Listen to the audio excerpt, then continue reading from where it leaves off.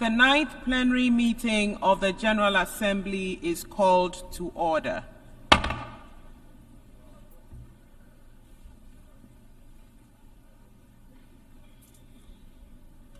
The Assembly will hear an address by His Excellency Khurelsukh Ukhnaa, President of Mongolia. I request protocol to escort His Excellency and invite him to address the Assembly.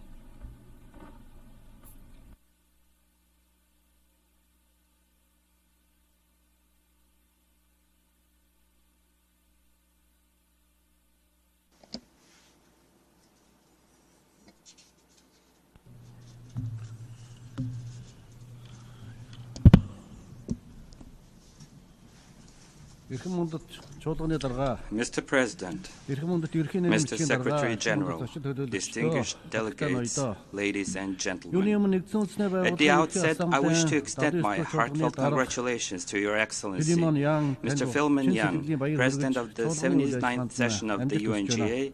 I wish you every success in your important work during this session. Every time when I participate in the General Assembly, I find great pleasure observing this sculpture entitled Consciousness, created by a renowned Mongolian artist and located in the garden of the UN headquarters. This sculpture inspires deep contemplation, reminding us of our responsibilities, awareness, and dignity in the context of humanity's history and our obligations to future generations. This profoundly meaningful work symbolizes the historic moment when countries around the world embraced the UN 2030 Agenda for Sustainable Development and the Paris Agreement on Climate Change. During my visit this year, the monument stood solemnly as if urging us to reflect on the goals and commitments we have made for the future generations. Unfortunately, as we approach the time to assess the implementation of these documents, we recognize that our efforts and the progress we have achieved are insufficient. For instance, although we are halfway through the timeline for the 2030 Agenda for Sustainable Development, progress on nearly half of the SDG targets remain inadequate, with 35% showing stagnation. In response, UN Secretary General Antonio Guterres has initiated the Summit for the Future to reassess our realities, revitalize our commitments, and amplify our collective efforts. At the summit held just 2 days ago, we engaged in discussions on policies, objectives, and avenues for cooperation concerning sustainable development, science, technology, innovation, youth, and governance transformation. I'm pleased to note that Mongolia actively participated in the negotiation process for the Pact for the Future Declaration on Future Generations and the Global Digital Compact, all of which were discussed and adopted at the summit. The countries of the world, including our own, must work diligently and cooperate to implement these proposed actions. I'm pleased to see that heads of state, government, and their representatives have wholeheartedly supported these commitments and actions, voicing their positions from this esteemed podium. Distinguished delegates, our lives are rapidly evolving and integrated in this age of technological progress and digital advancement. However, tensions, armed conflicts, and wars continue to escalate in many parts of the world, fueled by geopolitical tensions stemming from prejudice, extreme ideologies, mistrust, misunderstanding, and disrespect. Mongolia believes that strengthening multilateral cooperation based on international law and the UN Charter is essential for ensuring international peace and security. Dialogue, mutual understanding, and trust are the foundations for sustainable and peaceful coexistence. To sustain peace, combat climate change, protect public health, reduce economic inequality, and establish justice, the international community must seek optimal solutions and foster innovative cooperation that address the evolving dynamics of our era. This year, presidential and parliamentary elections took place in over 60 countries, with nearly half of the world population exercising their right to vote, making a year of significant choices. In Mongolia, parliamentary elections were also held, and I would like to highlight that both domestic and foreign observers, as well as international organizations, have commended the elections for being successfully conducted within the legal framework. Mongolia has always consistently sought to contribute to the international community's efforts for peace, security, and sustainable development. In this regard, Mongolia has established diplomatic relations with all member states of the United Nations and is dedicated to strengthening and developing friendly relations and cooperation with all countries around the globe. As a nation that consistently pursues a peaceful, open, independent, and multipolar foreign policy, Mongolia respects the pluralism inherent in the diverse histories, cultures, civilizations, religions, national interests, and development paths of countries around the world. We strive to develop international relations based on multipolar principles. Therefore, my country upholds the principles of the UN Charter, particularly the commitment to refrain from using force against the territorial integrity and political independence of any state. In addressing this agreement and conflicts, we call upon countries and nations around the world to prioritize diplomatic dialogue over confrontation, promote unity over hostility, and pursue collective goals rather than divisiveness in order to consistently cooperate in strengthening international peace and security. As Mongols, we have a rich history of valuing and seeking amicable solutions through dialogue. For centuries, Great Mongol Empire engaged through political and diplomatic means in its relations with neighboring, distant, allied, and adversarial nations. This included sending and receiving envoys and ambassadors, concluding agreements, fostering friendship, and negotiating, which are the practices that remain as the cornerstone of Mongolia's current foreign policy. The Gerege serves as a historical evidence of this legacy. It represents the origins of credentials handed to envoys or modern diplomatic passports, having been used by Mongols since the 13th century in their relationship with other nations. The Gerege is displayed as a historic artifact at the United Nations headquarters. In 2000, UN Secretary General Kofi Annan remarked that Gerege is an invaluable heritage gifted by Mongols to the international community, emphasizing that we have a lot to learn from the wisdom of Mongolian ancestors. The principles of maintaining peace and harmonious coexistence championed by our ancestors reflects the progressive ideals that underpin our current collective effort to sustain peace and stability. At present, humanity is alarmed by the deepening global geopolitical tensions which ignite the fires of war and heighten the nuclear threat. The collective efforts of countries around the world towards non-proliferation, disarmament, and the total elimination of nuclear weapons, as well as the expansion of nuclear weapon-free zones, must not be overlooked. Mongolia has made significant contributions to the elimination of nuclear threats by having its nuclear weapon-free status recognized at the international level. We reaffirm our commitment to continue pursuing and supporting nuclear weapon-free policies and initiatives.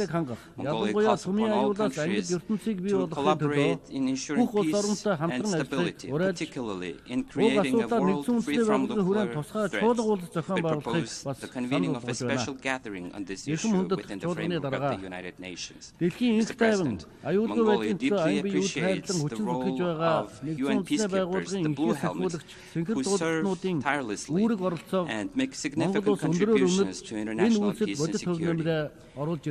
Due to various factors, such as international terrorism, brutal acts of extremism, and the growing number of refugees, Blue Helmets are confronted with increasingly complex tasks under more challenging conditions. We must not forget that over 4,370 UN peacekeepers, including military, police, and civilian personnel, have lost their lives in the line of duty. Although Mongolia has a relatively small population, over the past 20 years, more than 20,000 peacekeepers have been deployed to hotspots around the world to contribute to peace and security of humanity. In particular, in alignment with the Women, Peace and Security agenda of the UN Security Council, we aim to increase women participation in UN peacekeeping operations. Currently, Mongolian female officers make up to 11% of our peacekeepers. To ensure the competence of our peacekeepers, it is crucial to improve their psychological well-being. Therefore, Mongolia initiated and developed a pilot project for supporting peacekeepers and their families, which was submitted to the UN DPKO, Mr. President, and distinguished delegates. In recent years, the rapid development of information and communication technologies has significantly impacted the daily life of people, and is seen as a factor that may fundamentally reshape the development of civilization in the future. In line with these intensive discussions on information and communication technologies and artificial intelligence have arisen in the international fora, and the recently adopted Global Digital Compact is a timely and essential step. Our country aims to keep pace with the development of information technology, placing great importance on UN resolutions, documents, and other international legal frameworks related to this issue, and keenly participating in their discussions. In March of this year, the UN General Assembly adopted a resolution calling on member states to ensure the reliability and security of artificial intelligence for the first time, which is a significant step forward to accelerate the implementation of the Sustainable Development Goals.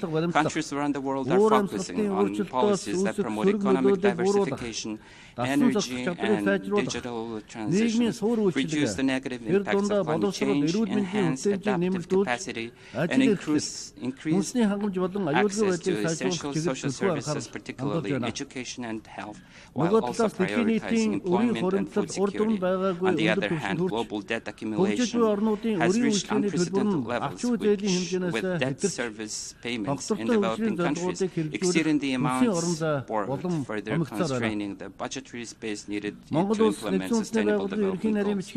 Mongolia fully supports the international community's efforts to not only ensure debt sustainability, but also fundamentally reform the international financial architecture under the initiative outlined in the UNSG's report, Our Common Agenda. Distinguished delegates, in the early years of the 21st century, ideological conflicts that divided the world became history. While traditional military threats receded and non-traditional threats such as climate change, pandemics, terrorism, cybercrime, and refugees gained increasing attention. However, this situation has changed drastically in the recent years, with traditional threats resurfacing and negatively impacting international security and sustainable development. In other words, the overlap and expanding scope of traditional and non-traditional threats requires countries around the world to pay special attention and strengthen their collaborative efforts. In particular, global warming and climate change have transcended natural and economic boundaries, exacerbating sensitive social issues and disputes over resources and triggering migration that bring numerous direct and indirect dangers and risks. If this situation continues, humanity will face not just a choice between development or stagnation, but rather a choice between existence and non-existence. Therefore, we must carefully assess the situation and recognize the need for smart solutions based on the advancement of our era, as well as implementation of new technologies, and share good practices while collaborating to overcome challenges posed by climate change. As descendants of nomads, we Mongols have preserved and honored our unique cultural heritage and traditions to this day. The origin of our nomadic civilization is, in fact, the philosophy of green development, which emphasizes caring for and protecting nature while responsibly utilizing its benefits. This indicates that we have substantial traditional wisdom and initiatives regarding the future of green development, thus in line with the goals of sustainable development, as well as Vision 2050 long-term development policy of Mongolia has successfully been implementing national movements and programs such as building trees, food security and safety, healthy Mongolia, and digital Mongolia. These initiatives represent our contributions at both international and regional levels in achieving the sustainable development goals. I'm also pleased to announce that Mongolia is actively working to implement the resolution adopted by the UNGA, declaring the 2026 as the International Year of Rangelands and Pastoralists. Furthermore, we are also preparing to host the 17th conference of the parties to the United Nations Convention to Combat Desertification in Ulaanbaatar in 2026. I'm confident that the international community and member states will support and collaborate with us in these efforts. Mr. President, Mongolia, as a landlocked country with its unique location on the Central Asian Plateau and extreme weather conditions, has consistently paid particular attention to the issues of countries in similar special situations. We have already collaborated with them to safeguard our interests and make tangible contributions to amplify our voices on the global stage. Mongolia and Austria co-chaired the preparatory committee for the 3rd United Nations Conference on LLDCs for 2023-2024 and successfully facilitated discussions on the draft outcome document among member states. We're pleased that the draft of the action program to be adopted at the upcoming conference in Botswana next December includes innovative content outlining specific goals and measures to guide the development of LLDCs over the next decade. Therefore, we urge all LLDCs, transit countries, and all UN member states and development partners to engage at the highest level in the 3rd conference on LLDCs and to contribute creatively to discussions for the successful implementation of the program of action. Mr. President, at the 4th World Conference on Women, held in Beijing in 1995, it was proclaimed that women's rights are human rights and human rights are women's rights, setting forth the significant goals of eliminating barriers to gender equality on the global stage. We Mongols have a long-lasting culture and tradition of honoring and respecting women with a history of Mongol queens and women who played crucial roles in governance and social affairs throughout our nation's history. This rich traditional and cultural heritage have continued to evolve, positioning Mongolia as one of the leaders in promoting gender equality in Asia. In its first constitution, Mongolia became the first country in Asia to safeguard guarantee equal rights for women, including the rights to vote and to be elected. This year we celebrate the centennial anniversary of the establishment of the National Organization for Women, the Mongolian Women's Federation. As we approach this historic anniversary in 2023, we have implemented legal policy reform designed to enhance women participation in both social and political decision-making level. As a result, in the recent parliamentary election, 25.4% of elected members were women, exceeding the average rate of 21.2% in Asia. Moreover, in August this year, our country successfully hosted the World Women's Forum under the theme Towards a Green Future in Ulaanbaatar in collaboration with the United Nations. This forum brought together women leaders in government, from governments, international organizations, and influential representatives from diverse sectors, social, economic, and cultural, across 5 continents. They proposed numerous creative initiatives to enhance women's role and contributions toward achieving sustainable development goals, including economics, environment, climate change, food security, education, sports, culture, and the arts. I'm pleased to highlight that the Ulaanbaatar Declaration towards a Sustainable Future was adopted as the forum's outcome document. Building on the momentum of the World Women's Forum, Mongolia will continue to actively promote gender equality and the empowerment of women.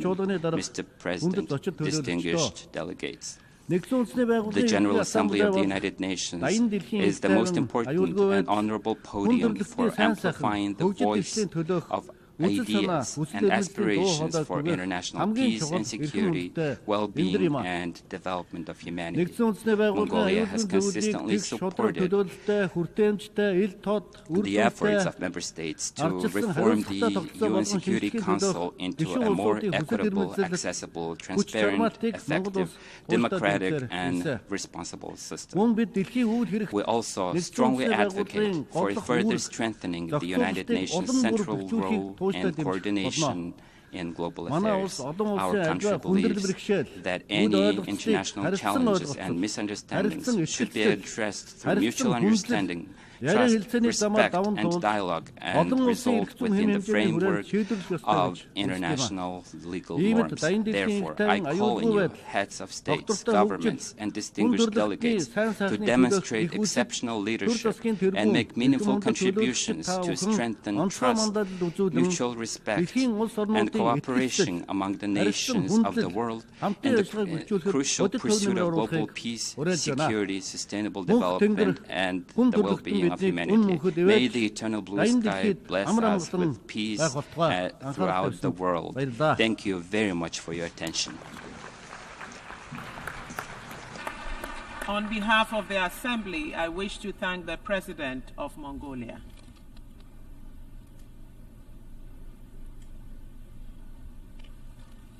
The Assembly will hear an address by His Excellency Wavel Ramkalawan, President of the Republic of Seychelles. I request protocol to escort His Excellency and invite him to address the Assembly.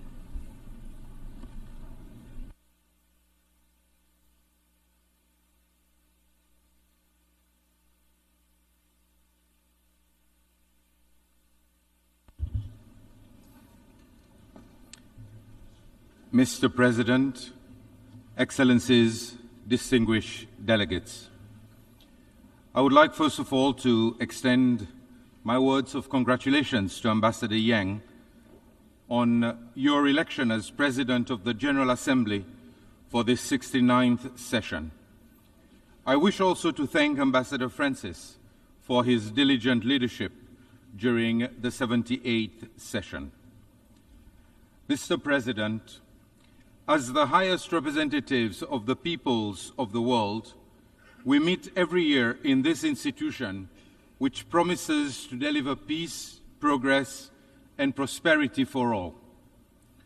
We must be frank in our assessment of what we are doing for the people that we represent and their interests that we serve. For my people of the Seychelles, we must be critical of our approach to the challenges of today and plan for the challenges of tomorrow. The world is less secure than even just 1 year ago. Where we hoped that existing conflicts could be resolved, we find ourselves in a situation more tense and precarious. Flames stoked by competition and distrust threaten to engulf those who have no part in these conflicts, leaving us gripped by a fearful atmosphere of instability exacerbated by the worry of expanded warfare. We are in danger of losing sight of the values that bring us together, that transcend borders and cultures, that are understood in all languages and present in all ideologies. We must revert to our foundational principles of dialogue and cooperation. Without a stable foundation, we cannot build our vision of a peaceful, prosperous, and sustainable world. Our focus is diverted from the challenges requiring our urgent and undivided attention, challenges affecting the core of people's lives and equally requiring solutions with people at their center. The climate crisis, ending poverty and hunger, ensuring that all have the indisputable right to a decent and dignified life. Our people have entrusted us to work together to find solutions. Mr. President, 79 years ago, the permanent members of the Security Council conferred upon themselves the great responsibility of ensuring international peace and security, to cooperate in good faith to save future generations from transgressions of the past. With this great responsibility comes the expectation that gross violations of the UN Charter be dealt with resolutely and impartially. We place our trust in them to act in the common interest, to prevent conflict and preserve human dignity. The consequences of conflict are felt beyond the direct and intolerable suffering of victims in war zones and those displaced by fighting. In such an interconnected world, we are all subjected to inflationary pressures, elevated commodity and energy prices, and other disruptive effects. Widened and prolonged conflict risks affecting smaller states like Seychelles, trying not to get caught in the crossfire. It is not our intention to lecture the world powers, nor attempt to prescribe solutions to complex issues. We simply wish to remind you of your duty and be reassured that geopolitics will not supersede human rights and international law. Since its formation in 1946, the Security Council has remained largely unchanged. Most of Africa was under colonial rule then. Seychelles joins the call for the UN and the Security Council to deliver the reform being appealed for by so many, with the objective not to hinder its work, but to bring inclusivity and perspective. It is time to correct one of the many injustices to which Africa has been subjected. Permanent membership of the world's primary peacekeeping institution is a necessity. The consideration by the Council of critical issues, such as sea level rise brought by Malta last year, and the broader climate security nexus, has proven that it is capable of reflecting new realities. The proposal of the United States to include a rotating seat for small island developing states is a welcome and progressive one. Mr. President, climate change remains the foremost challenge facing humanity, and failure to address its effects will devastate current and future generations. As a small island state, Seychelles understands what it means to be vulnerable, a vulnerability that cannot be ignored in the future we see for ourselves. We are on the front lines of the climate crisis, which poses irreversible threats to our people, our economy, and our way of life. Rising sea levels, extreme weather events, and the degradation of our oceans are stark reminders of the urgent need for global action on climate change. We have all made commitments, pledges, and promises to achieve large-scale reductions of emissions, to keep the goal of limiting global warming to 1.5 degrees, to boost adaptation, to deal with extreme weather disasters, and build resilience to address future impacts. But words are nothing without deeds, and we have to act urgently in unity to make the necessary transition to a more sustainable future. It is a choice, conscious and intentional, to continue down this path and decide that business as usual in pursuit of short-term goals is acceptable. Mr. President, world military expenditure has increased for the 10th consecutive year, reaching $2.5 trillion in 2023. This makes even the highest estimates of the funds, $100 billion needed for loss and damage, seem modest and insignificant. This is a worrying reflection of the world's priorities. It is unfair for SIDS to suffer the consequences of these choices. We simply do not have the means to cope with the disastrous effects of climate change. Here I want to thank those who have contributed to the Loss and Damage Fund. The pledges made following COP28 should not be mere attempts to pacify us who have been calling for remediation. We hope to take it as a token of ongoing commitment and continued action given the expected rise in costs of dealing with climate change. As the Secretary General said yesterday, those who shoulder the blame should foot the bill. The international community cannot hope to advance sustainable development when some race ahead while others are left to struggle. No one should be left behind, lest we forsake future generations to a bleaker world. The obligations outlined in the Paris Agreement are the lifelines that give us a chance if all states did their utmost to adhere to them. Our reliance on fossil fuels is unsustainable and detrimental. We must accelerate energy transition towards renewables and mobilize investment in the technology and infrastructure to give us any prospect of real energy security.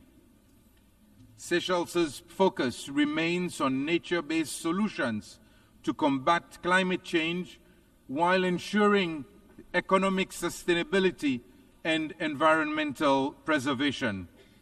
Our blue bonds demonstrate the potential to harness capital markets for financing the sustainable use of marine resources.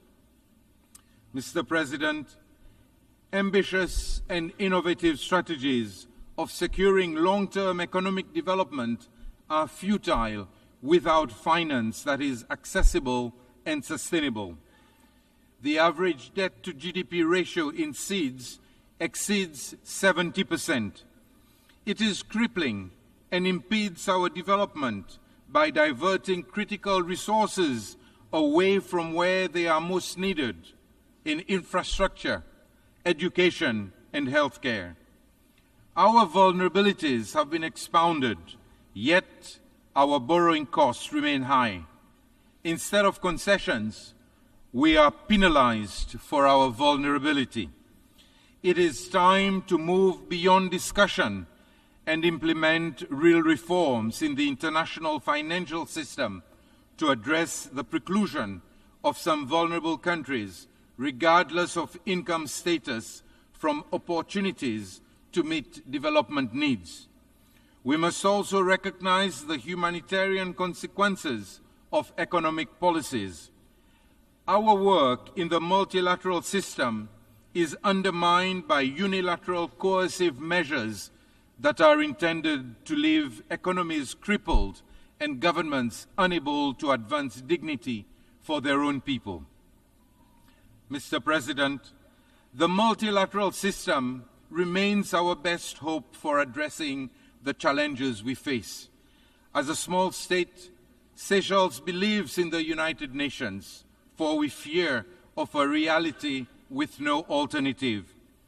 In a world more interconnected than ever, multilateralism is the network that links our shared values to achieve the vision that we have for our world, one that is defined by our common interests and not by our differences. We are here to solve problems, not exacerbate them, to listen and not to dismiss. We put our faith in this institution because we must prove to the world that we can work for it. But it is up to us to make it work. In 2023, we adopted the BBNJ agreement, and this year, Seychelles became the 4th state and the first in Africa to ratify it. We urge other countries to hasten its ratification so as not to delay its entry into force. This year's 4th SIDS conference in Antigua and Barbuda shone a timely light on the challenges that we face in a global economic landscape for which we are ill-equipped to navigate. The Antigua and Barbuda agenda for SIDS provides the blueprint for action over the next decade, and we call on the international community to commit to its implementation. The MVI resolution adopted here last month also represents a triumph of the multilateral system to consider new approaches to complex and evolving issues. Its data and findings deliver the empirical grounding for what we know to be true, that a single-layered approach to development is no longer accurate nor adequate. A better understanding of precisely these multidimensional vulnerabilities will be crucial for the decisions that we take, and more importantly, those taken on our behalf. The Pact for the Future, just adopted, should rightly usher in a new era of engagement based on mutual interest and mutual respect. We must use it to bridge divisions between nations on critical issues of human rights, gender equality, and the rule of law. One that accelerates the implementation of the SDGs and shapes the international financial system more fairly. One that adapts responses to global crisis in a more coordinated way, and one that restores peace with a promise to preserving it in the future. For Seychelles, the Declaration on Future Generations should signal our commitment to safeguarding the rights of all people who will be born by the end of this century, most of whom in developing countries. People who should not be born into hardship. We must envision a world where survival is not a struggle, a world that ensures everyone's rights to prosperity.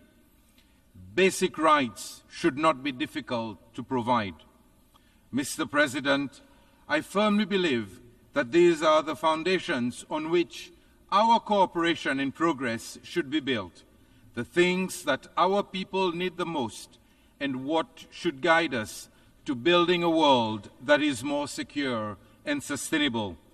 Let us strive to be the architects of a world where no one is left behind. I thank you. On behalf of the Assembly, I wish to thank the President of the Republic of Seychelles. The Assembly will hear an address by His Excellency Peter Pavel, President of the Czech Republic. I request protocol to escort His Excellency and invite him to address the Assembly.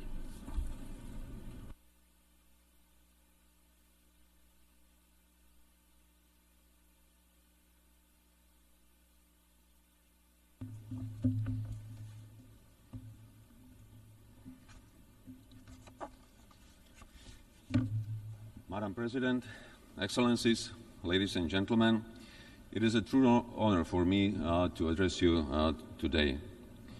Much to my regret, since the last time we met here 1 year ago, the world has not become any safer.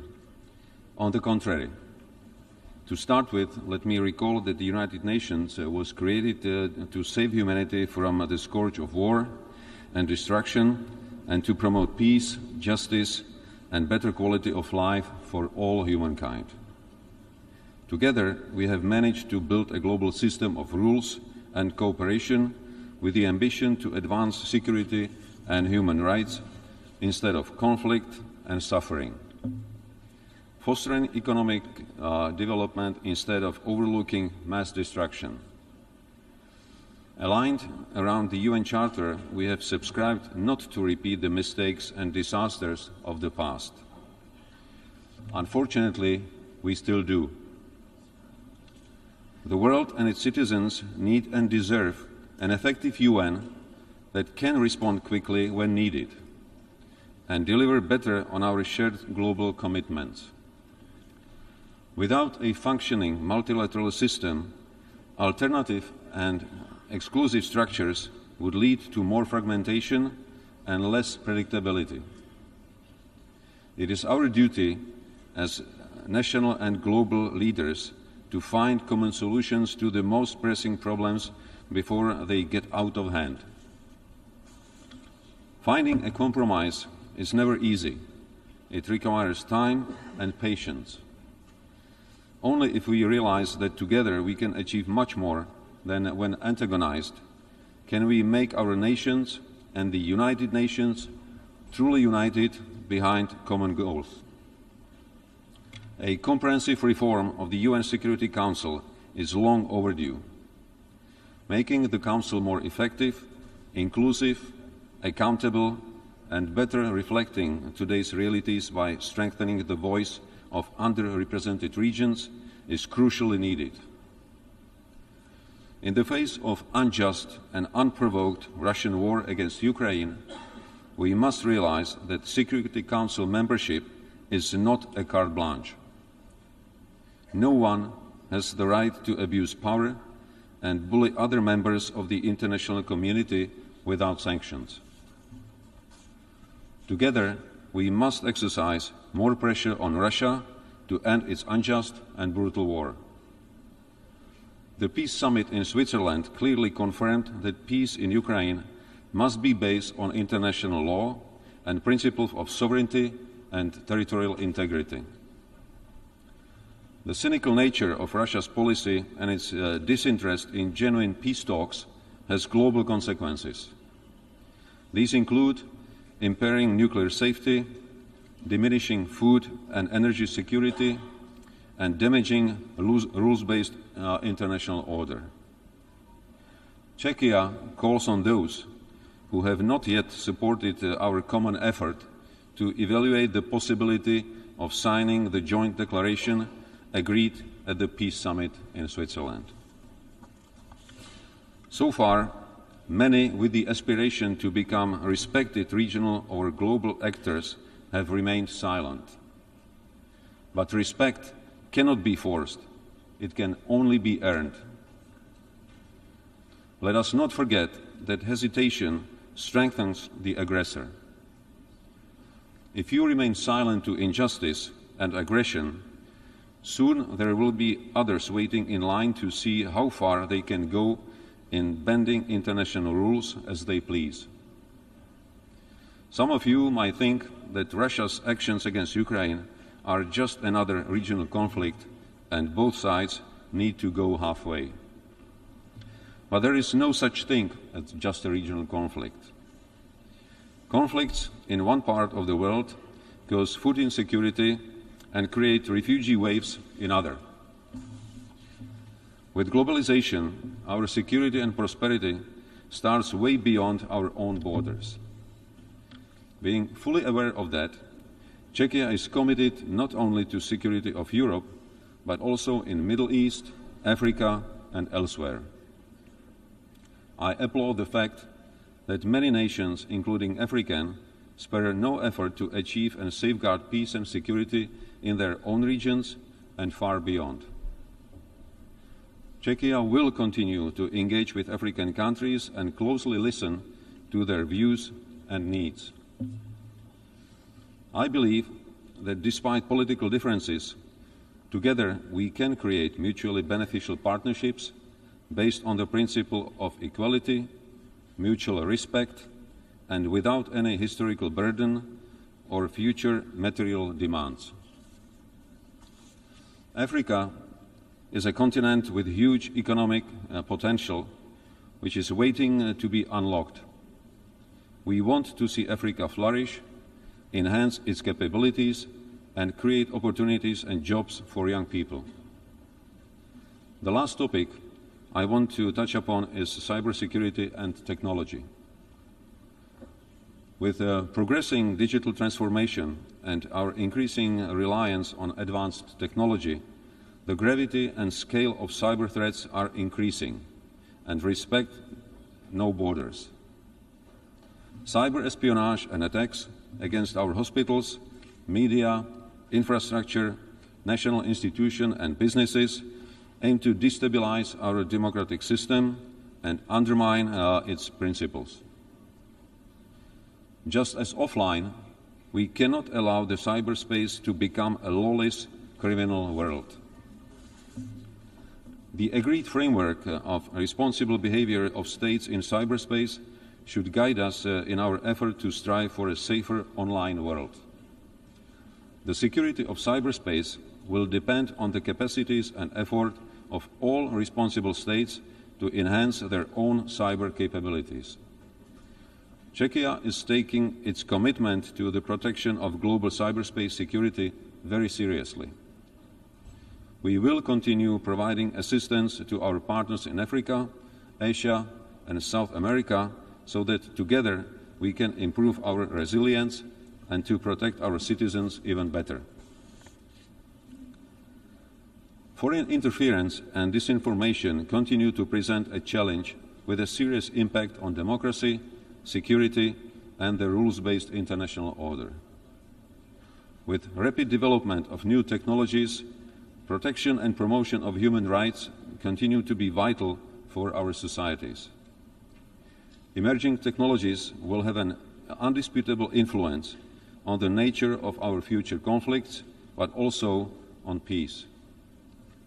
It is our duty to ensure that innovations, including artificial intelligence, autonomous systems, biotech, or quantum computing, fully conform to our ethical and human rights standards. Last year, Czechia, together with Mexico, the Maldives, the Netherlands, and South Africa, submitted a resolution on human rights in the context of digital technologies. Furthermore, last month, during the GlobeSec Security Forum, I sat down with top managers of global tech companies at the Prague Geotech Summit. I was glad to hear that they are fully aware of their responsibility and fully committed to contribute to the resilience of democracy. Madam President, ladies and gentlemen, the challenges we are facing are global, and we can only succeed if we fully commit ourselves to collective action and more cooperation. The quality of our governance will be judged by our actions and whether we leave this world in a better condition for future generations. I would like to thank everyone who is tirelessly working to make our planet a safer and more secure place for all. That is what really matters. Thank you for your attention. On behalf of the Assembly, I wish to thank the President of the Czech Republic. The Assembly will hear an address by His Excellency Volodymyr Zelenskyy, President of Ukraine. I request protocol to escort His Excellency and invite him to address the Assembly.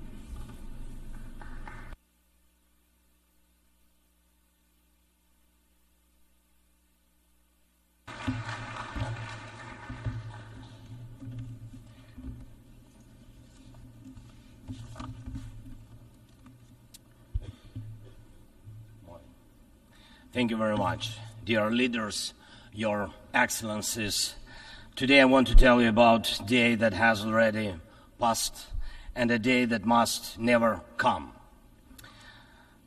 On the night of March 4th, 2022, I received one of the most terrifying reports since the beginning of a full-scale Russian invasion against Ukraine. The report was about Russian tanks firing directly at the buildings of our Ukrainian nuclear power plant, the Zaporizhzhia nuclear power plant, the largest one in Europe, 6 nuclear reactors. The Russian army stormed this facility just as brutally as any other during this war, without thinking about the consequences, possibly disastrous. This was one of the most horrifying moments of the war, when no one could know how Russian strikes on the nuclear facility would end, and everyone in Ukraine was reminded of what Chernobyl means. Now, the Zaporizhzhia nuclear power plant remains occupied by Russian forces, unfortunately, and it's at risk of a nuclear incident. This is the major source of radiation danger in Europe, possibly in the world. That's why, in the peace formula I presented, the first point is about nuclear safety. In Ukraine, we know exactly what we are dealing with. And I want to thank you, the General Assembly members, for adopting a resolution in July this year on the safety of nuclear facilities in Ukraine. Most in the world understand what's at stake. The General Assembly demanded that Russian return control of the Zaporizhzhia nuclear power plant to Ukraine. Only then real nuclear security will return to Europe and the world. And now about the day that must never come. Since Russia can't defeat our people's resistance on the battlefield, Putin is looking for other ways to break the Ukrainian spirit. One of his methods is targeting our energy infrastructure. And these are deliberate Russian attacks on our power plants and the entire energy grid. As of today, Russia has destroyed all our thermal power plants and a large part of our hydroelectric capacity. This is how Putin is preparing for winter, hoping to torment millions of Ukrainians, ordinary families, women, children, ordinary towns, ordinary villages. Putin wants to leave them in the dark and cold this winter, forcing Ukraine to suffer and surrender. Just imagine, please, your country with 80% of its energy system gone, with such a destroyed part of the system. What kind of life would that be? Recently, I received yet another alarming report from our intelligence.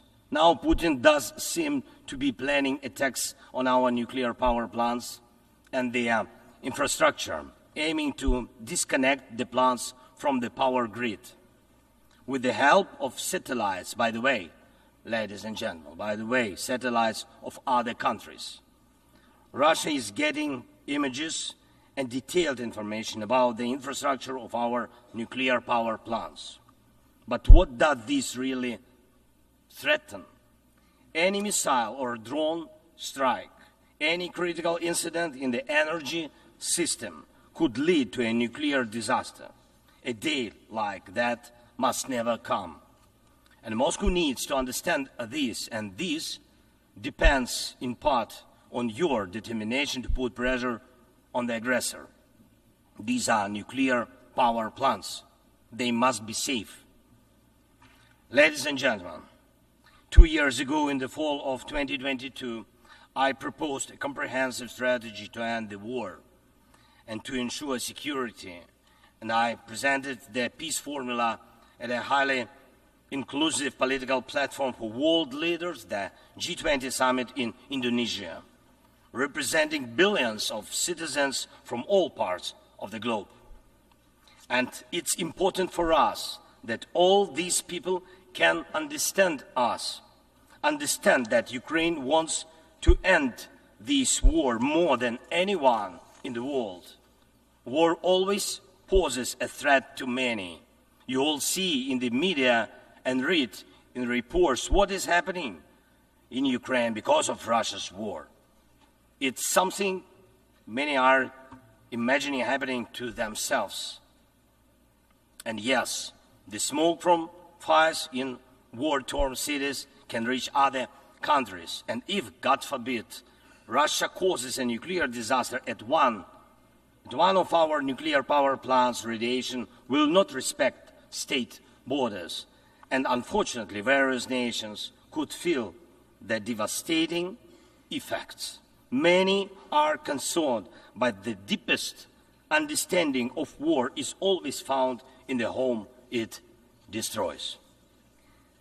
It's the Ukrainian people who feel the full pain of this war. It's Ukrainian children who are learning to distinguish the sounds of different types of artillery and drones because of Russia's war. It's our people who are forcefully separated by occupation because Putin decided he could do whatever he wants. It's our heroic soldiers who are giving their lives to defend our country from invaders trying to steal our land. That's why we say, rightfully so, there can be no just peace without Ukraine.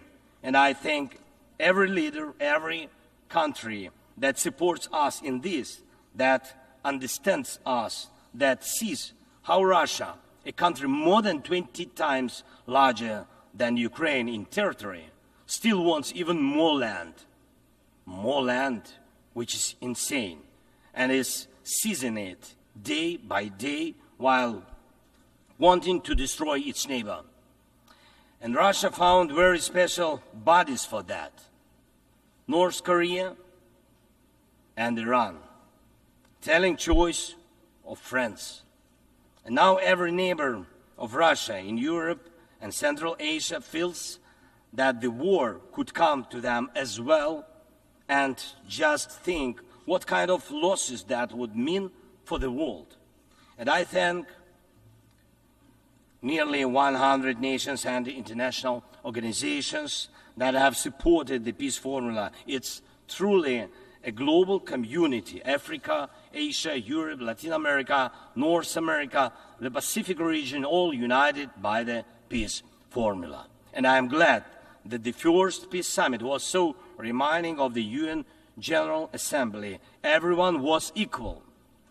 All nations that participated in the peace summit, large and small, no veto right, no blocking authority, those that have been independent for ages and those that have only recently gained independence, those that have gone through wars themselves, and those accustomed to peace.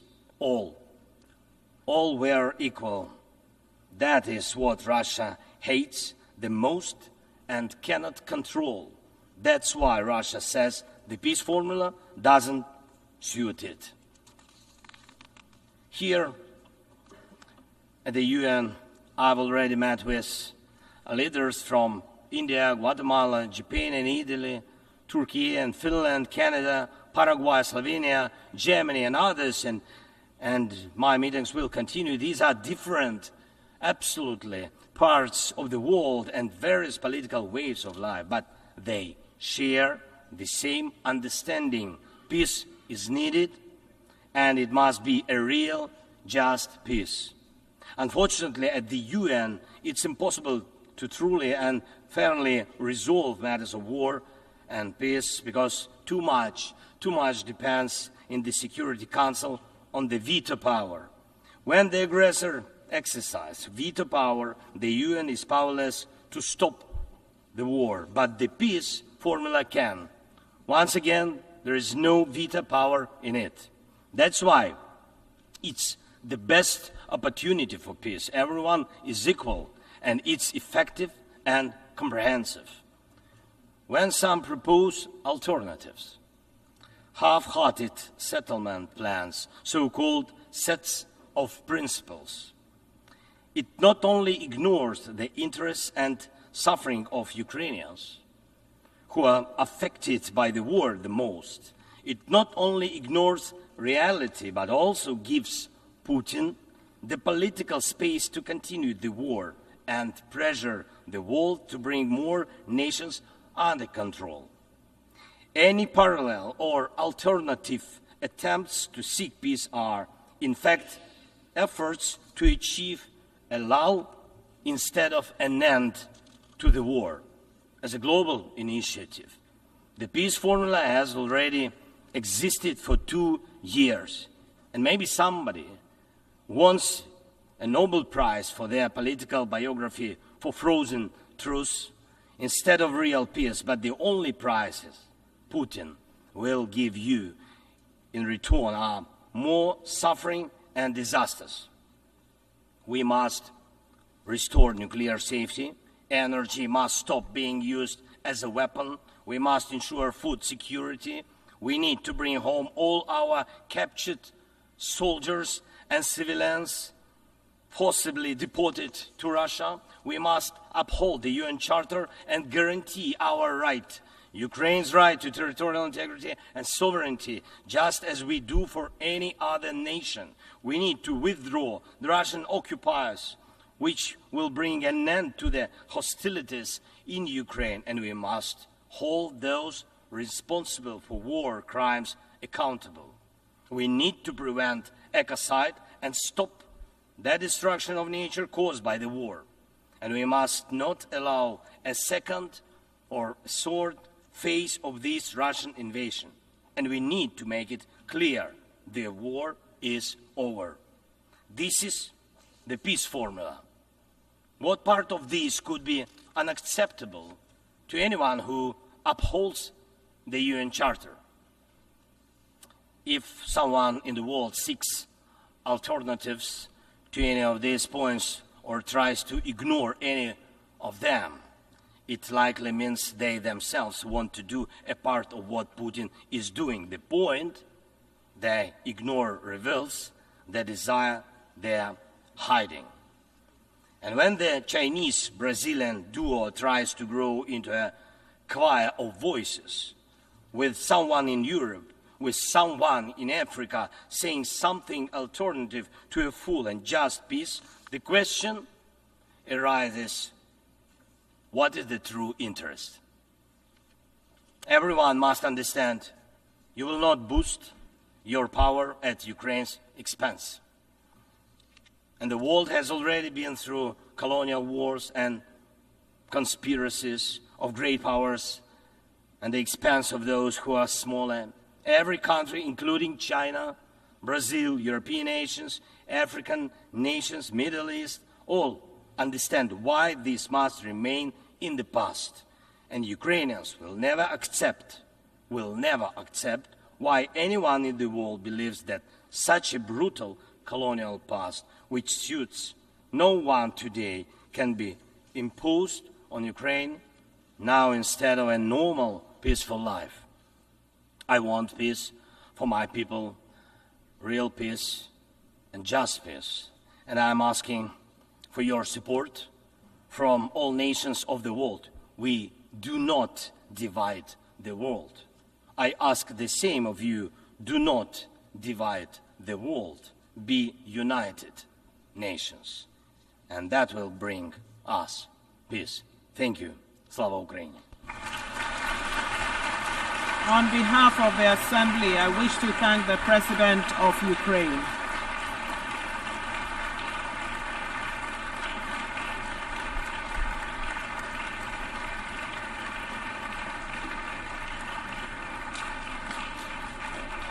The Assembly will hear an address by His Excellency Nana Addo Dankwa Akufo-Addo, President of the Republic of Ghana.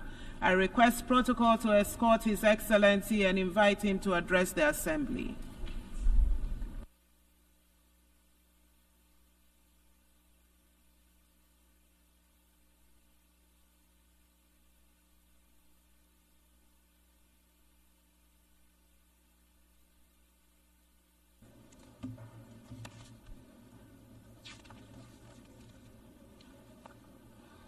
Madam President, Excellencies, ladies and gentlemen, I cannot help but reflect on the significance of this moment, as this will be my final opportunity to address the United Nations General Assembly as I enter the closing months of my presidency.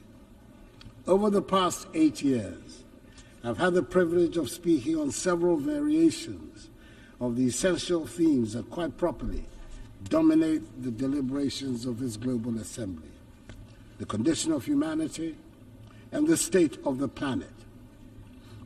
Serving the people of Ghana, and by extension those of West Africa, Africa, and the world, has truly been the greatest blessing of my life.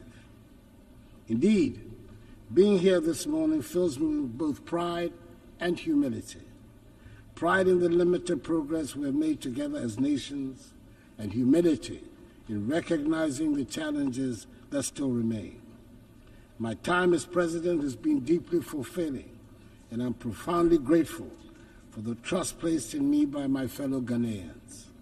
It has been an honor to serve them and to contribute to advancing peace, security, and development on the global stage.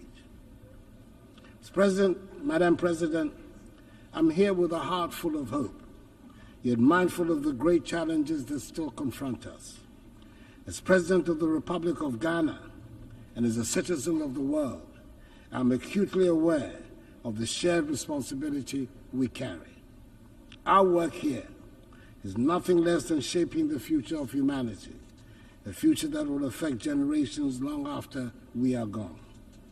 Leaving no one behind, acting together for the advancement of peace, sustainable development, and human dignity for present and future generations, reminds us that the decisions we take here will define whether we rise to meet the hopes of billions or continue to let inequalities and injustice persist. We owe it to those who look to this body for leadership, to act, and not just to talk. The world we live in today is a stark, unfortunate contrast of privilege and hardship. For too long, the voices of those marginalized, those left behind, have been drowned out. They constitute the bulk of humanity. These are the voices of the poor, the displaced, the vulnerable. We cannot in good conscience leave them behind. They should be at the center of our discussions and our decisions. Africa in particular knows the cost of being left out. Yes, we're a continent rich in potential and resilient in the face of adversity, but we have also been disadvantaged by a global system that has generally treated us as an afterthought. We've been viewed merely as passive recipients of aid rather than as equal partners in global progress. The well-meaning promises of assistance have failed to materialize to bring about the long-term change we so passionately need.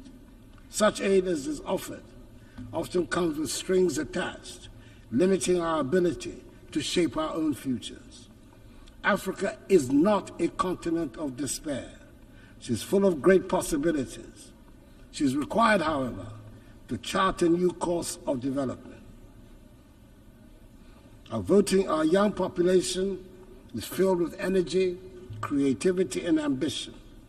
The people of Africa are not asking for handouts. They're demanding opportunities in a new global architecture so they can have access to education, healthcare, and jobs to be able to build better lives for themselves, their families, and their descendants. In Ghana, we've taken bold and decisive steps to ensure that no one is left behind in our national development, and we have shown that it is possible. Our flagship free senior high school policy has benefited 5.7 million young people, many of whom would have been denied the opportunity to learn, to dream, and to succeed. This initiative has transformed the lives of millions, positioning the next generation of Ghanaians to take their place as leaders in the global economy. But this is just the beginning. We need a global commitment to ensure that every child, no matter where they are born, has access to quality education. A world where children are left unprepared for the challenges ahead is not a just world. Beyond education, we've also prioritized health care for our people. Through Agenda 111, my government has embarked on the largest ever healthcare infrastructure project in Ghana's history. This initiative is constructing 111 hospitals across the country, ensuring that even the most remote regions have access to modern healthcare facilities. This is part of our broader goal of ensuring that no one in Ghana is left without the basic right to health. We've also taken significant steps to boost food security and economic growth through the Program for Planting for Food and Jobs. This initiative has improved food production, created jobs, and enhanced incomes for millions of Ghanaians. It is a clear demonstration that with the right policies and investments, we can transform our agricultural sector and ensure that no one goes hungry. In the same vein, our one district, one factory policy is transforming the industrial landscape of the nation, generating the structural transformation of our economy, which is our major strategic objective. And in addition, Ghana has embraced in full the teachings of the Fourth Industrial Revolution and is actively pursuing an agenda of digitalization. Under my administration, we've revolutionized public service delivery by integrating technology into governance. From the introduction of the Ghana card, which has streamlined identification and access to services, to the digitalization of the country's land registry, these reforms have enhanced transparency, efficiency, and accountability. Digitalization has improved the lives of ordinary Ghanaians and has also laid the groundwork for sustainable economic growth in the digital age. And let us not forget the strides we have made in enhancing the rule of law and governance through reforms in the judicial system, strengthening our democratic institutions, and promoting transparency. Ghana continues to be a beacon of good governance in Africa. We have enacted laws and implemented policies that uphold the principles of accountability and ensure that every Ghanaian, regardless of their background, is protected by the rule of law. Madam President, it is impossible to address the challenges of today without speaking of the contradictions that exist within this global institution. We gather here to discuss peace, but wars continue to ravage nations. We speak of justice, yet justice endures. Take the Russian invasion of Ukraine, for instance. Millions of lives have been uprooted. Thousands have lost their lives, and yet the Security Council has struggled to respond decisively, just as it is struggling to make a decisive intervention in the tragic ongoing war in Gaza and the Lebanon.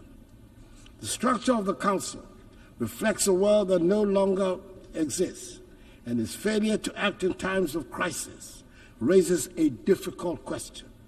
What is the purpose of the Security Council if it cannot intervene when the world needs it most?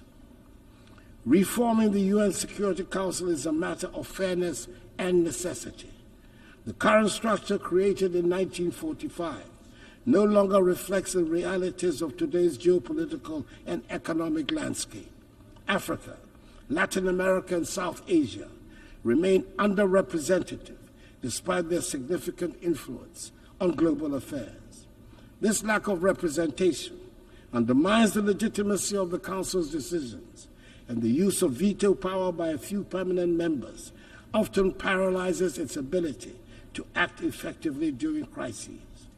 Reform is essential to ensure that the Council is more inclusive, democratic, and responsive to the complex challenges we face today. The world has changed, and the Security Council must change with it to maintain its relevance in promoting global peace and security. For years, I've championed the need to reform the Security Council as per the Eswatini Consensus, the common African position on UN reform, which calls for Africa to have permanent seats on the Council. It is incomprehensible that a continent of 1.4 billion people has no permanent voice in shaping decisions that affect global peace and security. The time for half measures is over. We need a Security Council that is fit for purpose in today's world. It is heartening, however, that finally the demand for reform has found acceptance by leaders of 2 of the 5 permanent members, President Joe Biden of the United States of America and President Emmanuel Macron of France. Hopefully, the others will soon follow suit. We must also recognize that the fight for peace goes beyond government actions. It is a fight for humanity itself. In Africa, we have often borne the brunt of conflicts, sending our troops to peacekeeping missions with limited support from the global community. While I'm pleased to see the UN now taking steps to finance peacekeeping in Africa, an outcome of Ghana's presidency of the UN Security Council, we must go further. Peacekeeping alone is not enough. We must address the potential causes of conflict, poverty, inequality, and lack of opportunity. True peace comes from investing in education, healthcare, and economic development. However, peace cannot be imposed from the outside. It must be built from within. African nations must take ownership of their security, and the African Union needs to strengthen itself to be able to respond swiftly to threats. Madam President, as I speak today, ongoing developments in West Africa are deeply troubling. Military coups in Mali, Guinea, Burkina Faso, and Niger threaten the democratic progress we have worked so hard to achieve within the ECOWAS community. These coups are stark reminders that democracy is indeed fragile and must be continually nurtured. In Ghana, however, we will remain resolute in our commitment to democracy. As my presidency draws to a close, I want to assure this Assembly that the upcoming 2024 elections in Ghana will be free, fair, and transparent. Ghanaians have demonstrated time and again in the last 3 decades their strong attachment to democracy, which they will not permit to be undermined. The Electoral Commission, supported by Ghana's security services, is well equipped to ensure that the will of the Ghanaian people is respected. Ghana has long been a beacon of democracy in Africa, and we intend to keep it that way. The 2024 elections will be proof of our enduring adherence to the rule of law, transparency, and the principles of democratic accountability that have guided our nation in recent decades. Madam President, we find ourselves at a pivotal moment in history. The decisions we make today will shape the future of our world. We can choose to act with courage, compassion, and a commitment to leave no one behind, or we can choose inaction and allow the suffering of millions and the degradation of the planet to continue. Let me end by reminding us all that the future is not something that simply happens. It is something we create. We have the power in this room to change the course of history. Let us not shy away from that responsibility. Let us act now, and let us act together. I wish you God's blessings in all your current and future deliberations, and I thank you for your attention. On behalf of the Assembly, I wish to thank the President of the Republic of Ghana.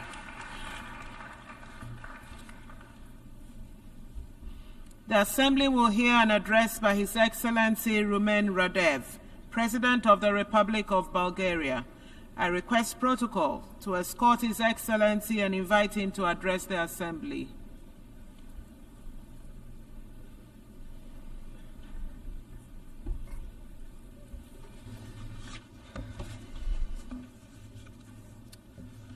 Excellencies, ladies and gentlemen, allow me at the outset to congratulate His Excellency Philemon Yang for his elections as the President of the 79th UN General Assembly session. I believe that under his leadership and through his vision, the international community will move forward on the agenda of strengthening the values of the UN Charter, an effort that the humanity now needs the most.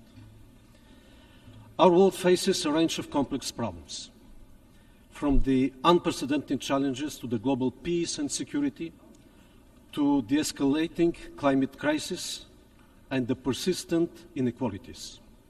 We are confronted with a complex array of issues that require our immediate attention and concerted effort.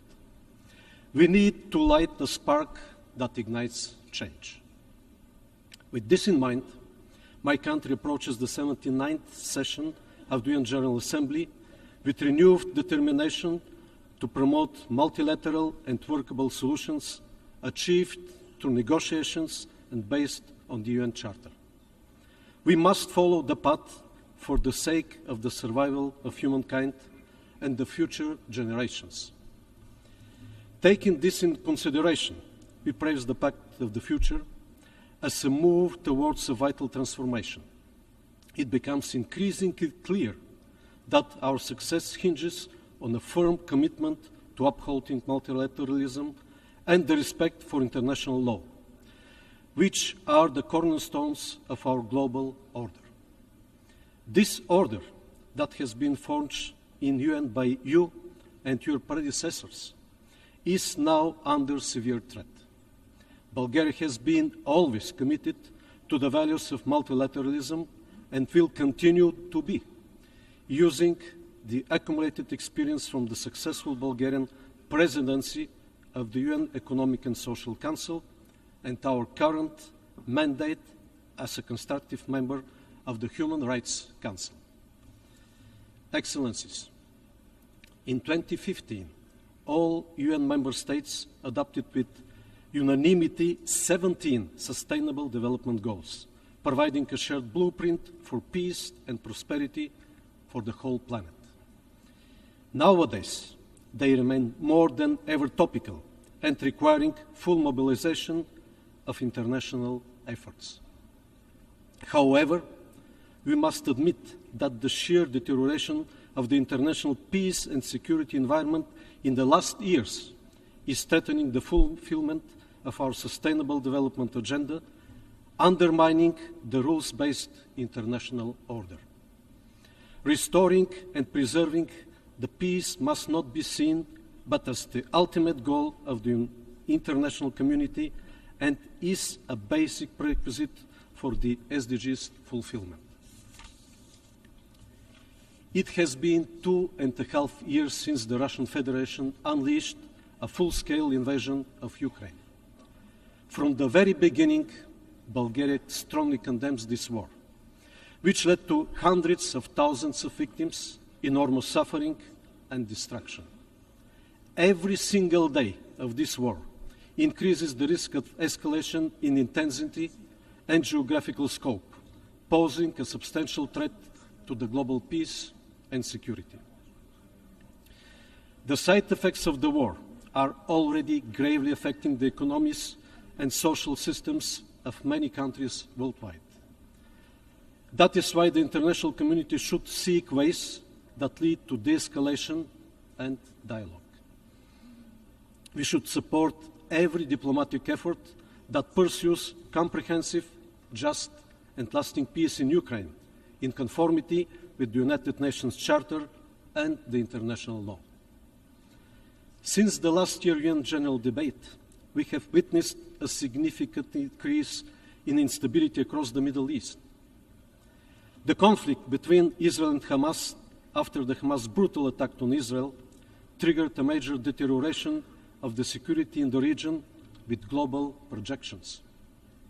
We must not forget the consequences which followed: tens of thousands dead and injured civilians in Gaza, the total destruction of vital infrastructure, and mass displacement of people.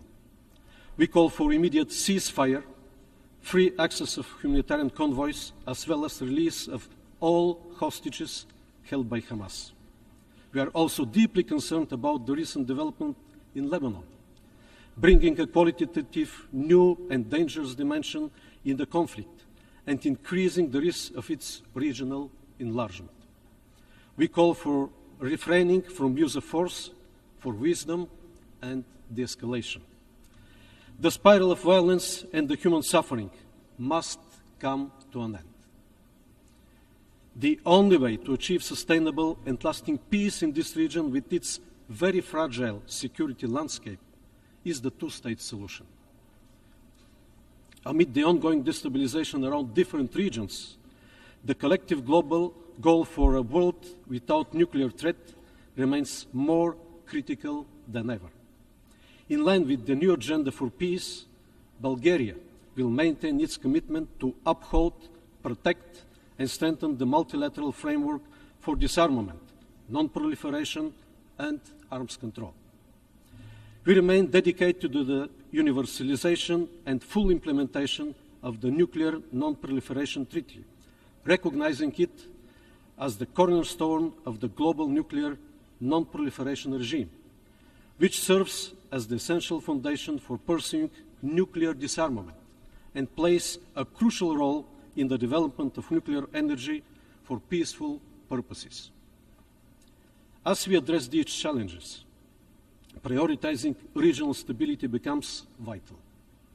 My country actively engages in political dialogue with Southeast European countries, driven by the conviction that the region's security, stability, and prosperity are crucial for the broader regional and international resilience. Bulgaria is a strong supporter of the European path of the Western Balkan countries. Our main priorities vis-à-vis the region are fostering good neighborliness, improving connectivity, protection of human rights, and combating ethnic discrimination.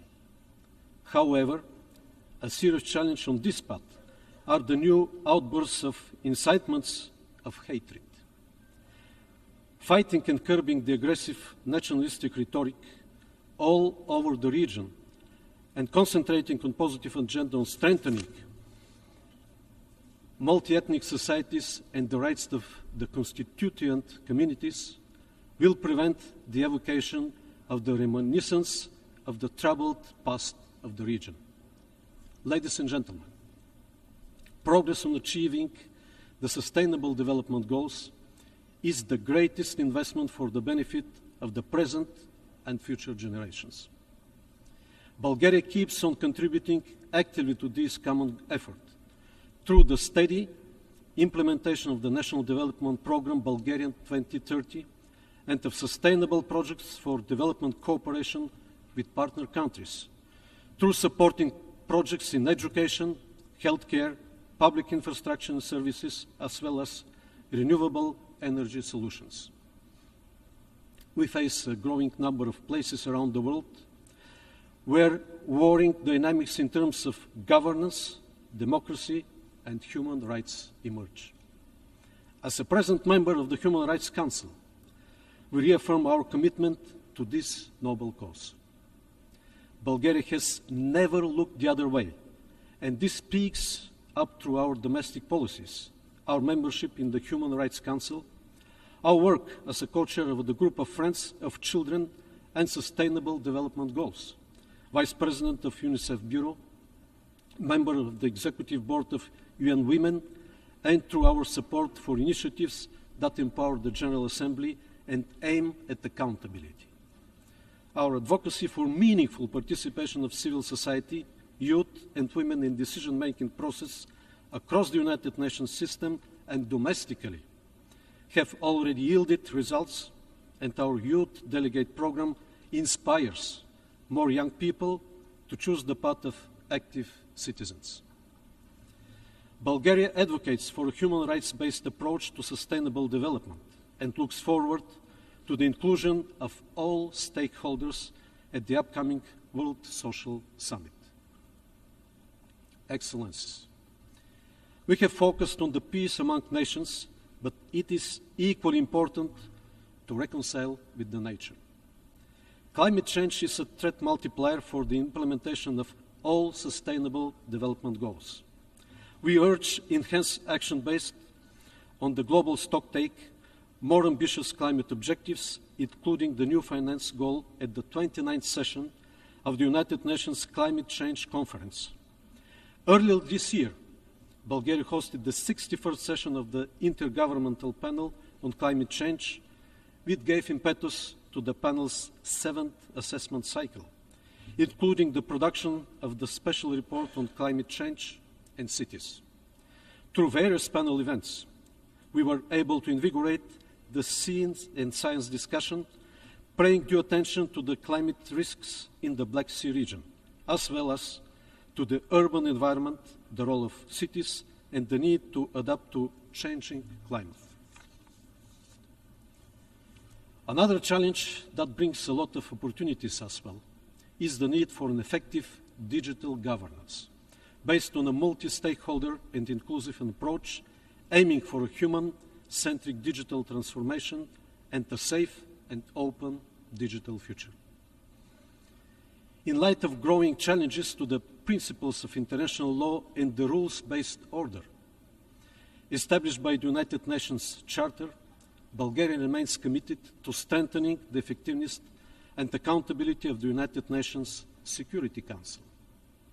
We support efforts to enhance transparency and accountability within this body, co-sponsoring the key UN General Assembly resolution on veto use. Bulgaria emphasizes the need for greater effectiveness and prioritizes securing an additional non-permanent seat for the group of Eastern European states in a reformed Council.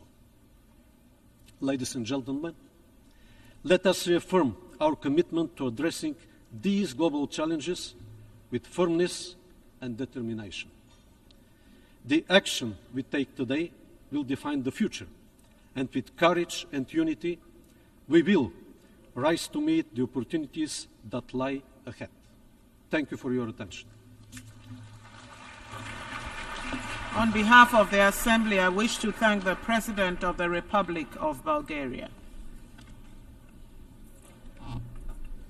The Assembly will hear an address by His Excellency Chandri Kapesad Santoki, President of the Republic of Suriname.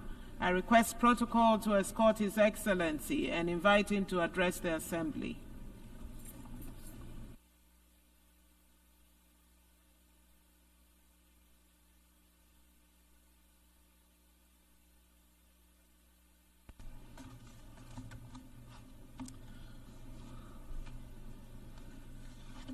Madam President, Excellencies, Heads of Delegations, ladies and gentlemen, good morning. Madam President, this General Assembly is of historic significance as we embark on a process of recalibrating international relations and establishing a more effective multilateral framework.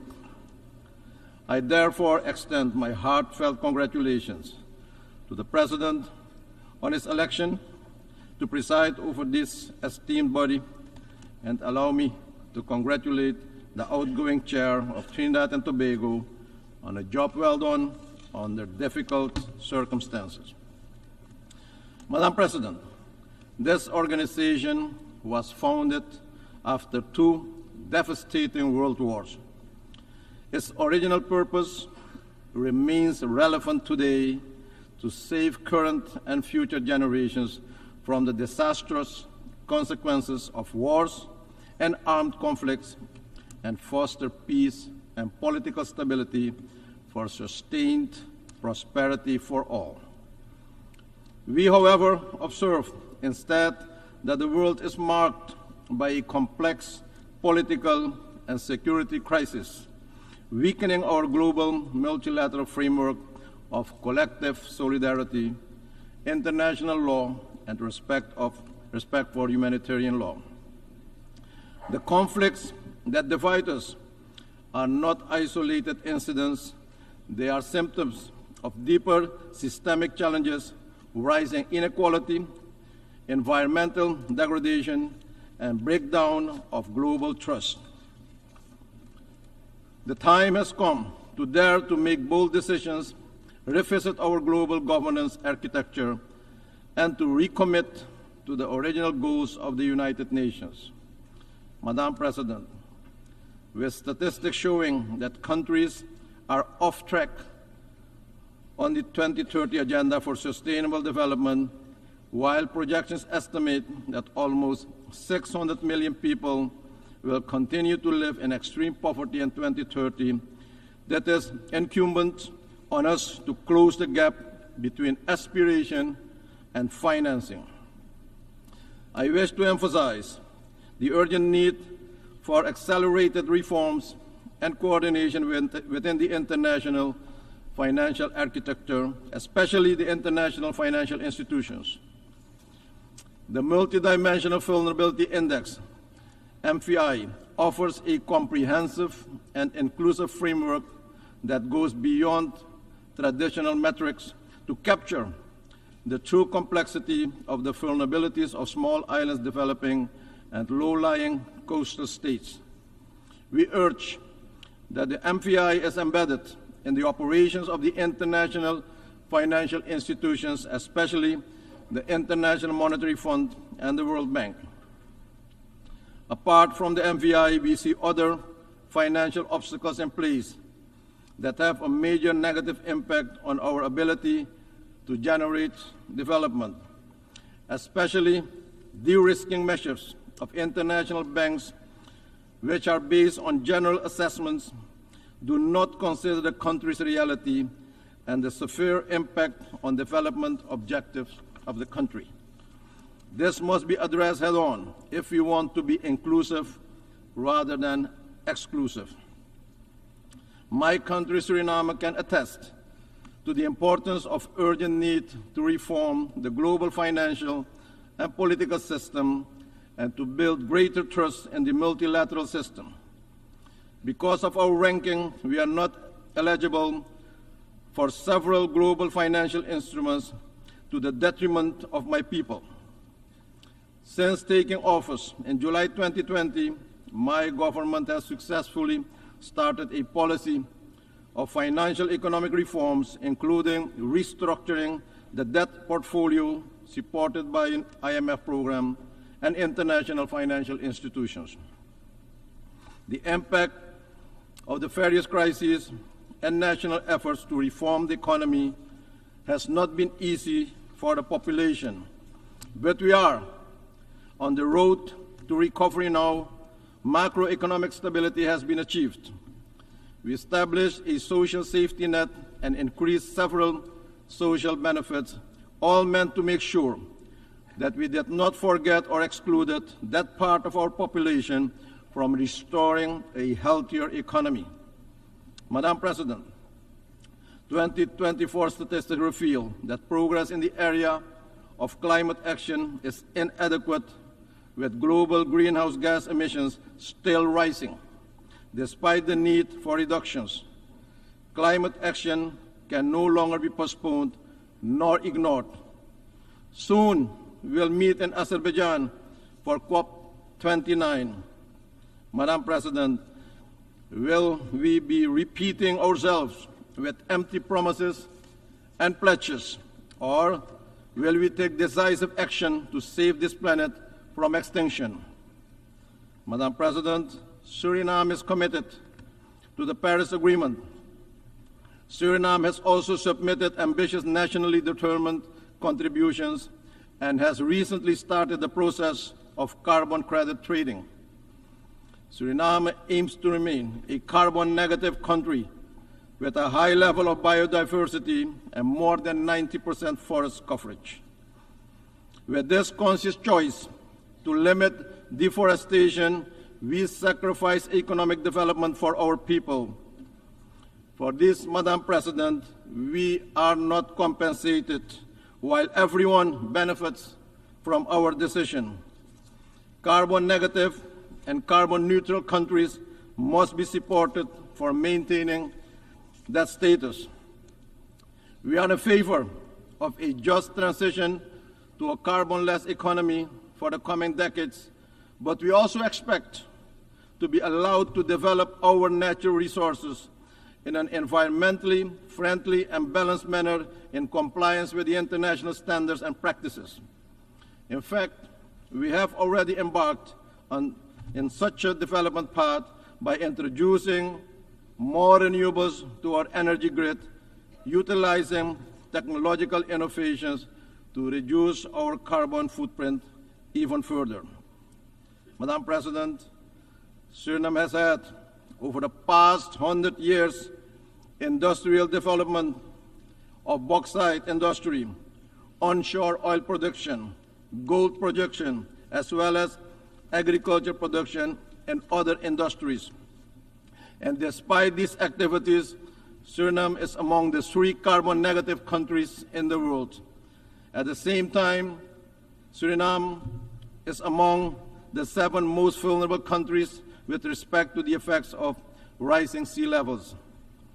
Madam President, not only have the international pledges for climate financing not materialized in the way pledged, but access to the available resources is an enormous challenge. Simplification of the application and appraisal procedures must be put in place to have the required impact at local level. Regretfully, we also observe that a large part of these funds finds their way in time-consuming and expensive studies, consultancies, and advisory services. In the meantime, the situation on the ground in the affected regions and countries is deteriorating. Often the requested assistance comes too late. Madam President, to transform the well-being of our communities, we must embrace diversity and work towards social justice and inclusion. That is what responsible leaders do, making sure no one is left out or excluded. We must practice what we preach. Madam President, while the humanitarian and security situation in the Republic of Haiti remains of concern, we are pleased to note also through leadership of the Caribbean community, a roadmap towards free and fair elections has been initiated and a transition government with a clear mandate has been installed. We cannot leave Haiti and its people alone and behind. Haiti fatigue is not an option.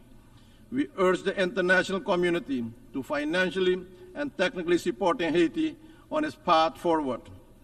Suriname will contribute to the MSS with security personnel and remains committed to assist in whatever way we can.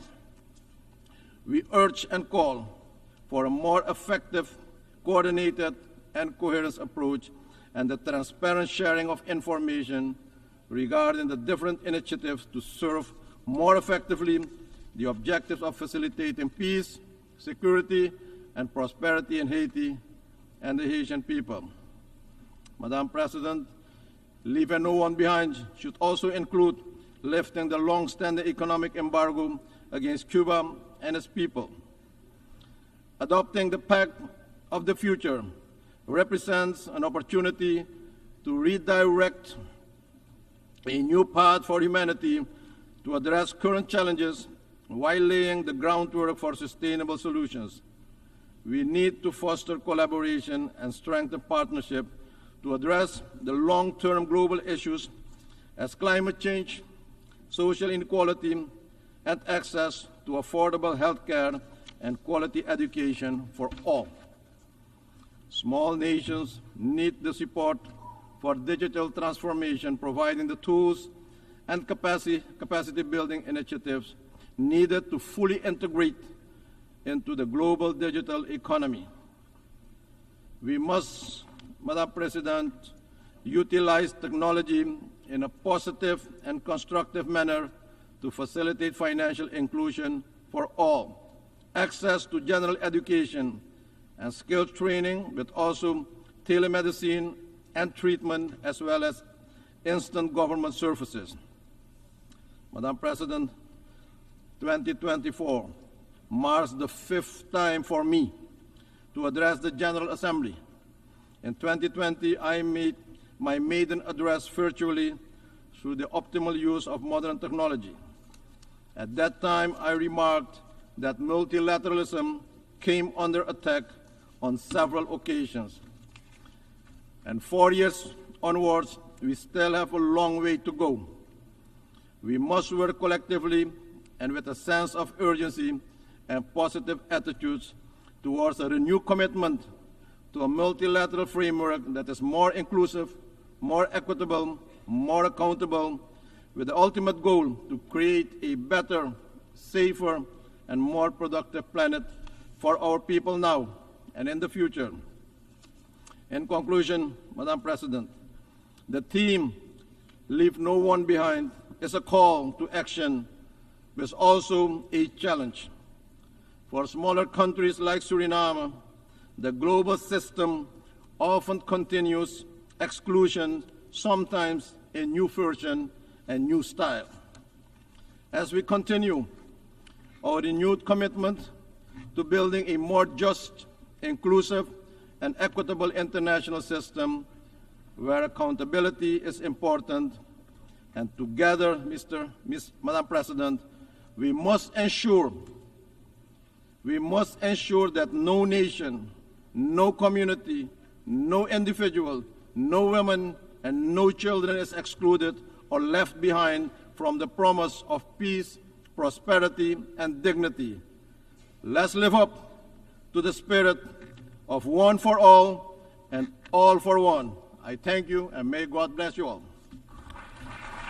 On behalf of the Assembly, I wish to thank the President of the Republic of Suriname. The Assembly will hear an address by His Excellency Nikos Christodoulidis, President of the Republic of Cyprus. I request protocol to escort His Excellency and invite him to address the Assembly.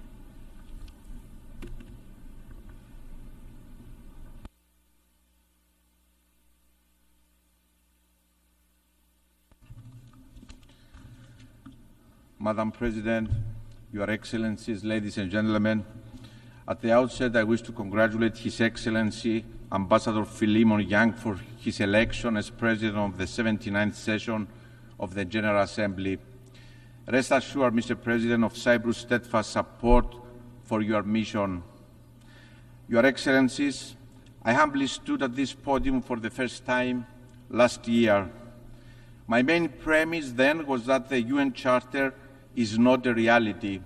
It is a promise, a sacred pledge that we inherited from our predecessors, from those who had the remarkable courage, the clarity of vision to put pen on paper, vision to action, and to solemnly declare, never again. These great visionaries who had the audacity to build peace upon still burning ashes of war assumes the tremendous responsibility to look beyond the horrors of the past, to learn from history, no matter how painful, and to lay the foundations for a world anchored on peace and stability, respect for international law, the sovereignty and territorial integrity of states. A world that leaves no one behind, that ensures prosperity and human dignity for all. Burning like a torch lit from those ashes, this promise was passed to us. Their voices are echoed in the halls of this building, which stand as a beacon and a symbol of the only path to the fulfillment of the UN Charter, which each and every state, each and every one of us undertook to uphold: multilateralism and respect for international law, diplomacy, peaceful settlement of disputes, cooperation over use of force and aggression, laying down arms. A world order that does not appease the aggressor, the violator of international legality. Ladies and gentlemen, only a few weeks after last year's General Assembly, on October 7, the world was shocked by the unimaginable, horrendous brutality of the terrorist attack against innocent civilians. No one was spared the blindness and cruelty of terror that Saturday morning. Women raped, children killed and abducted, the elderly witnessing the burning flame of their loved ones, their future extinguished before their eyes. Their screams penetrating the hearts, forever changing the landscape of their lives, penetrating the conscience of humanity. There is never, ever any justification for terror. There is never, ever any justification for such blatant disregard for human life and dignity.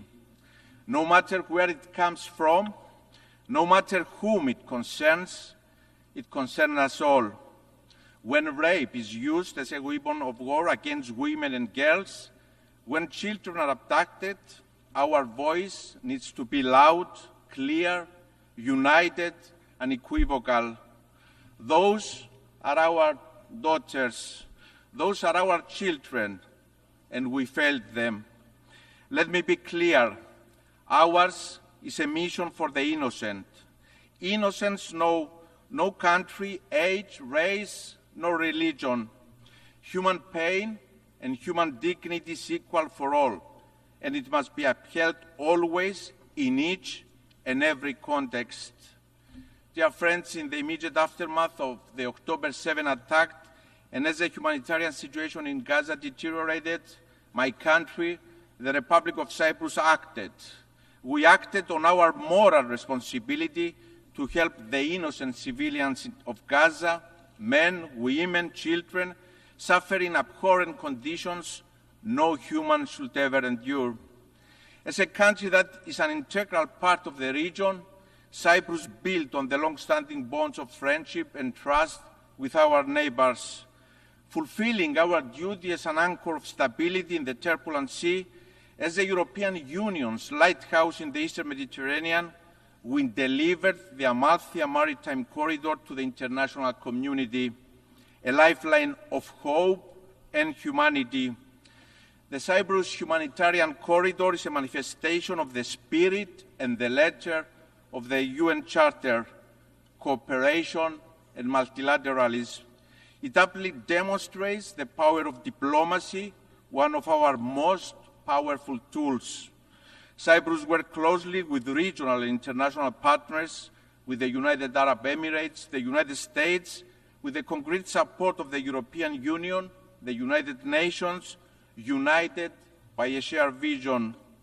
These guiding principles are the beacon of our engagement in international relations, the power of diplomacy as a force for good. We have consistently manifested this commitment and will continue to do so. Cyprus has acted time and time again as a regional evacuation hub at time of crisis, a safe bridge, a safe haven for civilians. Dear friends, the Palestinian children that have been orphaned, forced to live in tents with no access to the most basic items of existence, food, shelter, education, safety, are also our children. No child should ever endure such nightmare. They didn't cause this war. They do not deserve it. They suffer in silence. Their cries are haunting our conscience. We have also failed them. The situation in Gaza is a desperate cry for us to act decisively. We must do all that is in our power. We must act as leaders, as states, as international and regional organizations. My country has emphatically stressed the need for the respect of international humanitarian law, the protection of civilians, the rapid, safe, and unhindered flow of humanitarian aid into Gaza, for the immediate and unconditional release of all hostages. This war must end now. The suffering must stop now. We have also consistently underlined and acted on the imperative of avoiding further escalation and destabilization in our region, and of the vital importance of preventing regional escalation. We are deeply alarmed by the recent developments in our neighboring Lebanon and stress the need for restraint. A step back must be taken from the brink. Excellencies, the wider region of the Eastern Mediterranean and the greater Middle East, our neighborhood, is no doubt a turbulent region faced with a multitude of complex challenges. And yet, this neighborhood is so much more than the prevailing narrative. I will never accept the linear narrative of a region in turmoil. It is a narrative that ignores the complexities, but also the immense promise of the region and its people, the dynamics of opportunity and change that are unfolding. I have seen this journey closely, witnessing the full cooperation in the region, experience firsthand what countries of the region can achieve when they come together behind a common vision for the future, committed to multilateralism, always in respect of international legality. And I'm convinced that the Eastern Mediterranean and the wider Middle East can move decisively beyond the prevailing narrative of being a region in turmoil and become a hub of stability, peace, and cooperation. For the region to fulfill its promise, there has to be a path for lasting peace. There is an urgent need to reinvigorate the Middle East peace process and reach a political settlement in line with the relevant UN Security Council resolutions. There is no other path to walk. Out of tragedy and suffering of the last year, let us exert every effort to ensure there is lifeline to peace. There are no shortcuts, no alternatives or substitutes to a lasting peace. There are no frozen conflicts. The vacuum created in the absence of a viable peace becomes a breeding ground for crisis and conflict. We can never be complacent. This is a painful lesson recent history teaches over and over again. The Russian invasion of Ukraine, a sovereign nation, came as yet another stark reminder of what is at stake if we don't defend and uphold the principles enshrined in the UN Charter. Cyprus strongly condemns any breach of international peace and security effected through military action by any state against the independence, sovereignty, and territorial integrity of another state. My country has stood in an unwavering manner since the first day of the Russian invasion on the right side of the history. Cyprus, my country, itself a victim of invasion and continuing occupation, has steadfastly supported the unity, territorial integrity, and sovereignty of Ukraine. Madam President, Your Excellencies, the torch for peace in Cyprus awaits to be lit. This year, on July 20th, we mourned 50 years since the Turkish invasion of Cyprus. Through use of force, Turkey occupies a sovereign European state. It violates the sovereignty and territorial integrity of an EU member state. 50 years, half a century of continuing Turkish occupation of approximately 37% of the territory of the Republic of Cyprus, of continuous violation of the UN Charter, international law, including international humanitarian and human rights law. 50 years that the displaced stoically await to return to their ancestral homes. 50 years that the mothers of the missing stoically await the remains of their loved ones to lay them to rest in peace. Half a century of blatant disregard of UN Security Council resolutions, resolutions that have also called for the return of the fenced town of Varosha to its lawful inhabitants and its transfer to the administration of the UN. And yet, 50 years of resilience and hope by Cypriots, hope for peace, a burning desire and a deep belief by my people, by all Cypriots, that this cannot be the future of Cyprus. It cannot be the future of our children and of the generations to come. They deserve to live, to thrive in coexistence and co-creation in a reunified country in conditions of viable peace. I'm often asked, dear friends, if I'm optimistic about peace in Cyprus after 50 years. Let me recall the words of Jean Monnet, one of the inspired founders of the European Union, when he proclaimed that this is not the time for blind optimism or paralyzing pessimism. Now is the time to be determined. And so the answer is that I'm determined to work tirelessly and bravely for peace in Cyprus, to reunify my country and its people in a modern, viable European state with no troops of occupation, no foreign guarantees. I'm determined to provide for all Cypriots all rights and fundamental freedoms that other Europeans enjoy. They deserve nothing less. I'm determined not to fail them. To my Turkish Cypriot and Greek Cypriot compatriots, I hear your call for peace. It has not faded over time. It has grown louder, more determined. We look to the UN Secretary General, who understands the imperative of reunification, to fulfill the promise of peace, to deliver on the pledge of the UN Charter. I'm determined to continue exerting all efforts to resume negotiations for a viable solution to the Cyprus issue with the only framework, the relevant UN Security Council resolutions that call for a bizonal, bicommunal federation with political equality as defined by the relevant UN Security Council resolutions and fully in line with EU law, values and principles. Your Excellencies, since the last time I stood before you in this hall, we have exerted every effort to resume the peace process. There is no alternative to the path of peace. I'm committed and I'm ready to sit at the negotiating table today, not tomorrow, today.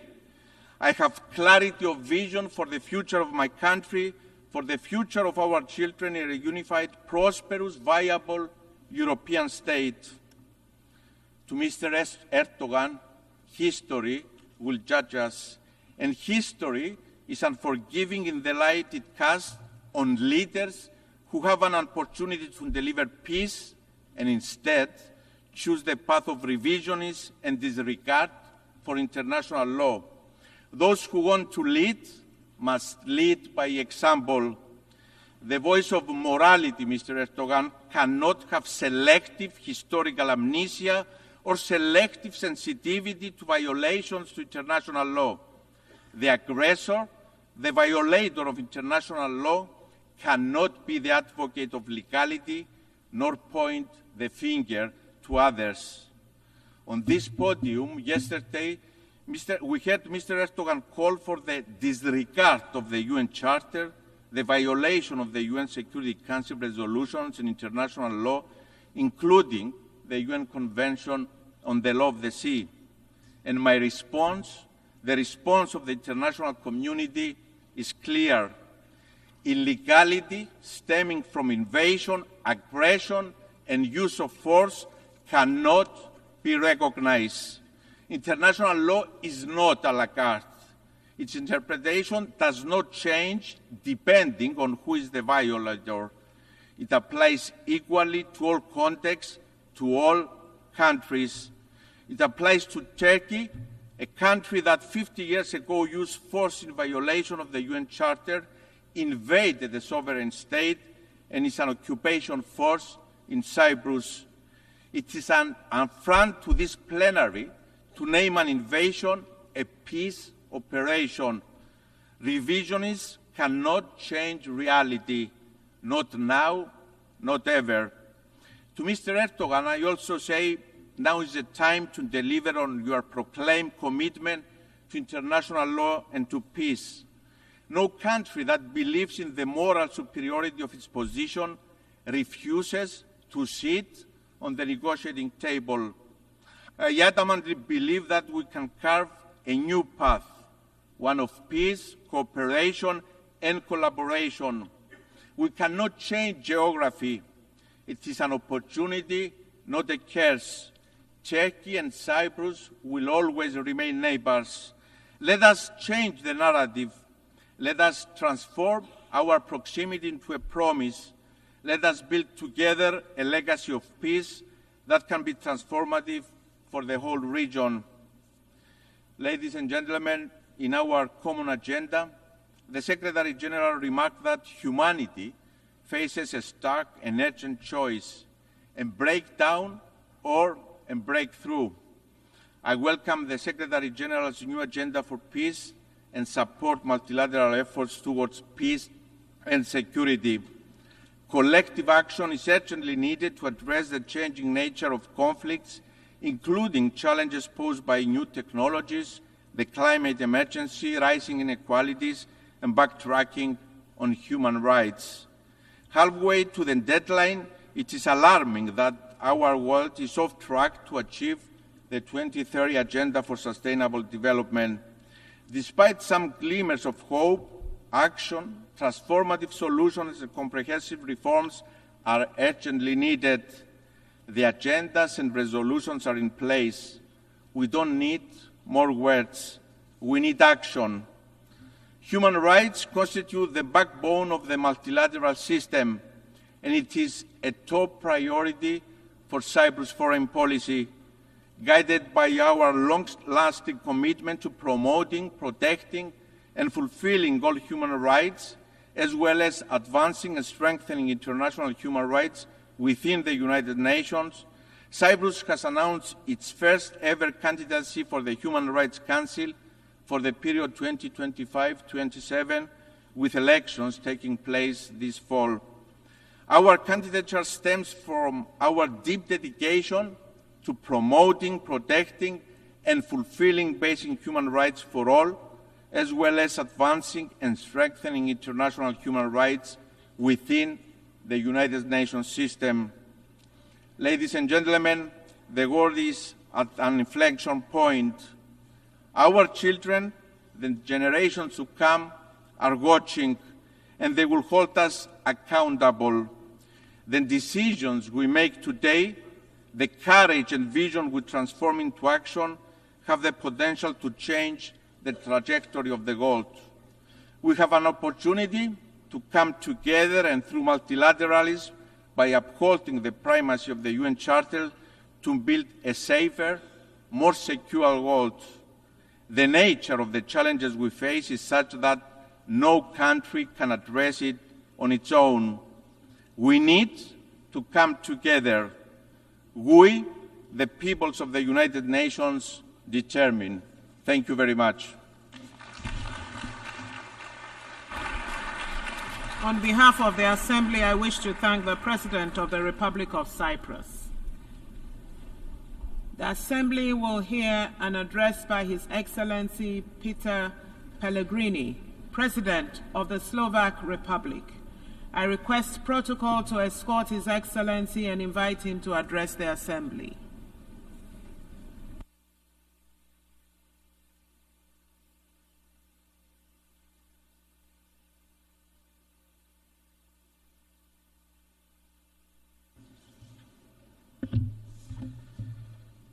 Madam President, Excellencies, ladies and gentlemen, it is an honor and privilege to address you from this place.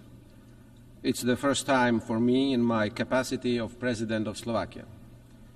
The United Nations organization, which we helped to found with our brotherly Czech nation under Czechoslovakia's flag, has been here for almost 8 decades. We could spend hours discussing its imperfections or flaws.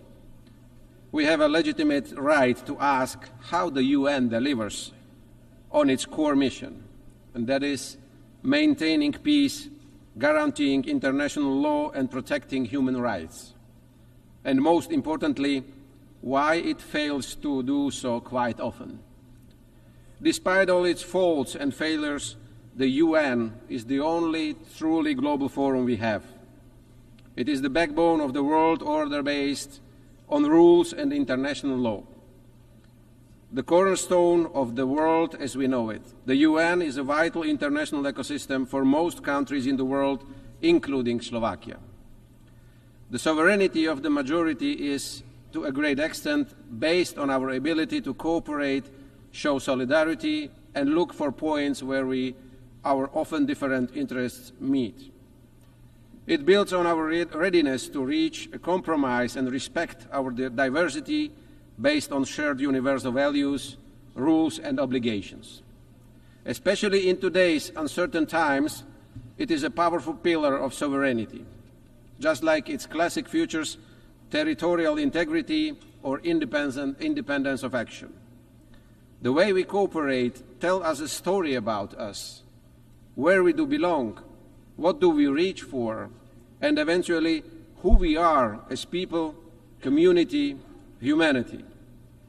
Our joint confidence in the existing system of international relations with the UN as its key element is what separates us from chaos and arbitrariness.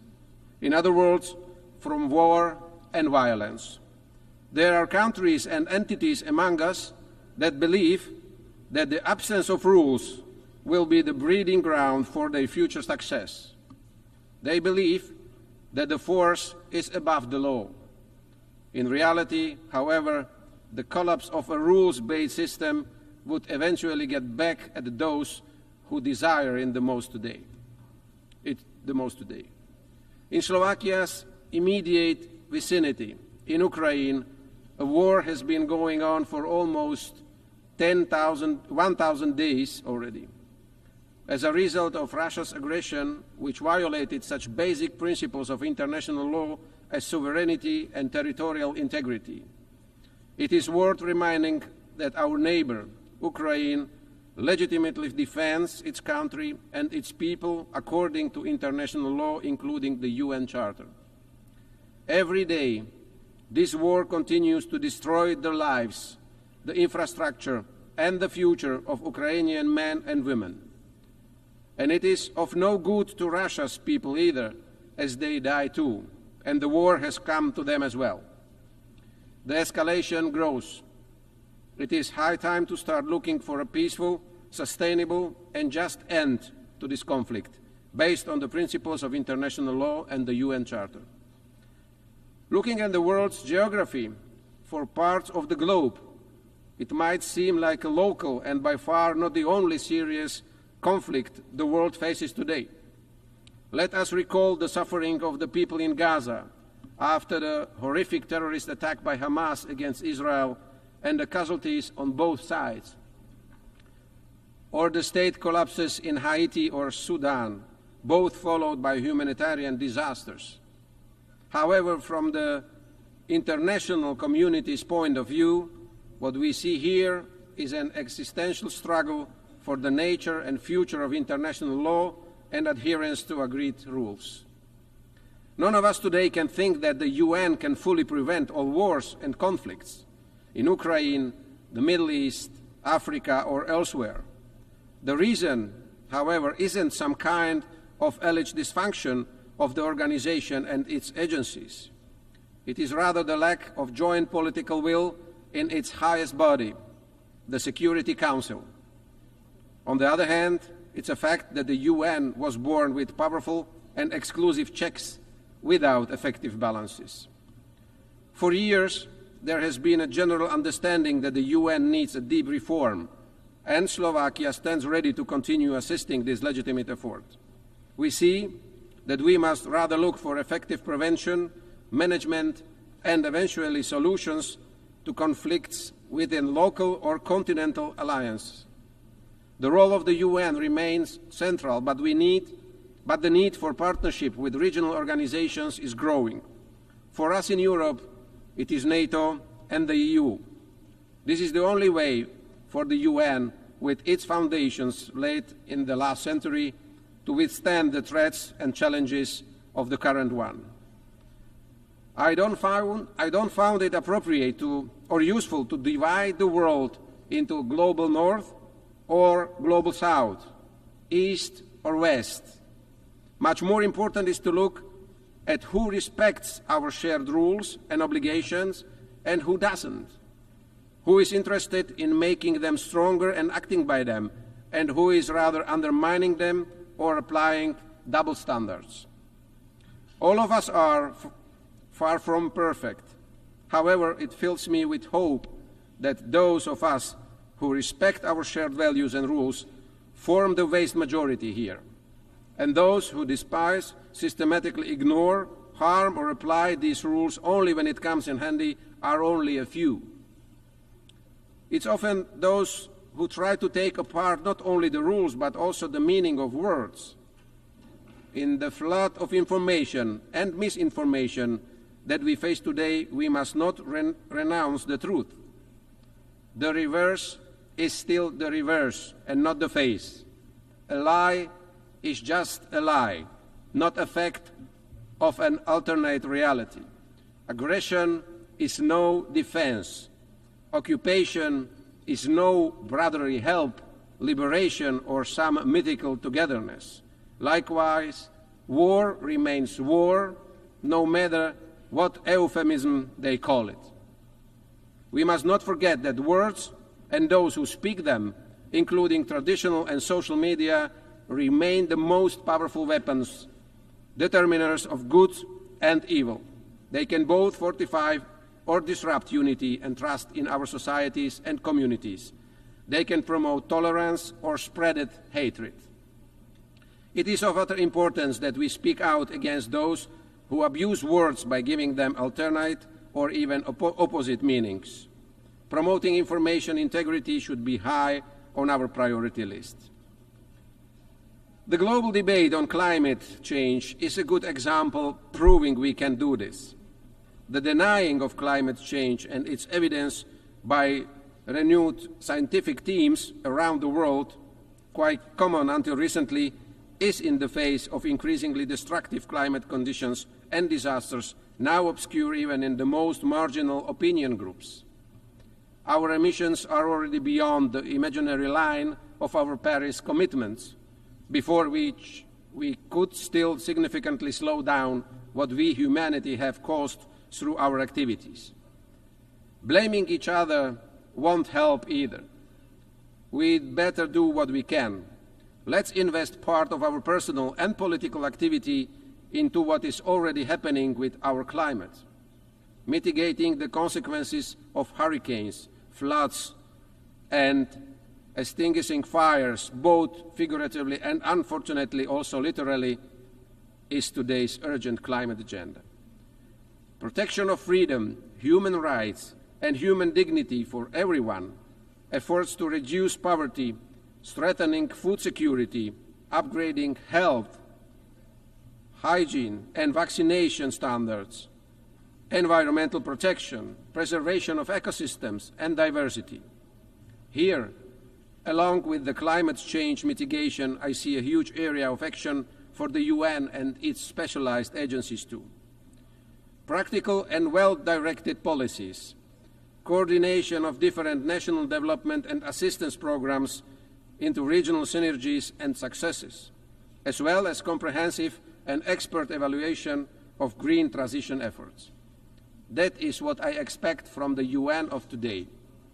I am proud that Slovakia belongs not only in Europe, but also globally to the leaders in compliance with the joint climate commitments. I believe the UN should also pay much more attention to the technological and digital aspects of our lives. Today, it's almost equally important as our physical identities. What I have in mind is no global regulation. That is a task for regional actors. I rather think of the widest possible involvement of new technologies into everything that the UN has been working on. My point is that the whole world should more evenly benefit from technological progress. It should become one of the main engines of social progress and a way to level differences and promote gender equality. All of this is also a part of the basic mission of the UN. Another pressing problem in front of many countries and the entire international community is migration. It is a phenomenon that divides us rather than unites us. An agenda, elections are won or lost today. However, we should never forget that the most of our ancestors across Europe were refugees too, when they fled before war, poverty or persecution during Nazism or communism. There is no magic formula for addressing illegal migration. It is, however, clear that many aspects of migration need clear rules, transparent procedures and effective policies, measures which will help the source, transit as well as target countries. And it is also legitimate to appropriately address all security risks that in particular the illegal migration brings. But what we need in the first place is a calm, pragmatic and realistic dialogue leading to the cooperation of all concerned parties, which not only deals with the consequences but above all with the causes of illegal migration as well as those who aid and profit from it. Excellencies, ladies and gentlemen, Slovakia has a long-term been an active member of the UN. In the spirit of all these issues, priorities and challenges that I mentioned today, Slovakia is preparing as a candidate for a non-permanent seat in the UN Security Council in 2028 and 2029. Our diplomats and experts are sitting in executive boards of several specialized UN agencies. The roots of Czechoslovak and today's Slovak diplomacy are closely linked with international cooperation. Names like Milan Rastislav Štefanik, Štefan Osusky, Ivan Krno or Jan Papanek are well known in the diplomatic community, and some of them left a strong footprint here in the UN corridors too. The last one, Jan Papanek, was Czechoslovakia's delegate at the San Francisco conference and was one of the 14 people who formulated the final text of the charter that gave birth to this organization. All these prominent Slovak diplomats had one thing in common. They all were true and convinced multilateralists. And it is to multilateralism that we, to a large extent, owe our modern statehood and identity. It's therefore up to us, the leaders of this world, to stress in communication to our citizens that the building blocks and rules of the international community, which we have been lying together for almost 8 decades since 1945, have no sustainable alternative. It is our task to say and repeat that we must not bring them down, but on the contrary, fix and bolster them. Multilateralism, just like the world around us, is complex and has many diverse and often opposing layers. It requires a lot of patience, and it often brings frustration and bitterness. However, it's also the most precious generational wealth that we can rely to our posterity. It's up to us in what condition and how well or ill prepared for the future we will jointly pass it on. Thank you very much. On behalf of the Assembly, I wish to thank the President of the Slovak Republic. The Assembly will hear an address by His Excellency Nangolo Mbumba, President of the Republic of Namibia. I request protocol to escort His Excellency and invite him to address the Assembly.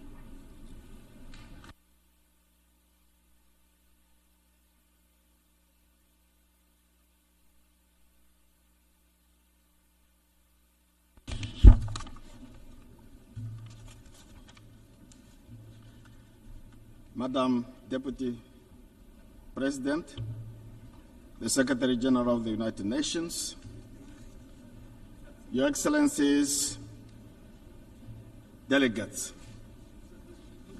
Namibia congratulates His Excellency Philemon Yang, President of the General Assembly. I also extend my appreciation to his successor, His Excellency Dennis Francis, for successfully steering the Assembly through trying times. It was during the 78th session where the relevance of the Assembly's work repeatedly came to the fore through reaffirmations. The theme for this general debate, leaving no one behind, acting together for the advancement of peace, sustainable development, and human dignity for present and future generations, aligns perfectly well with our shared aspiration for effective international cooperation. In this regard, the adoption of the Pact for the Future and its annexes on the 23rd of this month, 2024, is encouraging. Namibia is proud to have served alongside Germany as a co-facilitator of the Summit of the Future. I congratulate all delegates for their commitment that brought the pact to fruition, all of you. Namibia's interest in the Pact for Future is grounded in the understanding that multilateral institutions, including the Security Council of the United Nations, do not represent African needs and aspirations. The institution created in 1945 must better respond to today's challenges. At the core of the pact is this recognition and the urgency for profound global transformation. At the heart of our quest to rebuild trust in multilateralism is a legitimate demand to be recognized as equal partners. Partners who can be trusted. Partners in the fight against war, against poverty, against global injustices and inequalities. Mr. President, Namibia is particularly concerned about the impact of climate change. Changes in ocean temperature have affected our fish stocks with potential long-term consequences for our livelihoods, ecosystems, and tourism. Namibia and the rest of SADC region are going through an El Niño phenomena which has adversely impacted our food security. In this regard, Namibia has to declare a state of emergency to address the severe effect of drought. As we approach the 30th anniversary of the Beijing Declaration, we are presented with a renewed opportunity to strengthen gender equality. Namibia remains among the top 9 countries globally that have close to 80% of gender gap. In the past 12 months, we have achieved perfect parity in the National Assembly, where 50% of representatives are women. Namibia is preparing for the 8th Presidential and National Assembly elections on 27 November 2024. Political parties, including the ruling party, which I represent, have nominated female candidates. We hope that the United Nations will have a female Secretary General in the near future.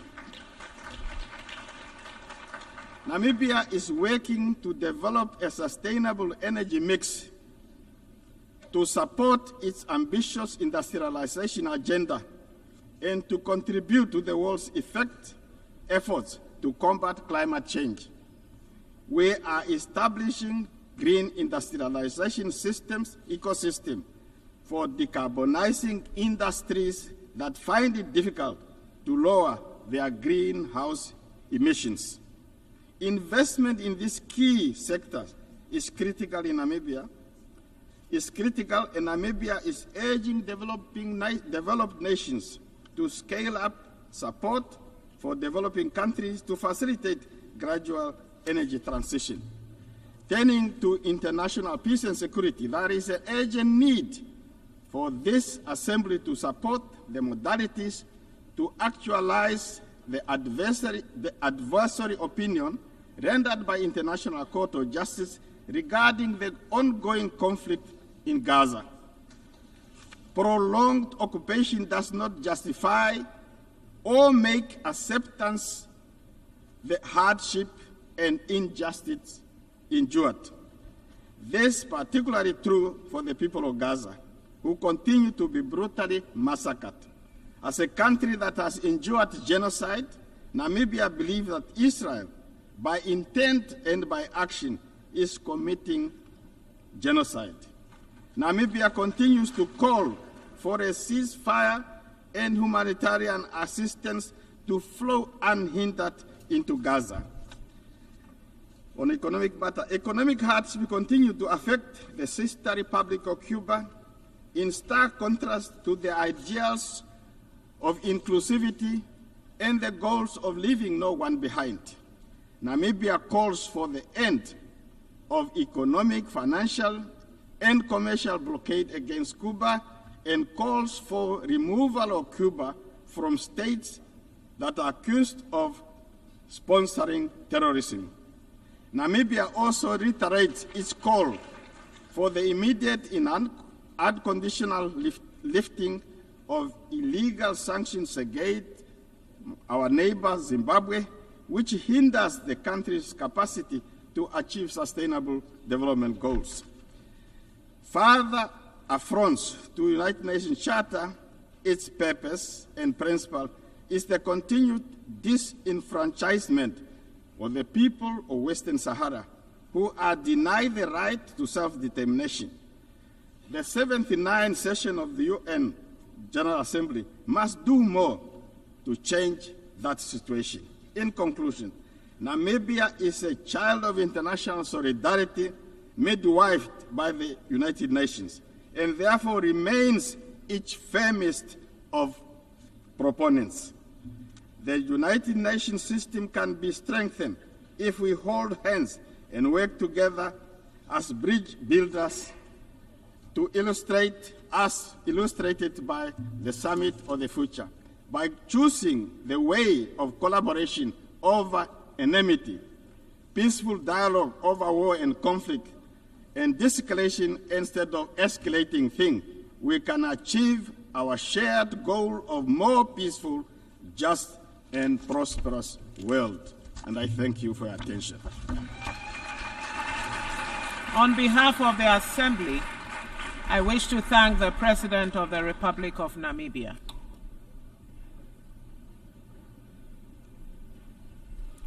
The Assembly will hear an address by His Excellency Mohamed Yunus Menfi, President of the Presidential Council of the State of Libya. I request protocol to escort His Excellency and invite him to address the Assembly.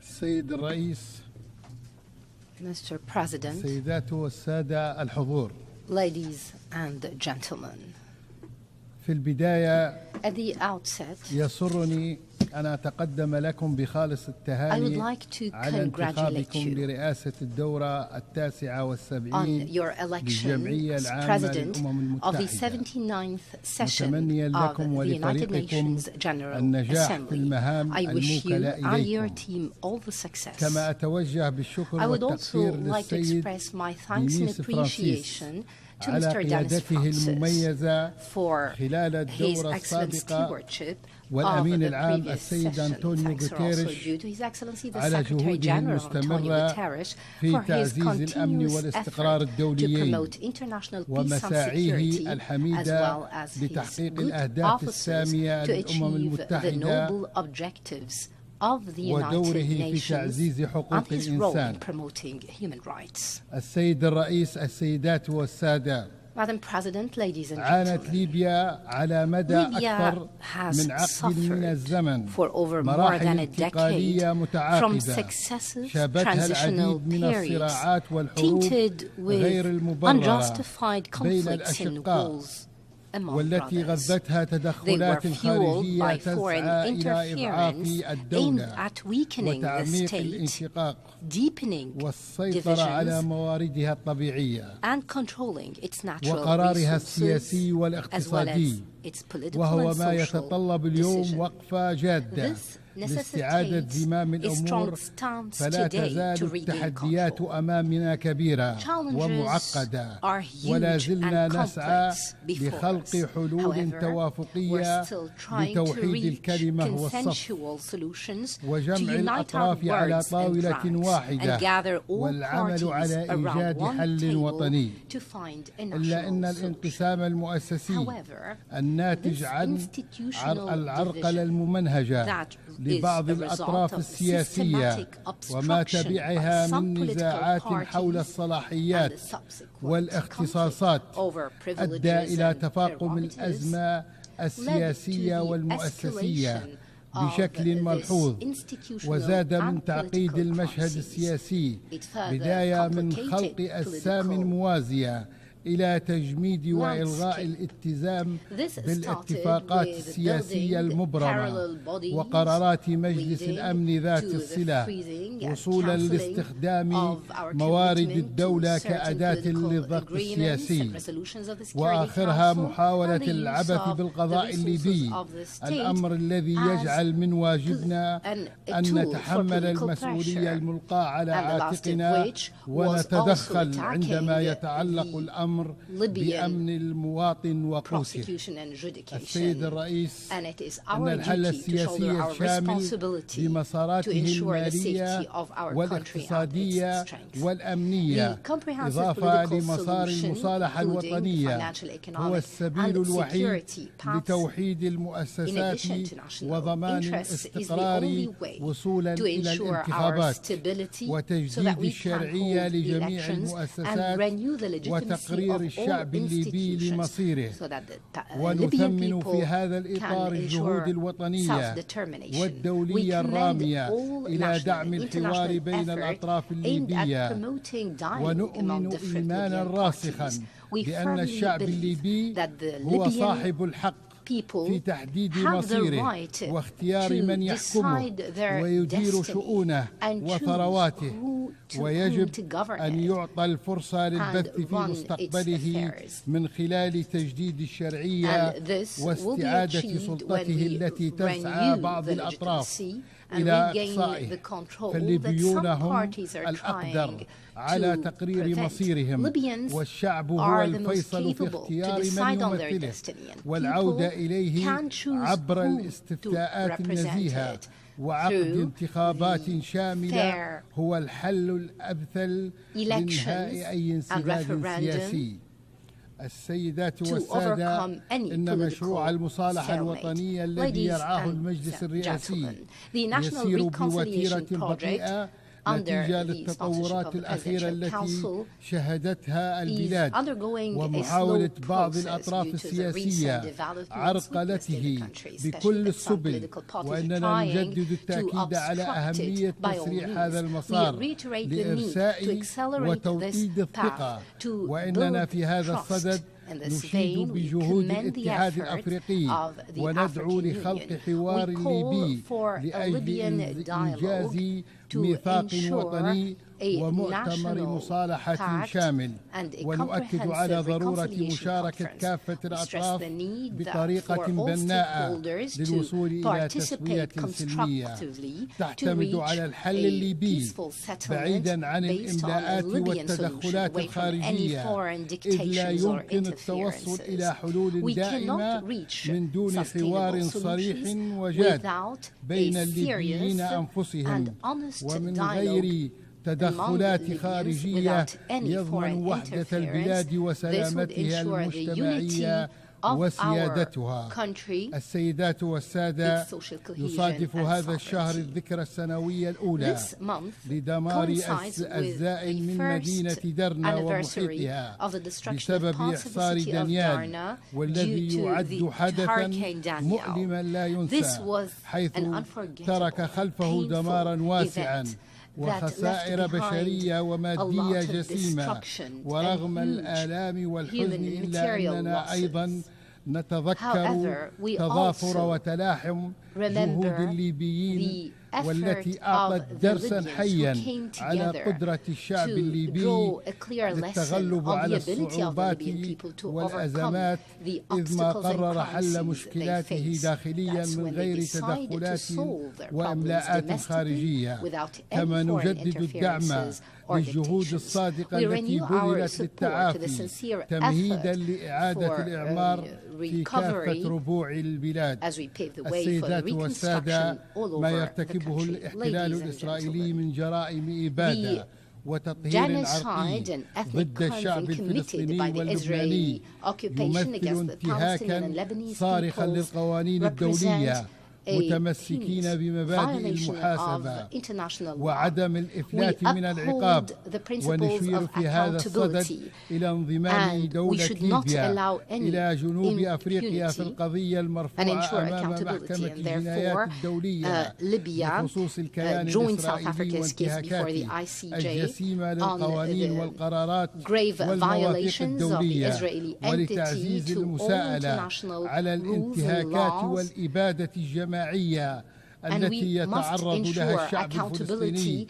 كما أننا نؤكد أن إبعاد شبح نشوب حرب إقليمية في المنطقة يكون من خلال معالجة الوضع في غزة وإيقاف الانتهاكات والاعتداءات الجسيمة في فلسطين، ونؤكد على حق الشعب الفلسطيني في تقرير مصيره وإقامة دولته المستقلة violations against وعاصمتها القدس Palestine. We الشريف. stress the السيد right of the الرئيس، Palestinian people in السيدات والسادة، self-determination, establishing أما their على independent صعيد القضايا statehood الإقليمية with Jerusalem as والدولية، its capital. فإننا نؤكد على Ladies and ضرورة gentlemen, Mr. President, تضافر turning to الجهود the regional في and مكافحة international الهجرة غير affairs, we الشرعية stress the need for والإرهاب، concerted حيث effort أن هذه to counter القضية illegal تمثل migration تحديا and كبيرا terrorism. ليس This لليبيا فحسب، represents a بل huge challenge, للكثير من not only الدول to Libya, وخاصة but to الدول many other countries, الأفريقية especially the ودول African المنطقة وليبيا، countries كونها in the دولة region عبور and Libya, for we تتحمل are a عبئا كبيرا transit في هذا country الشأن، that shoulder huge ونحن burden نؤمن in أن this vein. حل We هذه believe المسألة that يتطلب the تضافر solution to الجهود this matter مع ضرورة necessitates مراعاة concerted التشريعات effort الوطنية while taking into والجوانب account الإنسانية all national وحماية legislations, حقوق المهاجرين. humanitarian أما aspects, and فيما the يتعلق protection of بالإرهاب migrants' rights. فقد عانت Turning to ليبيا بشكل terrorism, كبير Libya من has هذه الآفة، gravely suffered ونجحت from في القضاء this على scourge. تنظيم We داعش succeeded بفضل in تضحيات defeating أبنائها Daesh thanks to the وجهود sacrifice of المؤسسة our العسكرية people and the effort وتضحياتها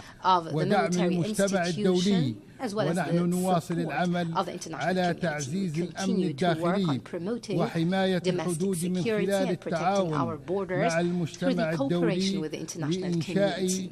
We مراكز endeavor أمنية to establish للتنسيق security الجهود centers بين to مختلف coordinate القوى الأمنية effort والوطنية among ودول الجوار، different وأن national محاربة security الإرهاب forces and ليست مجرد neighboring مواجهة countries. عسكرية، Conducting terrorism بل هي is not ظاهرة a mere متعددة military الجوانب confrontation. It's تتطلب a تضافر الجهود multifaceted المحلية phenomenon والدولية that requires ونهجا greater شاملا يعالج concerted مختلف local and أبعادها. international effort ورغم and أهمية a جهود الأمم comprehensive المتحدة في هذا approach that الصدد، addresses its نرى different ضرورة dimensions. تطوير And despite the آلية efforts of وطنية the United لمواجهة Nations in هذه Spain, we التحديات believe in need to بعيدا عن develop التدخلات national السلبية. mechanisms to counter السيد these الرئيس، challenges away السيدات from any والسادة، negative أقول interferences. لقد آن الأوان أن نرص Ladies and صفوفنا وأن نمد I stress that جسور it's high الوحدة time to close لنجعل من ranks and تضامننا build bridges حجرا of unity. لأساسي Let's make our لوطننا، solidarity the cornerstone هذا of الوطن our المعطاء homeland. This وشعبنا generous الكريم homeland المحب and للحياة. people who love أقول لكم life. إننا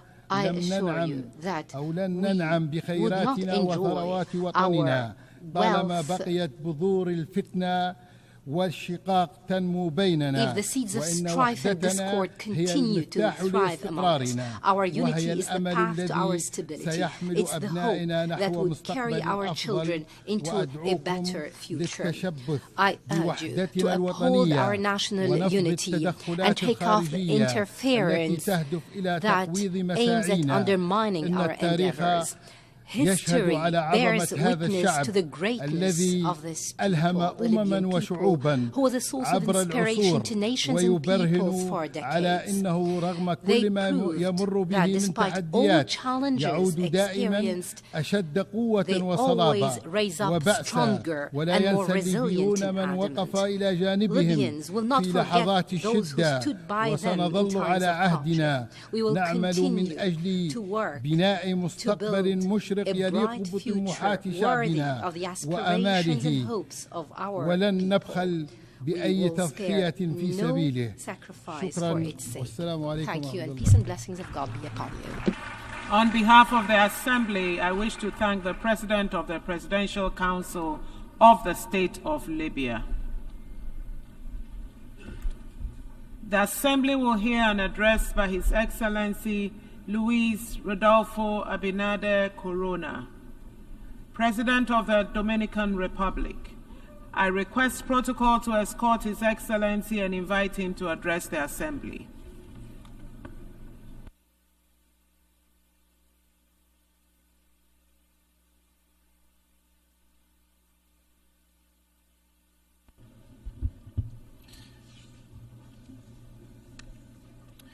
Excelentísimo señor Philemon Yang, presidente de la 79ª sesión de las Naciones Unidas, excelentísimo señor Antonio Guterres, secretario general de las Naciones Unidas, excelentísimos señores jefes de Estado y de Gobierno, honorables jefes de delegación, señoras y señores. Ante todo, deseo en nombre del pueblo dominicano felicitar la elección del señor Philemon Yang como presidente de esta Asamblea y a la vez agradecerle su trabajo junto al secretario general por la exitosa organización de esta 79ª sesión y en particular de la reciente finalizada Cumbre del Futuro. Este ambicioso esfuerzo ha enfatizado la necesidad de fortalecer el financiamiento internacional para lograr el cumplimiento de los Objetivos de Desarrollo Sostenible ODS y muestra la voluntad sincera de trabajar por un presente y un futuro de paz, bienestar ciudadano y respeto a los derechos humanos y a los valores democráticos.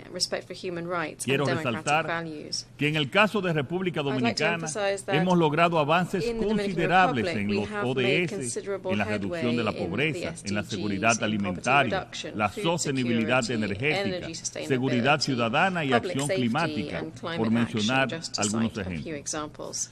A título de ejemplo, la pobreza monetaria se redujo del 25.8% en el 2019 al 23% en el 2023, a pesar de la pandemia y los efectos de la guerra. Y en el primer semestre de este año bajó al 18.9%, el nivel más bajo en nuestra historia. En estos 4 años de gestión, hemos más que duplicado el gasto destinado en la protección social. Nuestra política agrícola ha sido clave para garantizar la seguridad alimentaria y mantener la rentabilidad de los productores dominicanos. A pesar de ser una isla con recursos limitados de tierra cultivable, hemos pasado de un 88.5% de autosuficiencia alimentaria en 2019 a un 90.6% en el 2023. Hemos logrado en gran medida la autosuficiencia de este sector. En cuanto a la generación, transmisión y distribución de energía asequible y no contaminante, hemos logrado avances significativos, así como importantes mejoras en las regulaciones eléctricas. Iniciamos la construcción de 2.000 nuevos megavatios de generación térmica, de las cuales ya hay 400 megavatios instalados, y contratamos 1.674 megavatios de energía renovable, con 647 megavatios ya en operación y 1.030 megavatios en construcción. Para finales del 2027, por primera vez contaremos con un excedente de generación superior al 15%, lo que garantizará una mayor estabilidad y sostenibilidad y mejores precios del suministro energético. La seguridad ciudadana también ha experimentado una mejora notable. En 2022, la tasa de homicidios en nuestro país fue de 13.2 por cada 100.000 habitantes. En 2023 descendió a 11.5 y en lo que va de 2024 se sitúa en 9.9. Este índice está por debajo del promedio de América Latina y el Caribe, que según los datos de la ONU es de 17.2. Mantenemos un firme compromiso de enfrentar la triple crisis planetaria: cambio climático, pérdida de biodiversidad y contaminación, jugando un papel fundamental en la creación del Fondo para Daños y Pérdidas y alcanzando la meta del 30 por 30 en la protección de nuestro territorio marítimo. Estos cruciales temas requerirían toda nuestra atención. Sin embargo, el resurgimiento de la guerra y la violencia desbordada nos obligan a enfocar esta lamentable urgencia.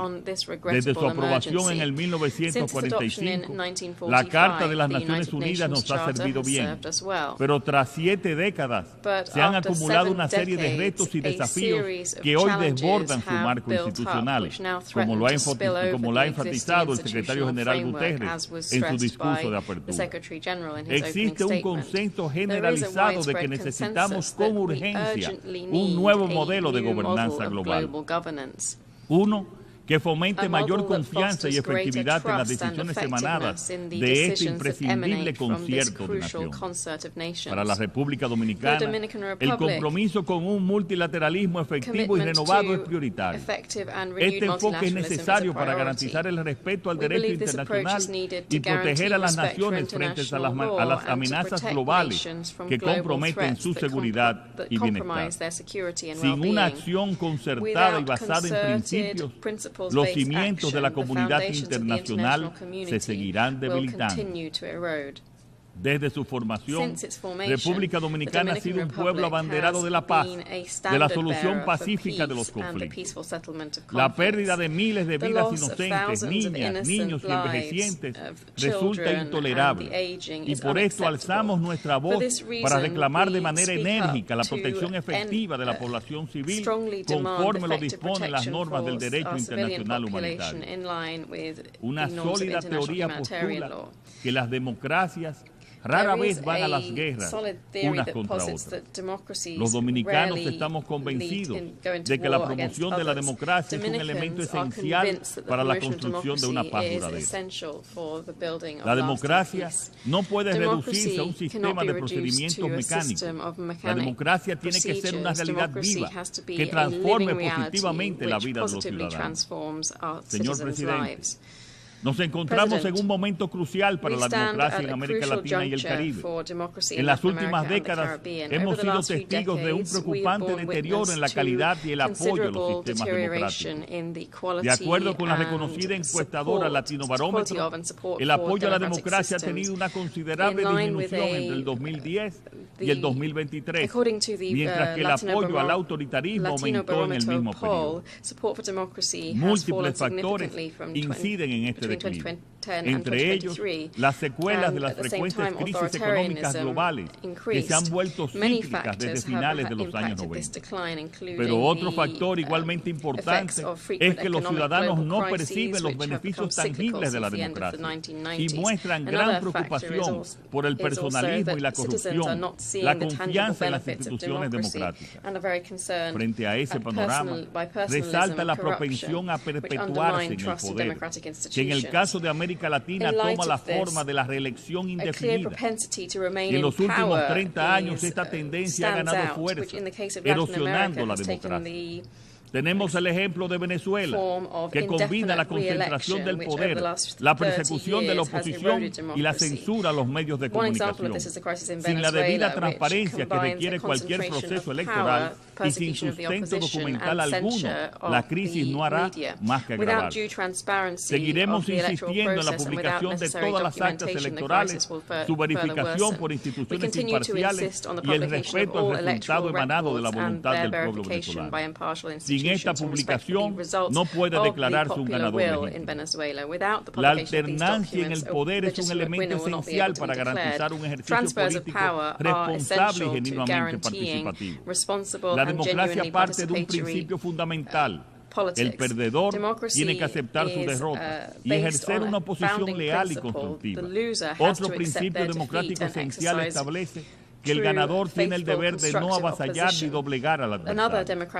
La democracia no puede ser ejercida únicamente por y para los ganadores. La mayoría debe garantizar el respeto y la inclusión de las minorías, que gozan de iguales derechos y deben ser tratados con equidad y justicia. Señor presidente, el pasado 19 de mayo el pueblo dominicano me reeligió en la primera vuelta electoral para un segundo y último mandato presidencial, logrando además una mayoría calificada en ambas cámaras del Congreso.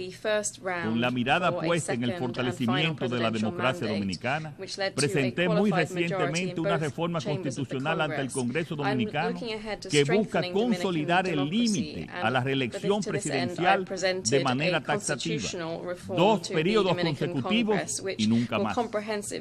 Esta reforma se propone dejar un legado de mayor estabilidad política y social a las futuras generaciones y buscar establecer un principio general de manera más clara y robusta. El poder es siempre transitorio y debe de estar al servicio de la gente. Señor Presidente, toda democracia exige un compromiso con la defensa de los derechos humanos, fundamental para proteger la dignidad y la libertad de cada individuo y brindar legitimidad al poder político. El gobierno dominicano está profundamente comprometido con la protección de los derechos humanos a nivel nacional e internacional. Este compromiso forma parte integral de nuestra política exterior, que establece la promoción y defensa de los derechos humanos como uno de sus principales pilares. Aquí no hay cálculos ni bandos, tan solo principios. Por eso, la crisis en Haití merece una atención especial. Desde hace más de 3 años, la inestabilidad en el país vecino ha generado una presión significativa sobre nuestra seguridad. Venimos solicitando con firmeza el involucramiento de la comunidad internacional en un rol protagónico y sostenido en la estabilización de Haití. Esta es una necesidad estratégica para la seguridad en mi país y en toda la región. El Estado dominicano ha asumido una alta responsabilidad ante la crisis haitiana, que va mucho más allá de lo que le corresponde, proporcionando servicios esenciales a una gran población proveniente del país vecino. En el 2023, las atenciones médicas a inmigrantes haitianos generales representaron el 12% del total de los servicios prestados a través de nuestro sistema de salud pública. Además, actualmente hay cerca de 200,000 menores extranjeros en el sistema educativo público dominicano, de los cuales se estima que más de 147,000 son de origen haitiano. Estos datos reflejan la gran carga económica y sentido humanitario de República Dominicana, pero solos no podemos más. Después de un largo batallar por la aprobación de varias resoluciones en el Consejo de Seguridad, finalmente se empezó a vislumbrar un camino hacia la estabilidad con la creación del Consejo Presidencial de Transición y la llegada de la Misión Multinacional de Apoyo a la Seguridad en Haití. Aprovechamos la ocasión para agradecer a Kenia y al presidente Ruto, que ha cargado con la mayor parte de los efectivos que apoyan a la Policía Nacional Haitiana, y a Estados Unidos, país que ha asumido la mayor carga financiera y logística.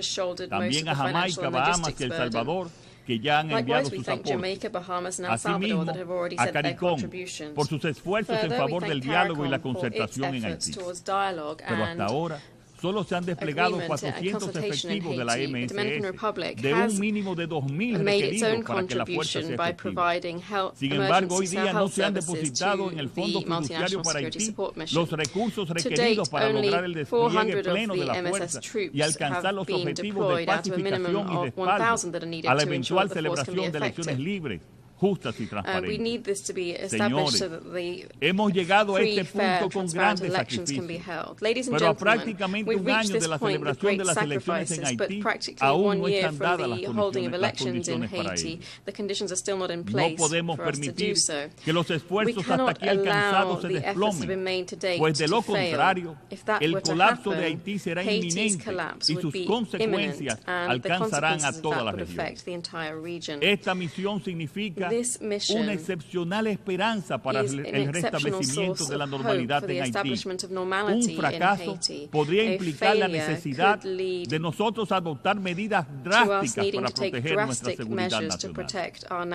Es inaceptable que a estas alturas algunos de los países que han tenido incidencia en la situación haitiana o que se han comprometido con su solución no hayan cumplido plenamente con sus promesas. Mientras la seguridad nacional de mi país esté implicada, no cesaré de reclamar por la estabilidad de Haití. Señor Presidente, República Dominicana y el gobierno que presido seguirán colaborando con la comunidad internacional de manera solidaria y comprometida para cumplir con los objetivos del desarrollo sostenible. El panorama global nos exige actuar como una comunidad cohesionada, como un verdadero concierto de naciones y con una meta común y una visión de futuro. Seremos evaluados por la historia future. No solo We'll por be los judged by discursos que history, not pronunciemos en only estos ilustres in terms espacios, of the speeches that sino we de give in these manera más illustrious importante halls, por las but acciones que also, more emprendamos en la importantly, for the práctica. actions that we No undertake in podemos practice. fallarles a We nuestros cannot fail pueblos. our No peoples. podemos We fallarle a la cannot fail humanidad. humanity. No podemos We fallarle cannot al fail futuro. the future. Muchas gracias. Thank you very much.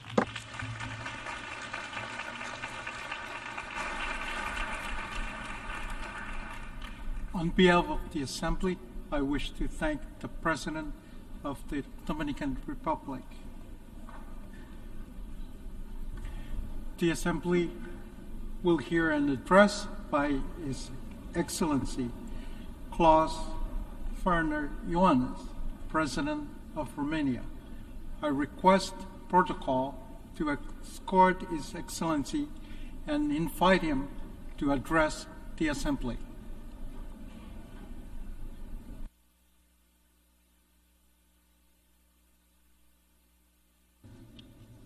Mr. President of the General Assembly, Mr. Secretary General, Excellencies, we have all gathered here, the world leaders with the responsibility of a better global vision and the will to make it happen. There is no better and more representative framework than our 79-year-old United Nations, anchored in the UN Charter and the international law.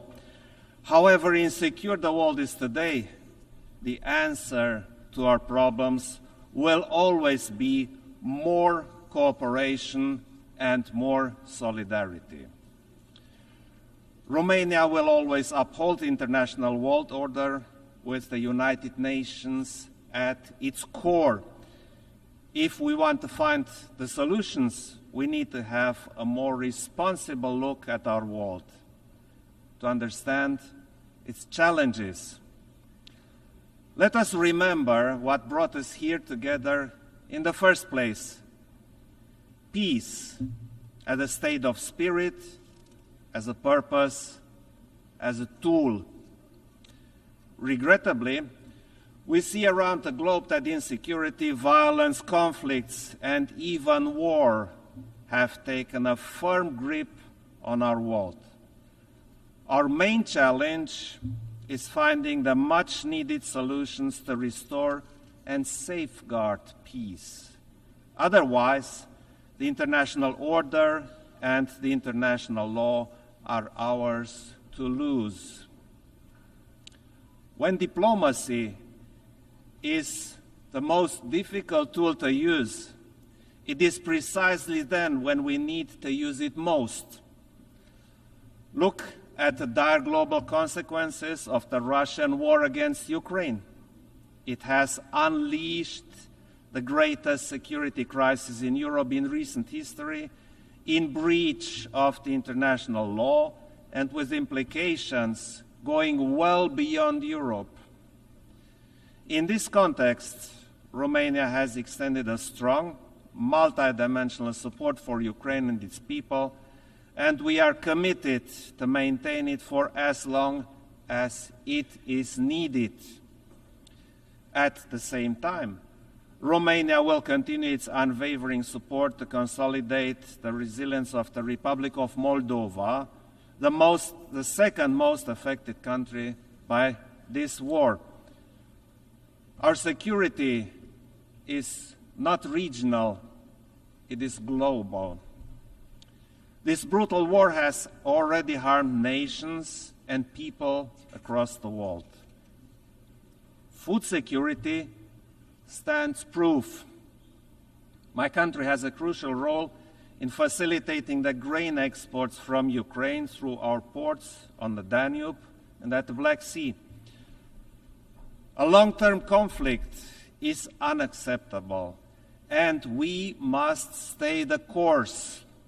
Ukraine needs the resolute support of all UN member states determined to uphold the international law and the United Nations Charter. Romania fully supports the peace initiative of President Zelenskyy. It is the only approach to ensure a just and lasting peace, in full agreement with the UN Charter and the international law. Ladies and gentlemen, protecting all civilians must remain our common objective. Almost a year ago, the heinous attack committed by Hamas against Israeli civilians has shocked the world. Against the spiral of violence that followed, our actions based on Security Council resolutions should prevail.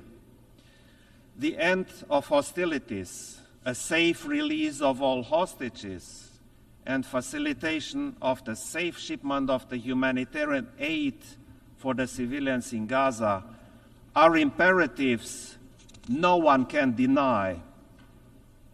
Furthermore, we support all efforts to resume the political process based on the two-state solution, coexisting in peace and security within safe and recognized borders. More broadly, around the world, there are alarming calls to stop blatant violations of human rights under many forms and rooted in different causes.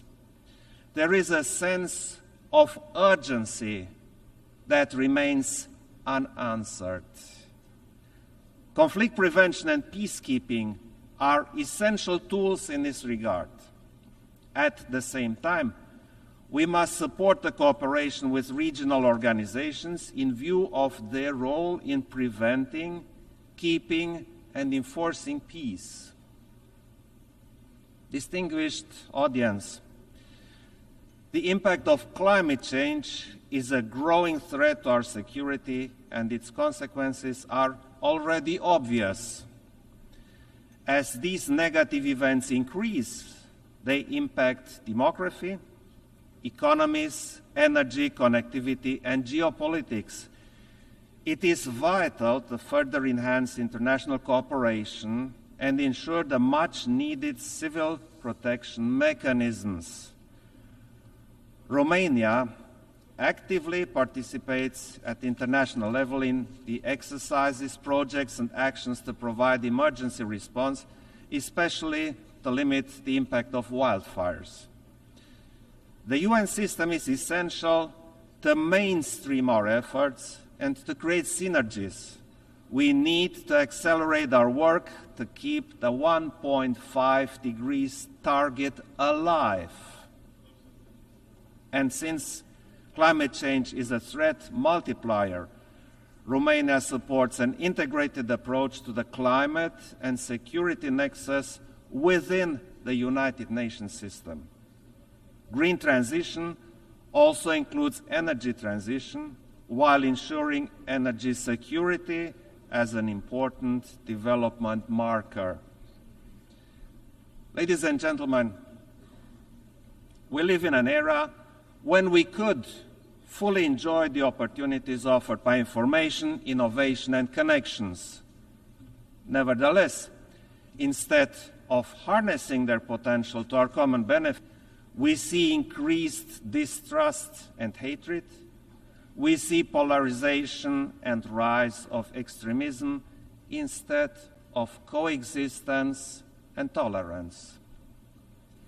Technology misuses, disinformation, and other hybrid tools are at the center of the problem with the aim of undermining our security.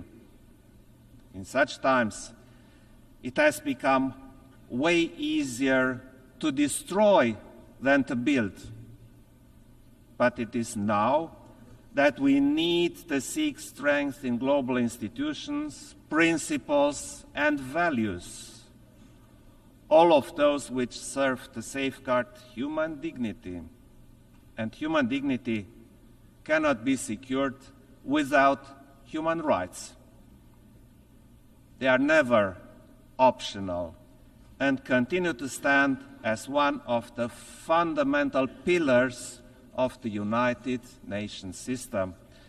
In this regard, international legal instruments have a crucial role. For example, in digital transition, we see that technology is a global amplifier of trends. It is up to us to decide whether it will contribute to a more effective and accessible public services. We also have to recognize the essential role of civil society, the human rights defenders, and the involvement of youth in advancing human rights. We are also following the situation of gender equality and the fight against gender violence. Romania is a firm supporter of gender equality, which we promote as member of the Human Rights Council and most recently of the Commission on the Status of Women. Distinguished audience, there is no viable alternative to the United Nations and the principles upon which the organization was built, which remain more valid than ever. Our focus is to continue the United Nations reform so that it will be fit to address current challenges and the ones looming, a more effective and more efficient United Nations, a more representative United Nations where trust can be fostered. Romania advocates for an extended Security Council where transparency and accountability are the norm, not the exception. A UN more accessible to the public and more meaningful, where youth can have a say on matters affecting them, where the voices of the civil society and other stakeholders are heard. This is why a pact for the future was so urgently required, to give fresh shape and purpose to our vision for the next generations. Finally, the United Nations has a continuous aspiration for a better world, from those who dreamed of peace and tolerance to those who will never stop fighting for it. A world where sovereignty, territorial integrity, international law, and human rights are respected, where each country can choose its own path with dignity and free from aggression, where every citizen is safe and free. This is our credo, and this is our call for action. Thank you very much.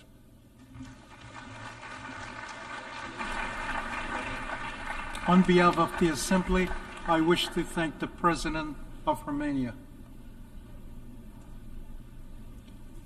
The Assembly will hear an address by His Excellency Félix Antoine Tshisekedi Chilombo, President of the Democratic Republic of the Congo. I request protocol to escort His Excellency and invite him to address the Assembly.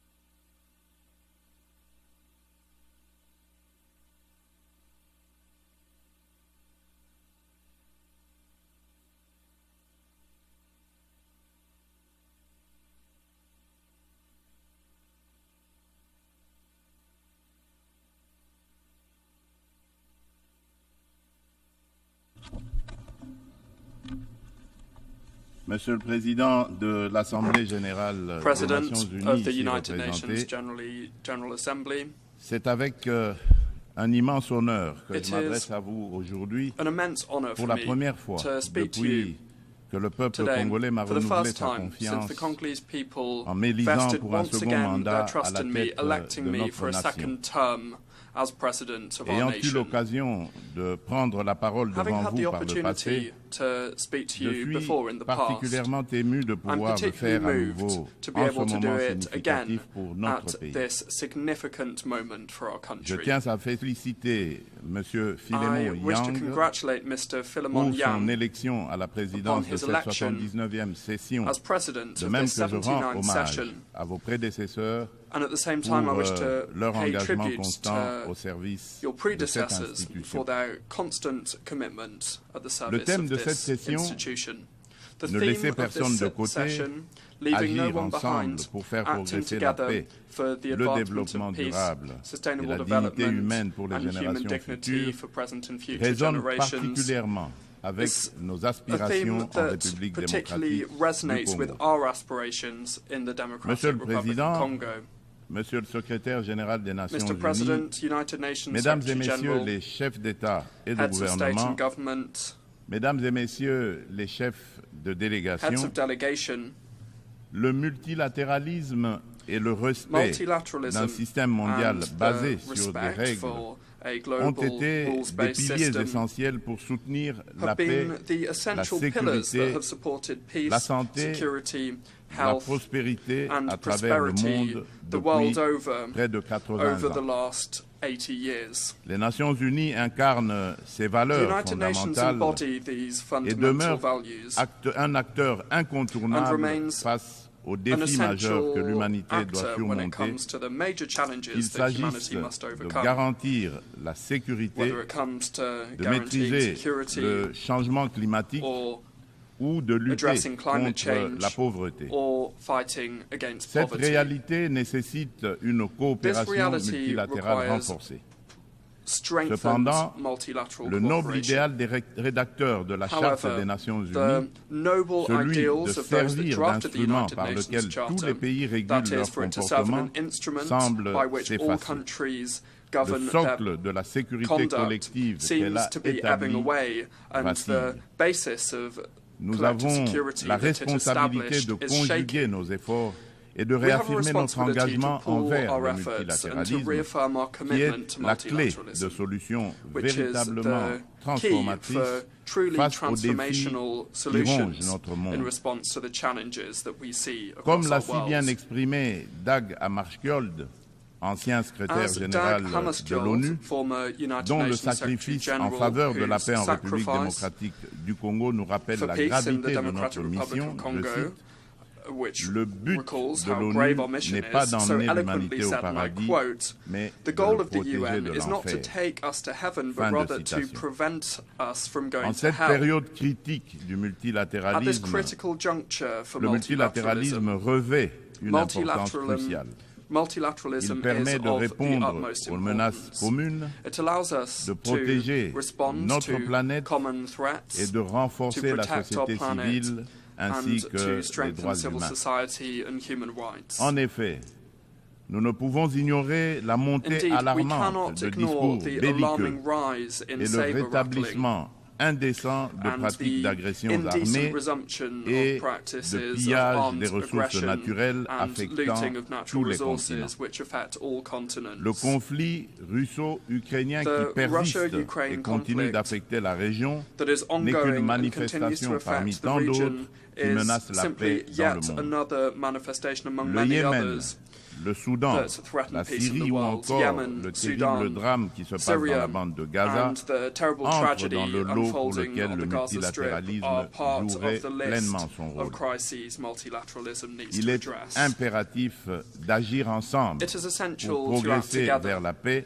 to le progress développement durable towards peace, et la dignité sustainable humaine, development, and garantissant human dignity, ainsi un avenir meilleur thereby pour les générations ensuring a futures. better future for Ne future laissons generations. personne sur le chemin. Let us not Tel leave est le anybody message by the clair et wayside. pertinent qui This is inspire the la clear thématique and relevant sélectionnée message pour that's orienter les inspired travaux de la the 79e theme selected to guide the work session of de this cette 79th session illustre Assemblée. of this august assembly. Monsieur le Président, le Mr. pacte President, pour l'avenir et ses annexes, le pacte numérique mondial et la déclaration sur les générations futures, que nous avons adoptés lors du récent sommet de l'avenir, soulignent l'importance d'une collaboration active pour atteindre une vision commune d'un avenir pacifique et prospère. Ces documents représentent un engagement essentiel pour mettre fin au conflit, lutter contre l'extrême pauvreté et la faim, et aborder des défis tels que les déplacements de population, l'immigration clandestine, l'insécurité alimentaire, les pandémies et les risques des nouvelles technologies. Parallèlement, le pacte mondial numérique se positionne comme un pilier essentiel dans notre quête d'un avenir prospère, au cœur de la quatrième révolution industrielle, où les technologies numériques sont devenues incontournables. Cette transformation numérique représente une occasion sans précédent d'atteindre les objectifs de développement durable d'ici 2030, notamment pour les pays les moins avancés. Elle vise à réduire la fracture numérique et à intégrer les populations non connectés dans des services digitaux à fort impact social. Cependant, pour relever ce défi majeur inhérent à la révolution du numérique, des réformes globales sont nécessaires, impliquant une réévaluation de l'architecture financière internationale et un financement adéquat. C'est pourquoi la République démocratique du Congo aspire à attirer des investissements pour développer la connectivité en Afrique et appeler à la coopération des partenaires multilatéraux et des opérateurs de télécommunications, avec à la clé un transfert de connaissances. En effet, l'accompagnement au processus de maillage du pays est une solution prometteuse pour relier le sud et le nord du continent, ainsi que relier l'océan Indien à l'océan Atlantique. Cela comprend la formation de partenariats viables autour du projet hydroélectrique du Grand UNGA, qui vise à répondre à la demande énergétique croissante de notre continent, exacerbée par la prolifération des objets connectés. De plus, il est essentiel de renforcer la traçabilité des minerais stratégiques, indispensables aux équipements technologiques, afin d'assurer une exploitation responsable et durable de nos ressources. Par ailleurs, la pleine participation et l'engagement des jeunes, tant des filles que des garçons, sont également primordiaux pour bâtir une société durable et inclusive. Ce principe constitue le fondement de la Déclaration sur les générations futures, soulignant notre responsabilité envers les générations à venir et l'importance des décisions qui garantissent leur épanouissement. Pour l'Afrique, sa jeunesse représente un atout majeur pour sa prospérité future. Investir dans l'éducation, notamment dans les domaines STEM, sciences, technologies, ingénierie et mathématiques, et créer des environnements propices à l'innovation est crucial. Il est essentiel de remédier à la déconnexion entre une population jeune en forte croissance et le marché de l'emploi en fournissant les compétences nécessaires à leur intégration. Monsieur le Président, la situation dans l'Est de la République démocratique du Congo est particulièrement préoccupante. La résurgence du groupe terroriste du M23, soutenu par le Rwanda, a provoqué une crise humanitaire sans précédent, avec près de 7 millions de déplacés internes. Cette agression constitue une violation majeure de notre souveraineté nationale. Nous appelons la communauté internationale à condamner fermement ces actes et à imposer des sanctions ciblées contre le Rwanda pour son rôle déstabilisateur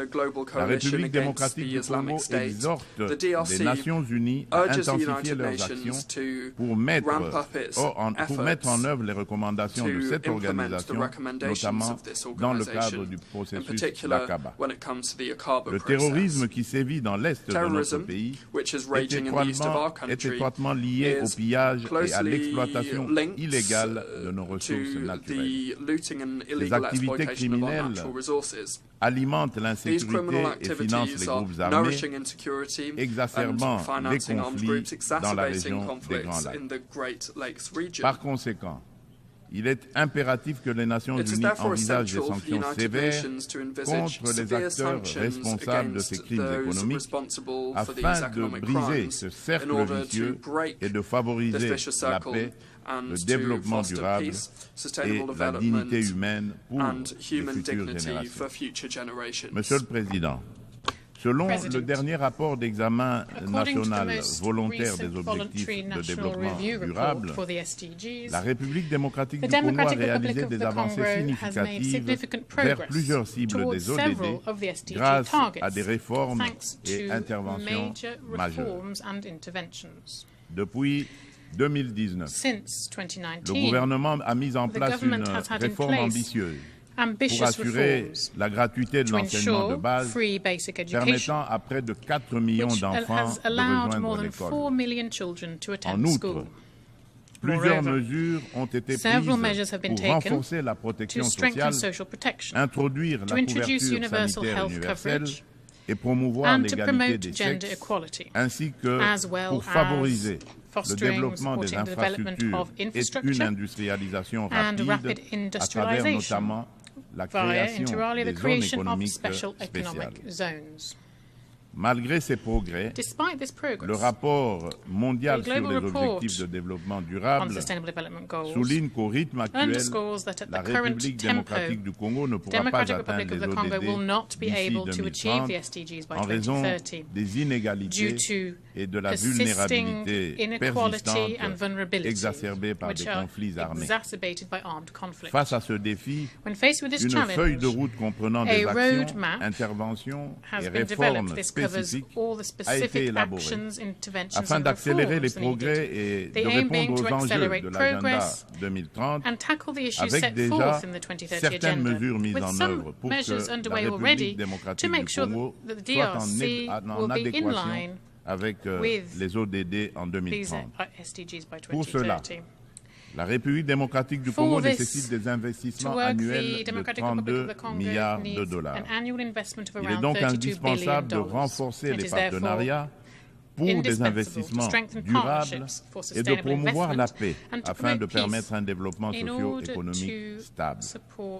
Au registre des réponses mondiales aux défis climatiques et la promotion des énergies renouvelables, la République démocratique du Congo, qui a déjà affirmé son engagement en faveur d'une action climatique ambitieuse, souligne l'importance cruciale d'un soutien financier et technique accru afin de renforcer ses efforts pour atteindre les objectifs de l'accord de Paris.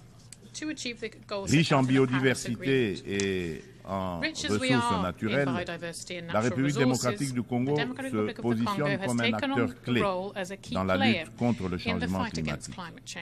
Les initiatives engagées pour réduire les émissions de gaz à effet de serre se concentrent sur 4 secteurs stratégiques: l'agriculture, la foresterie, l'énergie et la gestion des déchets.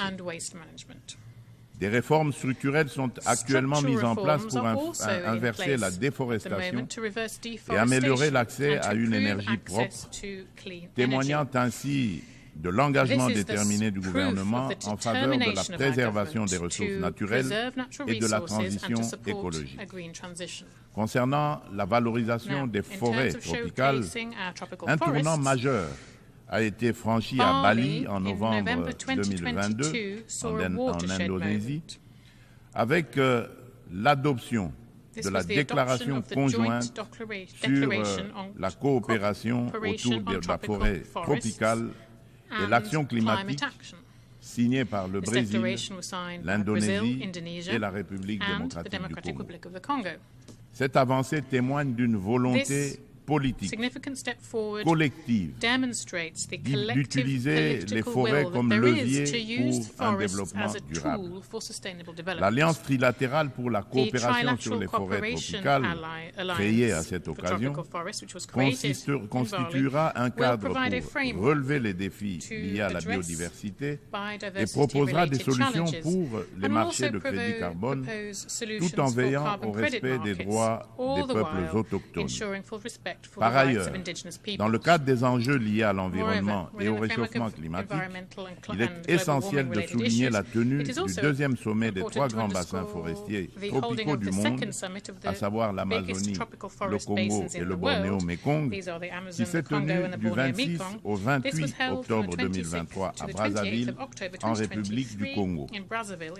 Cette initiative africaine, portée par le président Denis Sassou Nguesso, vise à mettre en œuvre, dans le cadre de la décennie des Nations Unies pour la restauration des écosystèmes, la première coalition mondiale dédiée à la restauration de 350 millions d'hectares d'écosystèmes terrestres et aquatiques. Ces forêts constituent un rempart indispensable contre le changement climatique. Face à des problèmes clairement identifiés et à des solutions à portée de main, il est crucial d'agir de manière concrète. Les bassins amazoniens, congolais et de Bornéo-Mékong abritent plus de 80% des forêts tropicales et jouent un rôle crucial dans la lutte contre le changement climatique, tout en fournissant des services écosystémiques vitaux. Il est donc impératif que l'amélioration des conditions socio-économiques des communautés locales qui jouent un rôle clé dans la préservation de ces forêts soit placée au centre des priorités de la gouvernance mondiale.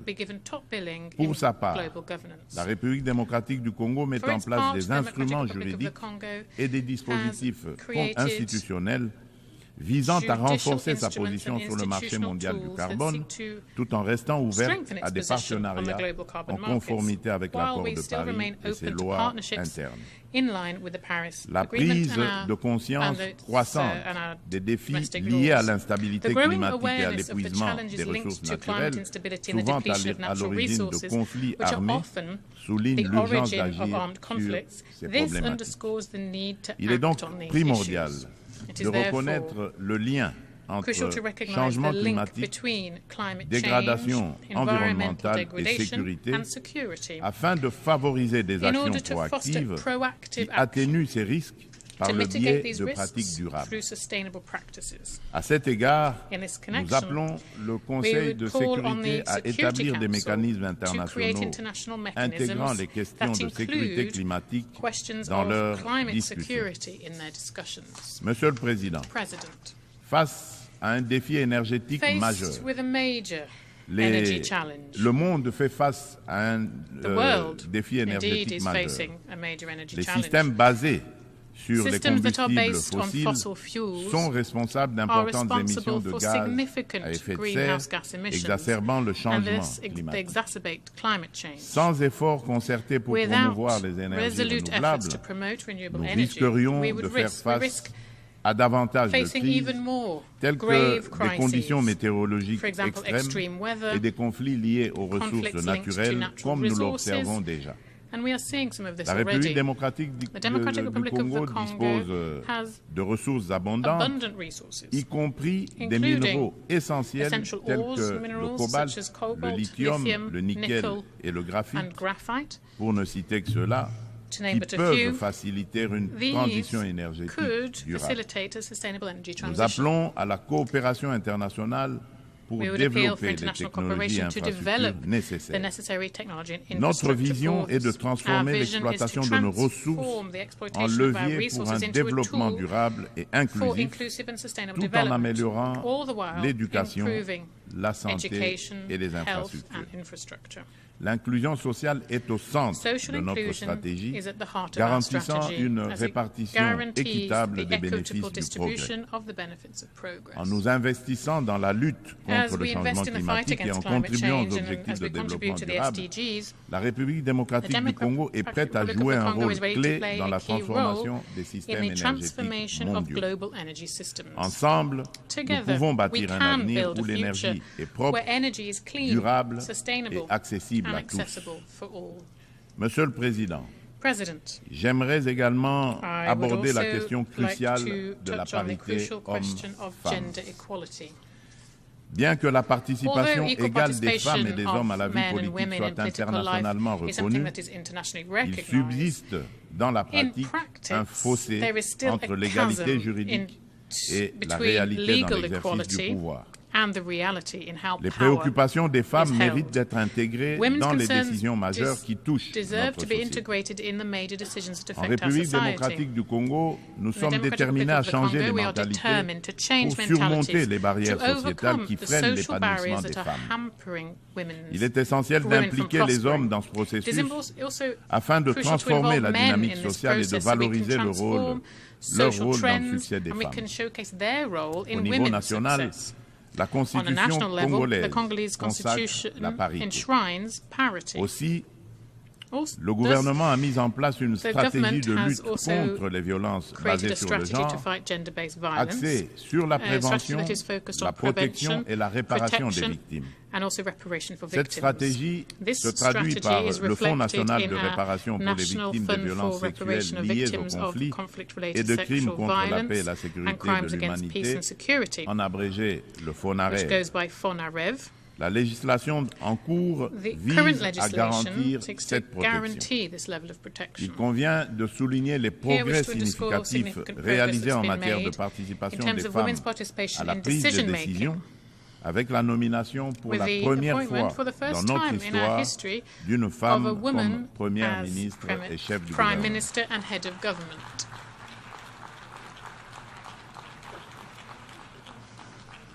Nous assistons également à une présence accrue de femmes dans les instances gouvernementales ainsi que dans le Parlement et le système judiciaire, illustré par la nomination de femmes au poste de premier président du Conseil d'État et à la tête de la Banque centrale du Congo.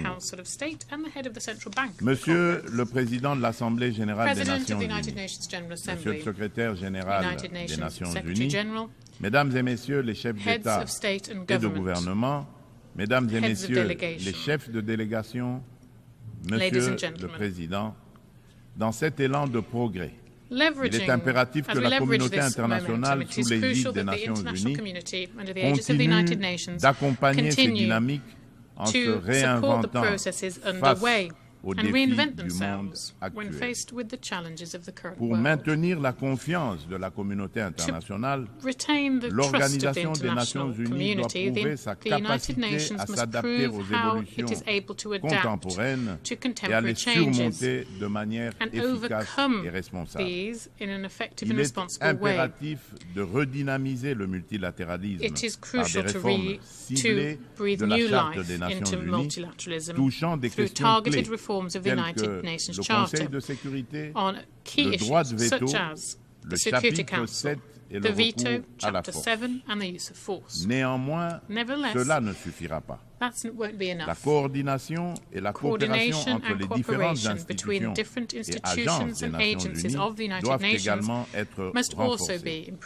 De nombreux enjeux globaux sont souvent abordés de manière redondante dans différents forums, parfois sous des angles contradictoires, tandis que d'autres problématiques restent entièrement négligées, chaque bureaucratie internationale cherchant à défendre son existence propre.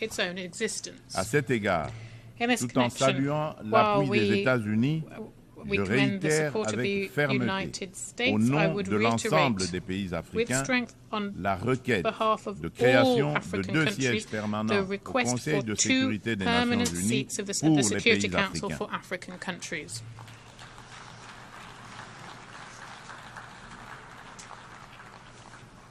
en tant que principal as the décideur au sein main de decision-making body l'ONU, within cet the United organe Nations, doit intégrer this des organ représentants must africains include African parmi representatives ses membres amongst its permanents permanent avec members, toutes les with prérogatives leur all reconnues, of the associated notamment le prerogatives, droit de veto, particularly pour the veto. garantir une This is juste to guarantee représentation fair géographique. geographic representation.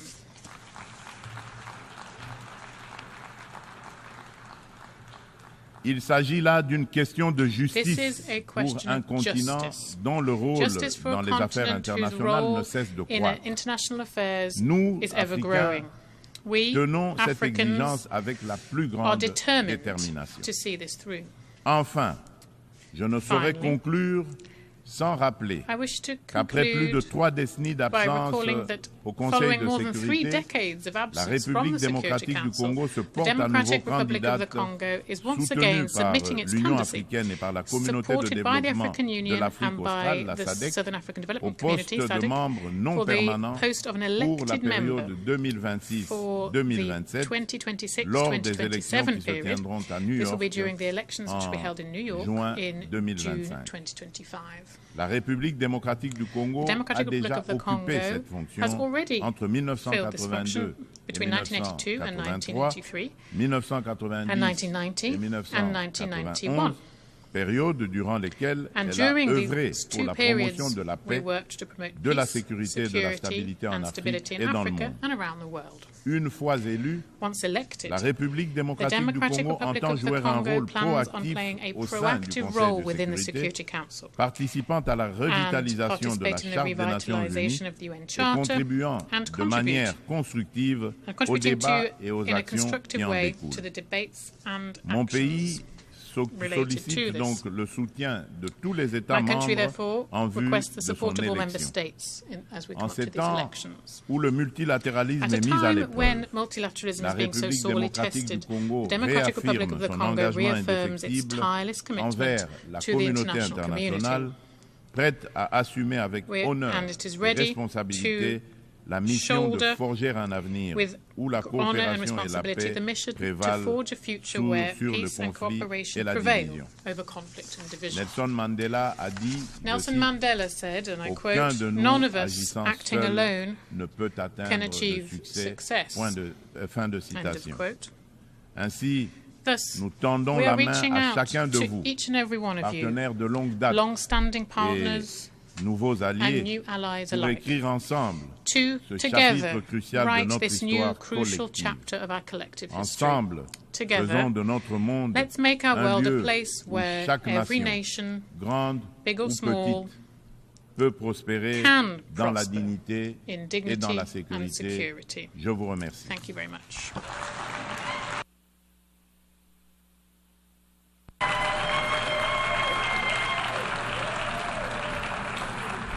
On behalf of the Assembly, I wish to thank the President of the Democratic Republic of the Congo.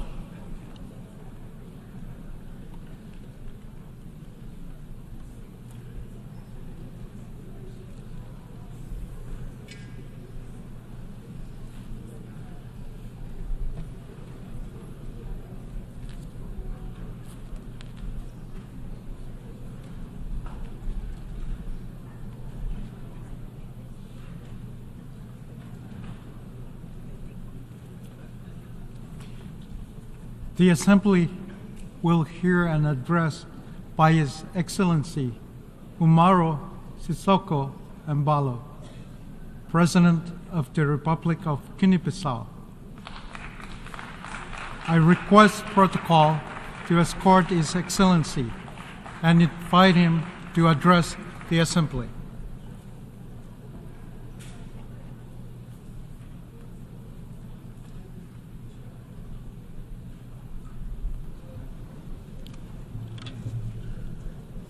Senhor Presidente, Senhor Mr. Secretário-Geral, Mr. Secretary Senhor General, Chefe de Estado e de Governo, Heads of State minhas and senhoras, Government, ladies meus senhores, and gentlemen.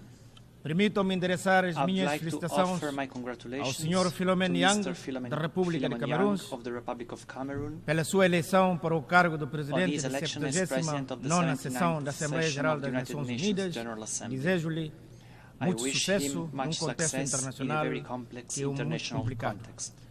Felicito igualmente o seu predecessor, Sr. Denis Francis, pelos resultados obtidos durante o seu mandato. Ao Sr. Secretário-Geral António Guterres, expresso o nosso reconhecimento pelo seu grande empenhamento ao serviço dos nossos ideais e objetivos comuns, numa conjuntura internacional que é bastante difícil.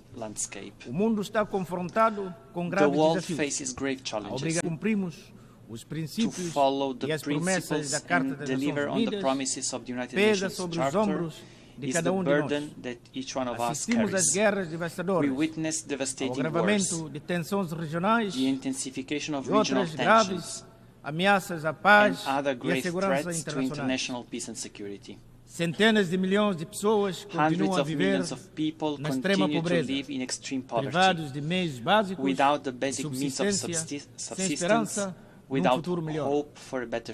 Sem nenhuma dignidade humana, tornou-se mais urgente ainda implementar reformas na governação global, econômica e financeira, para torná-lo mais justo, inclusiva e equitativa. Só assim será possível articular respostas adequadas aos desafios que a humanidade enfrenta. É preciso lutar de maneira mais eficiente contra a pobreza e a exclusão social através de ações concretas, nomeadamente pelo financiamento dos programas de desenvolvimento, pela redução das desigualdades, pela proteção do meio ambiente, pela mitigação dos efeitos das alterações climáticas. Senhor Presidente, 8 décadas depois da fundação da ONU, em 1945, vemos hoje, num contexto mundial totalmente diferente, continuamos a apelar para a reforma do Conselho de Segurança das Nações Unidas, que deve ter em conta os interesses da África nos termos do consenso de Zuluíne e da declaração de Sirte dos chefes de Estado e do Governo da União Africana. Reformar a arquitetura financeira internacional é fundamental para promover uma maior inclusão, nomeadamente da África, tendo em conta o papel e a contribuição do continente africano na economia mundial. Neste contexto, saudamos a realização da Cimeira do Futuro. Esperamos que o Pacto para o Futuro possa impulsionar esforços coletivos com vista a alcançar as metas dos Objetivos de Desenvolvimento Sustentável, ODS, e a Agenda 2063, a África que queremos da União Africana. Como membro do Grupo de Trabalho Global sobre a Proteção Social para a Nutrição, Capital Humano e Desenvolvimento Econômico Local, do Grupo do 7+, G7+, vamos trabalhar juntos com os outros distinguished membros com vista à erradicação da fome e à realização progressiva de todos os outros objetivos do desenvolvimento sustentável, ODS. Senhor Presidente, o Senhor Presidente da República de Guiné-Bissau, nós estamos muito empenhados na promoção do diálogo, da reconciliação nacional, da consolidação consolidation of democracy and the rule of law, as well as our country's sustainable development. Apesar do impacto negativo da difícil situação econômica e financeira mundial, a economia guinense continua a crescer como resultado de políticas públicas acertadas. A prática de prestação de contas tem garantido uma maior transparência na gestão econômica, financeira do Estado. Adotamos medidas que, sendo difíceis, revelaram ser necessárias para impulsionar o setor privado e criar bases mais sólidas para uma economia dinâmica e inclusiva. Estamos a promover uma maior participação das mulheres e dos jovens empreendedores. Estamos a investir na construção e no melhoramento de infraestruturas básicas, rodoviárias e outras. Declaramos a guerra à corrupção e ao crime organizado. Conseguimos restaurar a confiança nas nossas relações in our relations with international financial institutions and other bilateral and multilateral partners. We continue to place faith in strengthening Guinea-Bissau's bonds of friendship and cooperation with the world. We remain steadfast on the policy of peace building and peaceful resolution of conflicts in West Africa and in the world in general. E nesse quadro, se inseriu as visitas de amizade e trabalho que nos últimos meses efetuei a Rússia, a Ucrânia, Israel e a Palestina. E nesse contexto, reitero o meu apelo para se pôr fim ao embargo injusto e muito prejudicial a que o povo irmão de Cuba está submetido há décadas. Senhor Presidente, distintos chefes de Estado e de Governo, minhas senhoras e meus Ladies senhores, and gentlemen, recentemente tive a honra de servir a África como presidente da Aliança Africano contra a Malária e registramos progressos significativos num contexto mundial muito difícil. Apostamos na mobilização de apoios para a oposição do Fundo Global, trabalhamos com o setor privado e para promover a produção de medicamentos, vacinas e redes contra a malária. Encorajamos a transferência de tecnologia para empresas africanas e lançamos conceitos de fundo para acabar com a malária e apoiamos movimentos de jovens contra a malária. Apesar dos progressos que foram alcançados, os desafios persistem. Nos próximos 3 anos, a ALMA vai registrar déficit de 1,5 mil milhões de dólares, o aquecimento global e as precipitações associadas às alterações climáticas estão a expandir o alcance geográfico dos mosquitos e assim expor a ameaça da malária a mais de 170 milhões de pessoas no continente africano. Aproveito esta ocasião para felicitar o secretário executivo da ALMA pelo seu serviço louvável que realizou. E agradeço ainda todos os parceiros da ALMA pelo apoio crucial que deram no combate contra a malária durante o meu mandato. Senhor Presidente, minhas senhoras e meus senhores, ao terminar, gostaria, em nome do povo da República de Guiné-Bissau, no nome próprio, reafirmar a nossa determinação de continuar a contribuir para o reforço da amizade entre os países e povos, promover a cooperação internacional, o multilateralismo, a resolução pacífica dos conflitos, do fim das guerras e sofrimento de populações inocentes a favor da paz no mundo. Muito obrigado. I thank you. On behalf of the Assembly, I wish to thank the President of the Republic of Guinea-Bissau. The Assembly will hear an address by His Excellency José Maria Pereira Neves, President of the Republic of Cabo Verde. I request protocol to escort His Excellency and invite him to address the Assembly.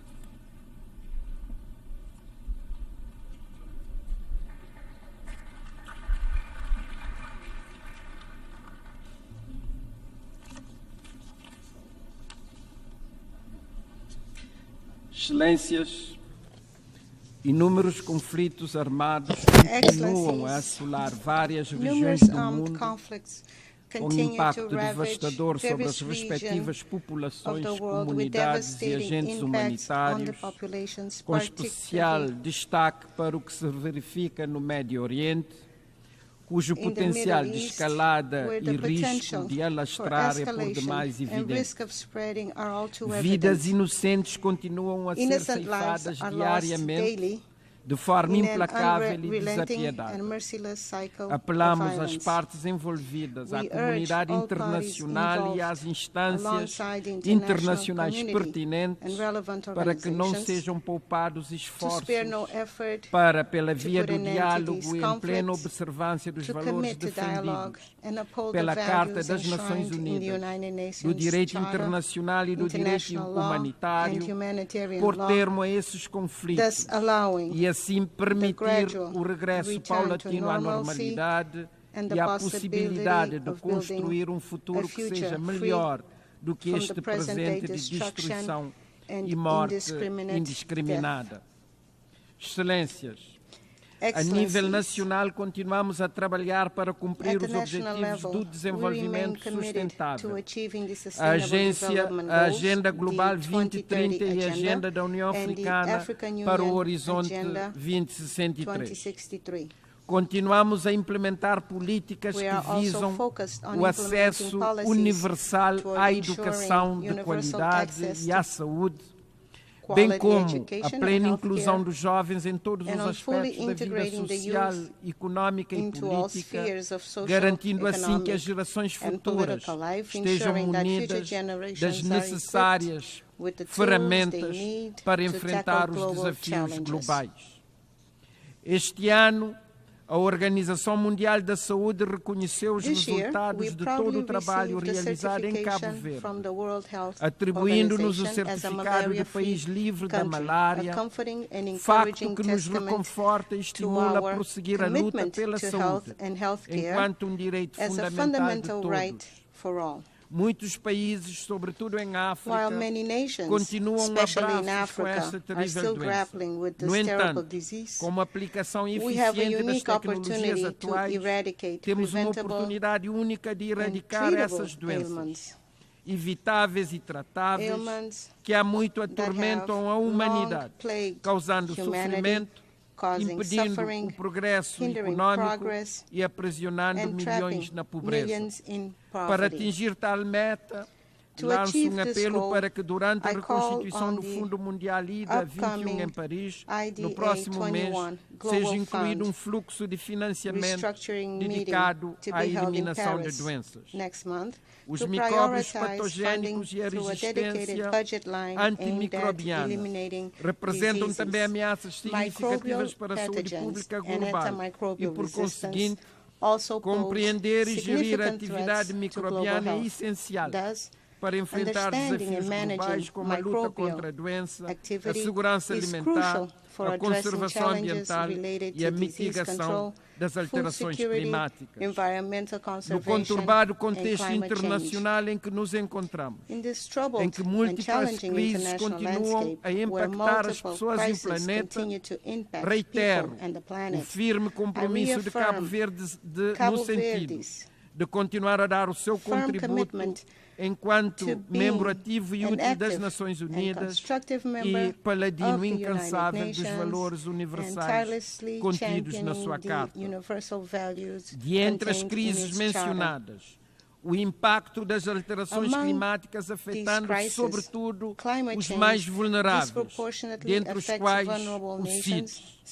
É crucial que a COP29 traga progressos urgentes e tangíveis nas principais questões climáticas, e especialmente à medida que se aproxima a meta de 2030 para reduções significativas das emissões. As nossas populações, com particular ênfase nos sítios, desejam compromissos mais ousados, especialmente por parte de países com elevadas emissões, e uma implementação mais rápida de políticas e mecanismos financeiros para assegurar que a ação climática seja não só ambiciosa, como também equitativa e eficaz. A subida do nível do mar, também ela consequência das alterações climáticas, exige atenção especial. O problema é multidimensional e estende-se muito para além das populações insulares e costeiras. Afeta todos os continentes e regiões, não deixando ninguém imune a essa catástrofe em formação. Assim, saudamos a realização da reunião de alto nível a decorrer hoje sobre o tema enfrentar as ameaças colocadas pela subida do nível do mar. No ano passado, à margem da então 78ª Assembleia Geral, foi aberta para assinatura o Acordo sobre a Biodiversidade para além da jurisdição nacional, que representa um marco internacional na conservação e utilização de forma sustentável da biodiversidade marinha em áreas além da jurisdição nacional, ou seja, o alto mar, que constitui cerca de 60% dos oceanos do mundo. Apraz-me informar que o meu país assinou esse acordo logo no primeiro dia, Estamos agora a finalizar o processo de ratificação. Apelo a todos os que ainda não o tenham feito para também assinar e ratificar este importante instrumento para a conservação da vida nos nossos oceanos. Cabo Verde é uma nação oceânica, com um território terrestre diminuto relativamente à imensidão do seu território marítimo.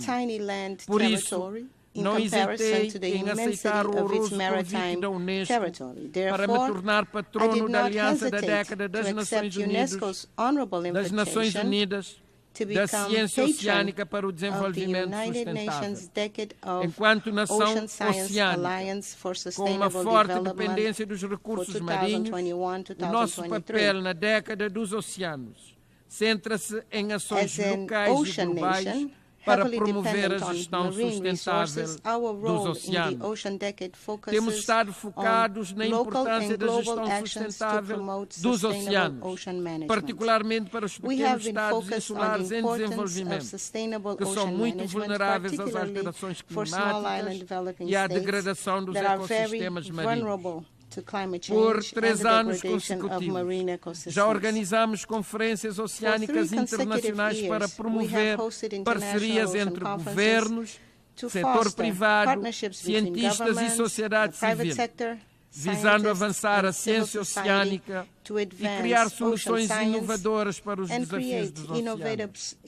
É importante reunir as principais partes interessadas para impulsionar soluções colaborativas para os oceanos, ajudar a desenvolver capacidades de investigação para estudar o impacto das alterações climáticas, da acidificação dos oceanos e promover a partilha de conhecimento e a transferência de tecnologia para melhorar os sistemas de monitorização e observação dos oceanos. Realizou-se, em maio último, a 4ª Conferência das Nações Unidas sobre os Pequenos Estados Insulares em Desenvolvimento e regozijamo-nos com o sucesso da mesma.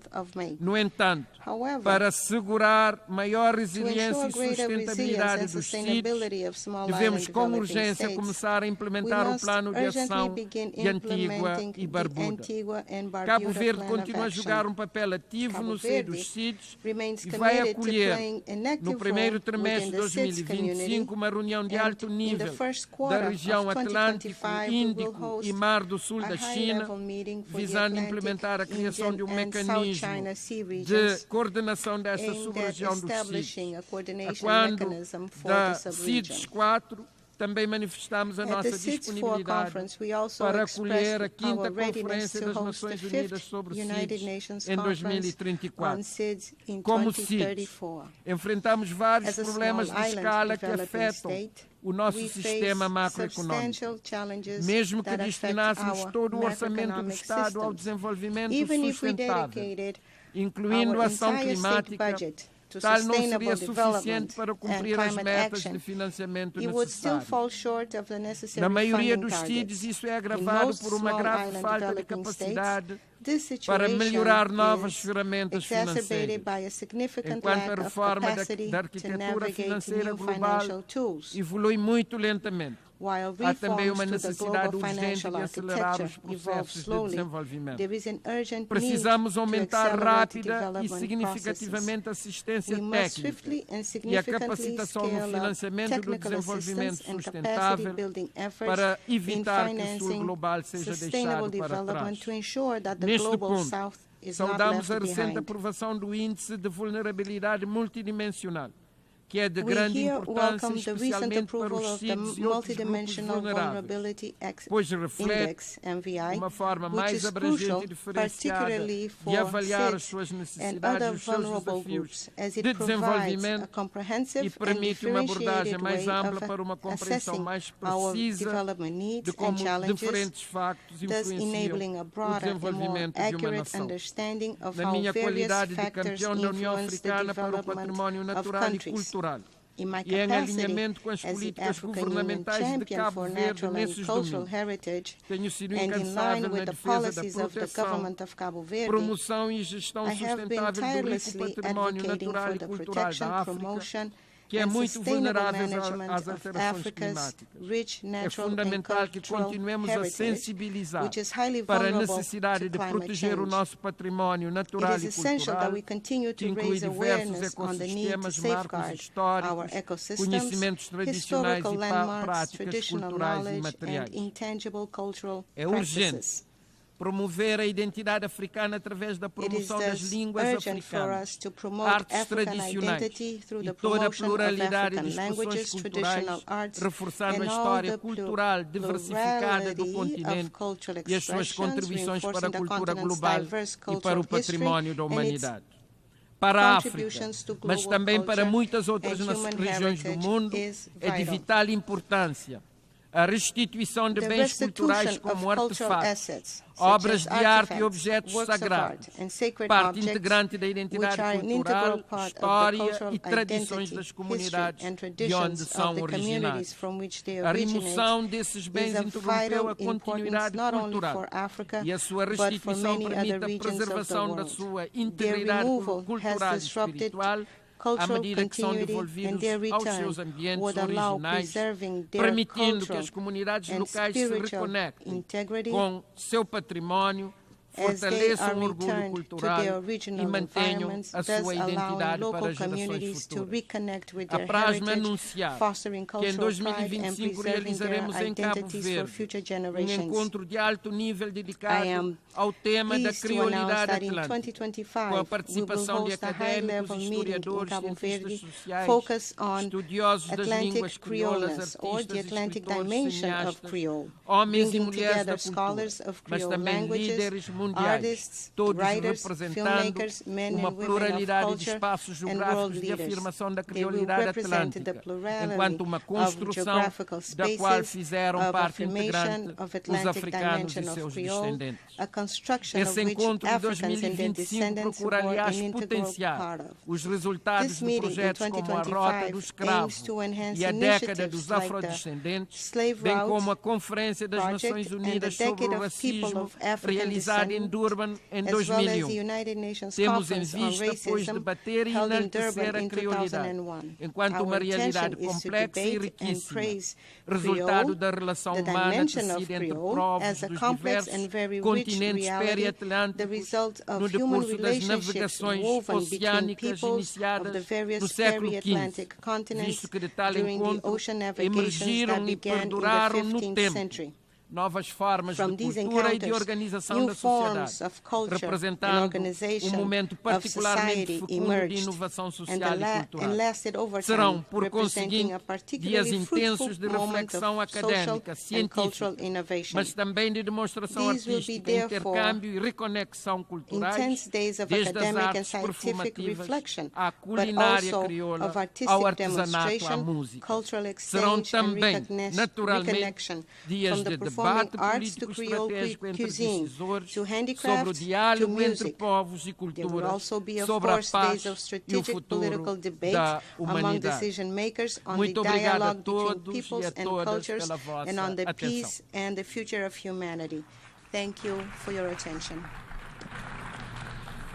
On behalf of the Assembly, I wish to thank the President of the Republic of Cabo Verde.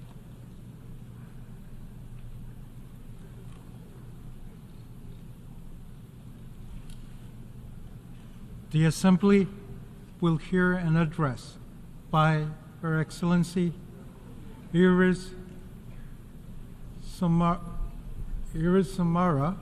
Castro Sarmiento, President of the Republic of Honduras.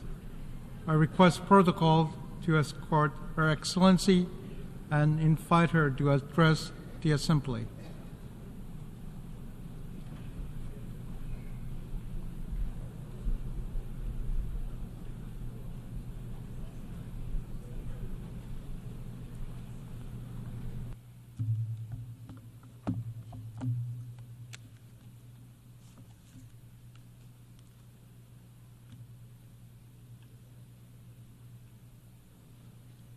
Señor Presidente de esta Asamblea General, President of the General Assembly, Señor Secretario General United de Nations las Secretary Naciones General, Unidas, distinguidos presidentes, distinguished primeros presidents, ministros prime ministers, y dignatarios presentes de and países dignitaries de esta magna representing the Asamblea de las countries Naciones of this great Unidas. assembly of the United Nations. Comparezco ante esta Asamblea I speak como to la you presidenta from this de rostrum Honduras, as representante President of de un Honduras, pueblo as the que ha representative resistido of a people la opresión, who have la resisted explotación oppression y la violencia exploitation, estructural and structural impuesta violence por siglos. imposed against us for centuries. Hoy estoy amenazada por las mismas Today, I fuerzas am del threatened capital by the same que hace forces of 15 capital años dieron un that golpe 15 de years Estado ago al perpetrated presidente a coup Manuel d'etat Zelaya. against President Manuel Esta Zelensky. nueva conspiración la denuncié en I las called out calles, this new conspiracy en las masivas in the streets concentraciones during del the pueblo huge gatherings el of 14 people that y took place 15 on de the 14th septiembre, and 15th of día September, de nuestra independencia de la our patria. country's Independence Day. Me amenazan porque he I'm being impulsado threatened cambios because estructurales I have brought in del modelo structural changes económico to y he the economic denunciado model, el injusto and because I régimen have tributario called out que perpetúa the unfair desigualdades, taxation regime that perpetuates alimenta inequalities, a los poderosos that y gives explota to the most a los powerful pobres. and that exploits the poorest. Nuestra soberanía es base fundamental Our y sovereignty principio is indeclinable de the las fundamental relaciones basis and internacionales. undeniable principle of international Pero en relations. Honduras However, in Honduras, continúan imponiéndose they prácticas continue to impose coloniales, colonial injerencias, practices, dominios interference, económicos, economic, mediáticos, media, and políticos. political domination against us. Los poderes supranacionales y algunas empresas Supranational powers and multinacionales some multinational son corporations productos de élites corruptas, are público-privadas, the result of que no tienen corrupt otra public-private finalidad que elites incrementar su that have capital. no other goal than to La increase their globalización capital. ha fracasado en su misión de llevar Globalization has failed in its prosperidad mission to bring para los prosperity to pueblos. people. Sus resultados evidencian la concentración de las results riquezas Lay bare the a los concentration países of más wealth ricos y a las in the élites, most rich countries and mientras among la clase the trabajadora elites, whilst at the same es time relegada the working class y is obligada cast a aside migrar y a and sobrevivir. forced to migrate in order to survive. En esta asamblea, At la this mayor parte de assembly, los mandatarios de the América majority Latina y del of Caribe leaders from Latin America and the hemos Caribbean denunciado el capitalismo have called global out global capitalism como el principal as destructor de los recursos the main naturales factor y responsible opresor for the destruction of de las natural resources condiciones de vida and de la as the humanidad. oppressor of La the acumulación de las conditions ganancias of life of económicas humanity. prevalecen Accumulation sobre el of interés economic humano gain y prevails el above rol de human los interest, organismos financieros and the role of internacionales international financial con sus bodies préstamos condicionados with their y recetas loans with conditions fiscales y attached to them financieras and fiscal solo and financial agravan income la situación de are things pobreza that only y aggravate the dependencia de situation of nuestras poverty naciones. and dependency of our countries. Las políticas neoliberales, privatizadoras, Neoliberal continúan privatization policies deteriorando el continue acceso a los to pueblos weaken people's a los access to servicios de services agua, like services energía, of water and energy, a la salud, health a la services, educación, education, al trabajo, a la work, seguridad social. social security. Los tratados de libre comercio Free trade impuestos a agreements nuestros pueblos imposed against our peoples vulneran la soberanía undermine y our anulan las sovereignty posibilidades and a nuestros productores remove de the competir en igualdad ability de of our producers to condiciones, compete on an equal provocando footing, cada día el encarecimiento al causing costo de la the vida. cost of living to increase on a daily basis. La paz, la justicia, la Peace, libertad justice, y la democracia freedom, and continúan democracy siendo valores fundacionales de remain nuestra nación. foundational Por values of ello, our country. no aceptamos su Therefore, secuestro por we parte de 10 cannot familias accept them being más held poderosas hostage en Honduras by the 10 most que se han powerful families apropiado in Honduras, de nuestros principales recursos who are the ones that have económicos grabbed que our se main niegan economic a resources aceptar and los that cambios are que impulso. refusing to accept the changes Tenemos que that I'm profundizar bringing nuestro in. sistema democrático We need to strengthen our a democratic través system de consultas populares through y la popular participación consultations real, and through directa the real, de nuestro pueblo. direct and effective participation of our people.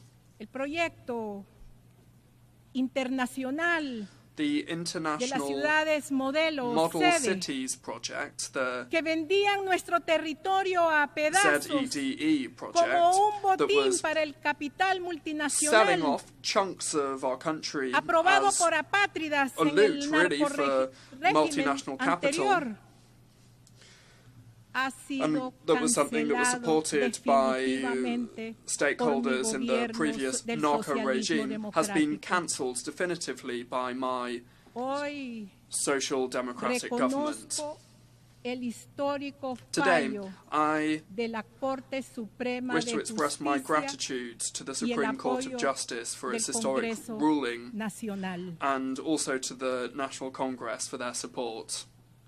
He denunciado el Centro Internacional de Arreglo de Diferencias relativa a I have inversiones CIADI, Called out the porque International Center constituye un for esquema Settlement of injusto de Investment arbitraje Disputes, the que prevalecen los intereses ICSID, privados because it por is an encima de unfair los system intereses de of los estados arbitration nacionales. where private interests prevail En above the estos interests of 2 nation años, states.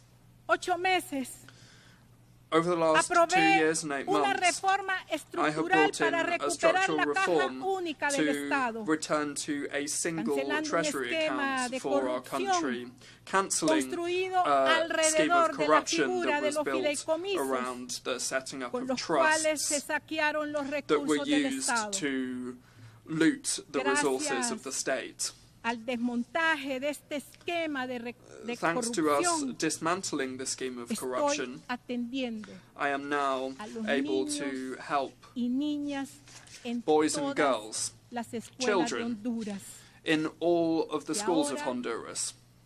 Reciben And now, thanks to merienda that, escolar, they receive matrícula gratis a school lunch, y llevando proyectos free of a charge las school comunidades enrollment, de and extrema we're pobreza. also bringing new projects to Aumentamos communities that live in La extreme producción de poverty. granos básicos en We la are siembra de increasing primera y production of postrera grain, con más de 1,5 millones in the y first medio and de second bonos sowing, with more than tecnológicos 1.5 a million que technological hoy reciben grants being given to semilla y producers who now are fertilizante de receiving manera seeds and gratuita. fertilizer free of charge. Asimismo, impulsamos Furthermore, créditos para we viviendas are y créditos providing agrícolas al más bajo mortgages for interés homes and económico farming en la credits historia de at Honduras, the lowest interest rates we've ever seen in the Asimismo, history of Honduras. como la organización de cajas rurales And we are also comunitarias. setting up rural community Estamos banks. rescatando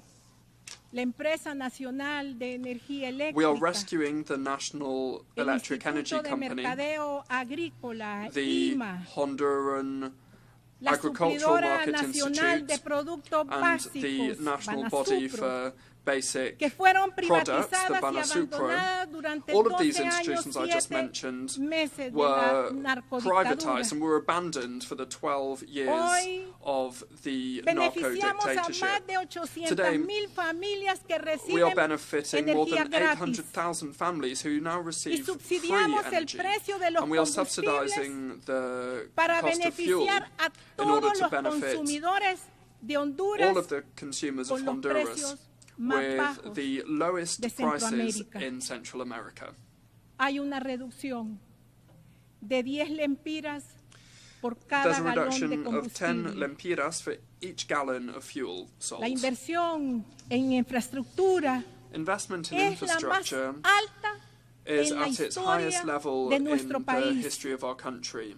Rescatamos lo público con la aprobación We've recovered the histórica public sector de la construcción de with the 8 historic hospitales, approval of la projects to reparación build de 8 miles de hospitals, escuelas, to repair thousands of 3 schools, aeropuertos 3 national nacionales, airports, construcción de carreteras, the caminos building productivos, of motorways, puentes, pavimentaciones intermunicipales, bridges, canchas intermunicipal multideportivas paths, para todo el país, multi-sport centres for the whole of the restauración country. de los 12 estadios And we nacionales. have also refurbished the Y no 2 puedo largest dejar de national stadia. mencionar el I must also proyecto mention más grande the biggest y project más and the most ambicioso en la ambitious historia project de in the Honduras, history of Honduras, que es el plan which is the de la plan to construcción del build ferrocarril a railway interoceánico between entre Puerto the Castilla two oceans. It will en go el from Puerto Atlántico Castilla on y the el Atlantic puerto coast de Amapala to en Puerto el de Pacífico. Amapala on the Pacific Ocean.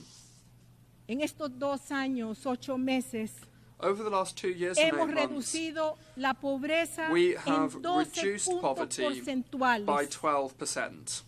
Y con el plan de solución contra el And crimen, with the plan confirmado to por la Secretaría de deal Seguridad, with crime, con la cooperación de las Fuerzas confirmed Armadas, by the Secretary for hay Security with una the cooperation of the disminución armed forces, histórica we're de seeing an 15 historic puntos reduction en los homicidios, of 15 la points mayor in the murder rate, reducción which is the en largest los reduction últimos that we've 20 seen años. over the last 20 years.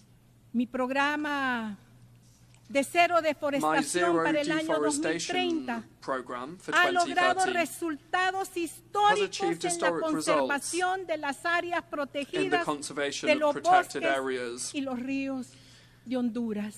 of Honduras's forests La and utilización rivers. de los fondos públicos The use of public funds en la caja única del Estado in the state single de forma account honesta y in an honest and patriótica patriotic way es is being para done beneficio in order del to pueblo benefit hondureño. the people of Honduras.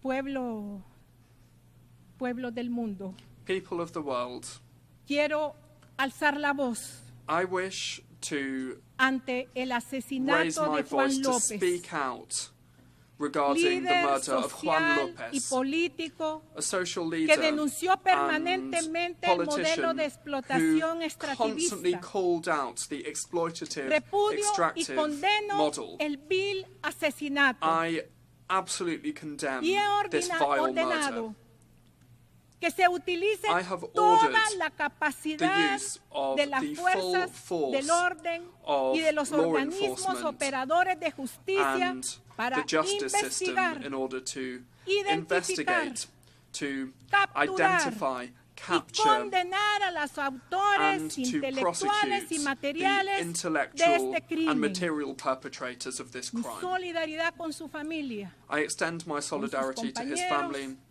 to y con sus his amigos. colleagues and to his friends. Soy la presidenta pro tempore de la I am the Comunidad de pro Estados tempore Latinoamericanos y Caribeños, President CELAC. of the Community of Latin Somos American and 33 Caribbean States, estados. CELAC. We're 33 Como different countries there. presidenta de Honduras, As President of Honduras, mi primera acción fue my first alzar mi action voz was to para denunciar el genocidio en call out contra del pueblo and palestino. condemn the genocide against the Ya Palestinian son people. más de 40,000 personas Already, inocentes more than asesinadas por un bombardeo 40,000 al que innocent algunos people países have been han murdered by premiado con su bombing. silencio. And in response to that, De aquí elevo some countries have también remained mi voz, silent.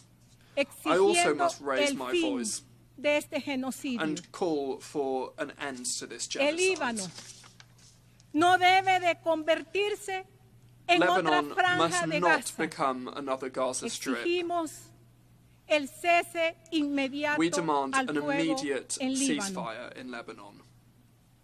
El pueblo haitiano The Haitian people demanda de nuestra cooperación y solidaridad como are calling for organización our de países cooperation de and América solidarity Latina y el as Caribe. an organization of countries in the Latin America and the Caribbean.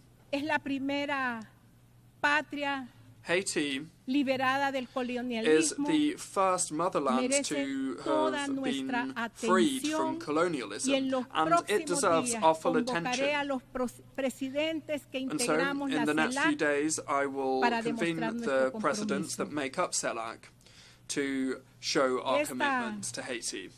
Asamblea General ha rechazado this General Assembly durante 30 for more than 30 years, with an overwhelming majority, has rejected the inhumane embargo imposed against the people of Cuba.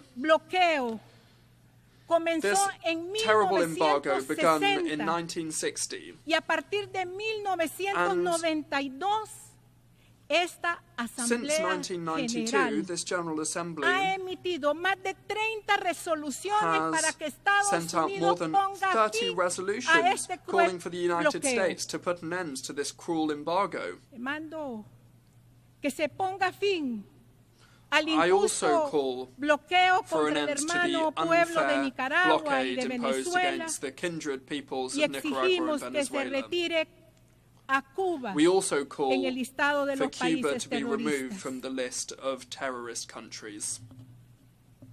Ayer entregué al Yesterday, secretario general I delivered to Antonio the Secretary Guterres General, Mr. Antonio el Guterres, convenio que formaliza the agreement that el formalizes apoyo de Naciones Unidas the para UN luchar support contra la corrupción. to fight y la against corruption impunidad. and impunity. Agradezco a esta asamblea I que thank this aprobó Assembly nuestra solicitud a favor de la who creación approved our de este request mecanismo to create this para el mechanism combate de la corrupción in order to combat público-privada. public and private corruption. Y como dijo nuestra mártir As Berta Cáceres, Berta Cáceres, our martyr, mujer said, valiosa, she was a brave woman defensora and de nuestros recursos defender naturales of our y de natural nuestros pueblos resources indígenas. and of our indigenous peoples. Despertemos humanidad. Let us wake Todavía up, humanity. estamos a tiempo. We still have time. Que este sea un llamado May de nuestra this be generación. the appeal Muchas gracias. and the motto of our generation. Thank you very much.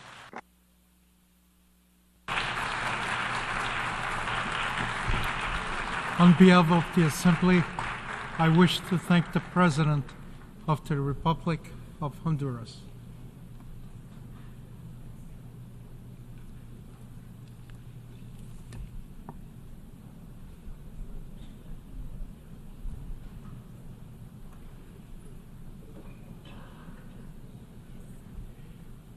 The Assembly will hear an address by His Excellency Joseph Numa Boakai, Sr., President of the Republic of Liberia. I request protocol to escort His Excellency and invite him to address the Assembly.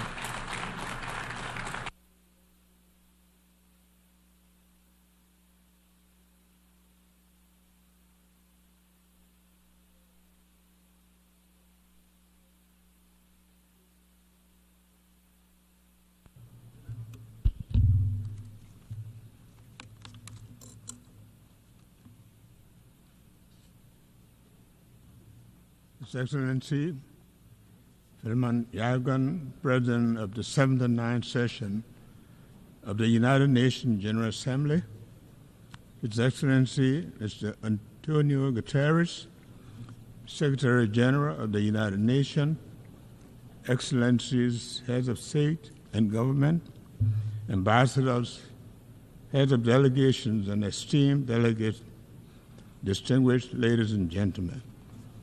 I am honored to address the 79th regular session of the United Nations General Assembly for the first time as President on behalf of the government and people of Liberia after a smooth back-to-back democratic transition. Liberia congratulates His Excellency Philemon Yagan on his election as President of the 79th session of the United Nations General Assembly, you can be assured of Liberia's support as you steer the affairs of the General Assembly. I extol His Excellency Dennis Francis for his astute leadership during his presidency of the 78th session of the General Assembly and commend his determination to inspire and rekindle hope globally. I deeply thank Secretary General Antonio Guterres for the remarkable and visionary leadership he continues to provide in pursuit of our collective mandate. Mr. President, Excellencies, distinguished ladies and gentlemen, in the summer of 1945, Liberia joined other nations in San Francisco as one of the original signatories to the United Nations Charter. On that fatal day, the world, having suffered the scourge of war, was full of hope and determined to reverse the past. Nearly 80 years on, and reflecting on the preamble of the United Nations Charter, which declares our commitment to promote social progress and better standard of life and larger freedom, we ask the question, has our reaffirmation of faith in the dignity and worth of human person made 8 decades ago, they had been realized? We must admit that the world has changed and the frontiers that we now embrace are different. In it, greed, insensitivity to the poor, the international drug epidemic, money laundering, dynamics of climate change, and the impact of social media must compel us to rethink our approach to global peace and security. Our beloved United Nations must undergo the institutional and philosophical reflections required to respond to the new age. As we assemble under this theme, unity in diversity for advancement of peace, sustainable development, and human dignity for everyone, everywhere, it is important to recognize the shared values and collective efforts that come from our unity with diversity. We must acknowledge these as essential for the advancement of peace, sustainable development, and the inherent dignity of every human being worldwide. By doing so, we can build a better world where no one is left behind.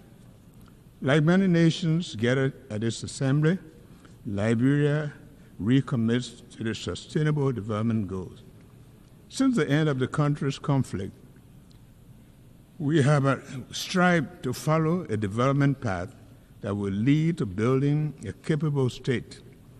12 years ago, we dared to dream of a future within the realm of possibility, harboring core national aspirations to transform the future. Named Liberia Rising or Vision 2030, it has been the driving force behind all of our planning efforts. The building of blocks and the tenets of Vision 2030 are significantly aligned with the Sustainable Development Goals. Our government's Arrest Agenda is a comprehensive approach developed to address the economic and social needs of millions of Liberians, especially the youth, who account for 60% of our population. With emphasis on agriculture, roads, infrastructure, development, justice, and the rule of law, education, sanitation, health, and tourism, the agenda had mainstreamed the SDGs as it's designed to take Liberia to the finish line of the 2030 Sustainable Development Goals. The fight against poverty, the promotion of human dignity, a steadfast commitment. Despite our progress, poverty remains a significant challenge, with over half of our population living below the poverty line. The Sustainable Development Goals aim to eradicate poverty in all forms by 2030, ensure social protection for the poor and vulnerable, improve the access to essential services. Liberia is dedicated to assessing the levels and the causes of poverty and implementing strategies to reduce it and promote shared prosperity. My government also acknowledges the present need to address maternal and newborn mortality by implementing robust monitoring and evaluation of health services in the country to accelerate the reduction of maternal and newborn mortality. We are particularly blessed and pleased with the United Nations HC Joint Mission to Liberia this year, which concluded a commitment to combat the high burden of increasing newborn deaths. We welcome the United Nations General Assembly's decision to declare July 25th as the International Day of Women and Girls of African Descent this year. This significant milestone acknowledges that women and girls of African descent have unique opportunities, but they also have challenges that the global fight against slavery and racism is necessary to achieve gender equality.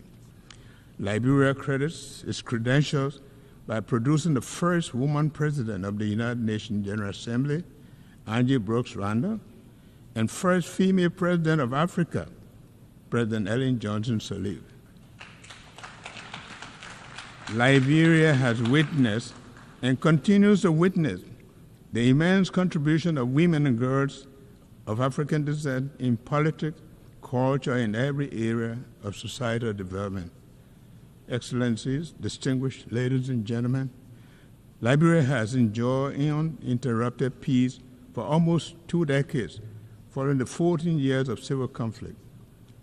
During this time, we have held 4 democratic elections, with last year's election marking the 4th since the return to democratic order in 2006. In January this year, Liberia achieved a historic milestone by peacefully transitioning from one democratic government to the other. This progress is significant because before the 2018 transition, the last democratic transition occurred in 1944, about 74 years earlier. We are gradually fostering and solidifying our democratic culture, ensuring that democracy is here to stay in Liberia. Now it is time for our people to reap the democratic dividends. The rule of law is fundamental for peace, justice, strong institution, and dignity for a human person. Liberia is taking significant strides towards openness, transparency, and accountability by empowering and supporting transparent institutions. Our government is committed to implementing audit recommendations by the General Audit Commission to restore public and donors' confidence in the governance system and improve regional and international cooperation.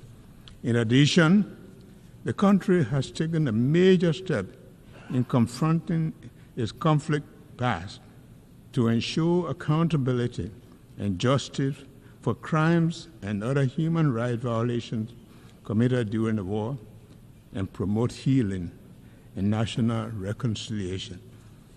A significant development in our transitional justice process was the signing on May 2, 2024, of the Executive Order 131 to create the Office of Establishment of War and Economic Crime Court for Liberia, a key recommendation from the Truth and Reconciliation process in Liberia. Our actions align with the International Covenant on Civil and Political Rights, joint follow-up on impunity and past human rights violations. As we embark on the process and acknowledge the enormity of the task, my government seeks the support of the United Nations, partners, stakeholders in the pursuit of justice for victims, peace, and reconciliation. Liberia is facing a drug crisis that is affecting our youth and jeopardizing the country's future. This epidemic, driven by international criminal enterprises and their networks, poses a severe threat. In response, we have not only declared the drug epidemic a health emergency and a national security threat, but we have also been taking steps to address this issue by establishing a dedicated national body to tackle drug abuse in Liberia. I urge international community to join Liberia in addressing this escalating drug crisis. Excellencies, distinguished ladies and gentlemen, the world is facing numerous crises, including global threats such as disease, security, and climate change, as well as food and resource shortages. Our vulnerabilities are evident, and we need to use a collective knowledge to find solutions that will preserve the planet for future generations. Climate change is undeniably real, and its threat to our environment and the way of life is becoming increasingly apparent. We must take urgent action to address this threat, including cooperative efforts to implement Article 6.2 of the Paris Agreement. Liberia, as the most forested country in West Africa, with over half of the land covered by forests, plays a vital role in biodiversity and environmental sustainability. As a result, our country is taking important steps to lead conversation on climate action. My government has called on our legislators and stakeholders to begin looking at the Paris Agreement, particularly under Article 6, to help advance actions towards establishing Liberia's nationally determined contribution to combat climate change. While we take these actions, we are mindful of the need to build capacity and invest in critical areas of our economy, such as using alternative financing for investment in the blue and green economy and technological transfer to support these climate actions. Excellencies, distinguished ladies and gentlemen, the goal we set for ourselves and the future are better served on the foundation of peace and security. Having enjoyed peace for over 2 decades following a long-running conflict, we aim to promote peace and stability at home, in the region, and globally. The threat of conflict to our shared world underscores the importance of collaborative efforts to foster regional and global stability and peace. Therefore, we support all the UN's effort to address peace and security issues worldwide. Liberia is concerned about escalating security challenges in the West African region, including terrorism and economic and political instability. These pose significant threat to regional peace. So we urge full dialogue and cooperation among West African nations to address these issues effectively. Meanwhile, Liberia firmly stands with the rest of West Africa in a resolve to maintain our 50-year-old Regional Economic Commission, ECOWAS, intact. We oppose efforts to disintegrate our union and will not accept the region being used for proxy conflicts.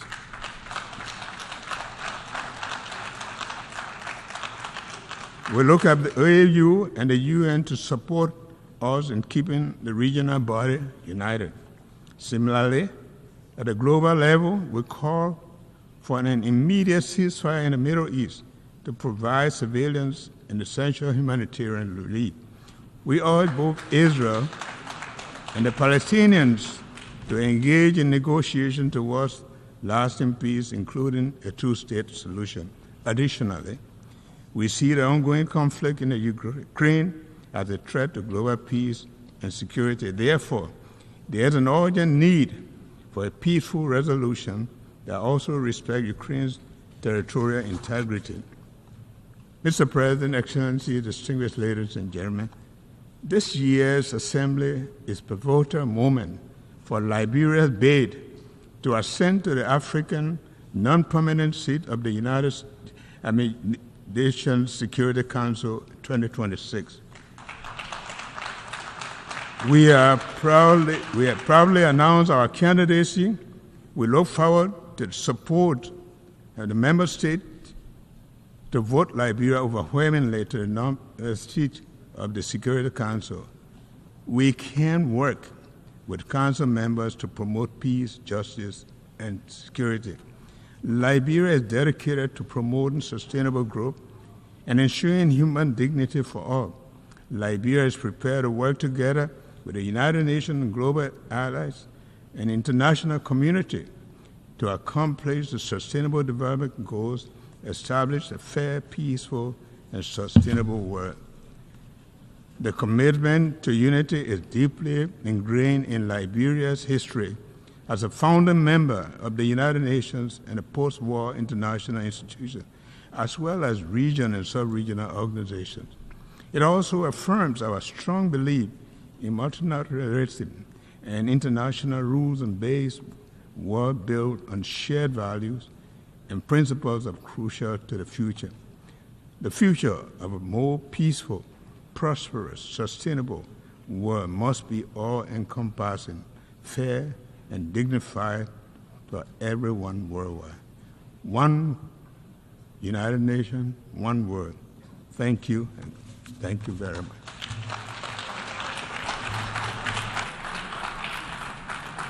On behalf of the Assembly, I wish to thank the President of the Republic of Liberia.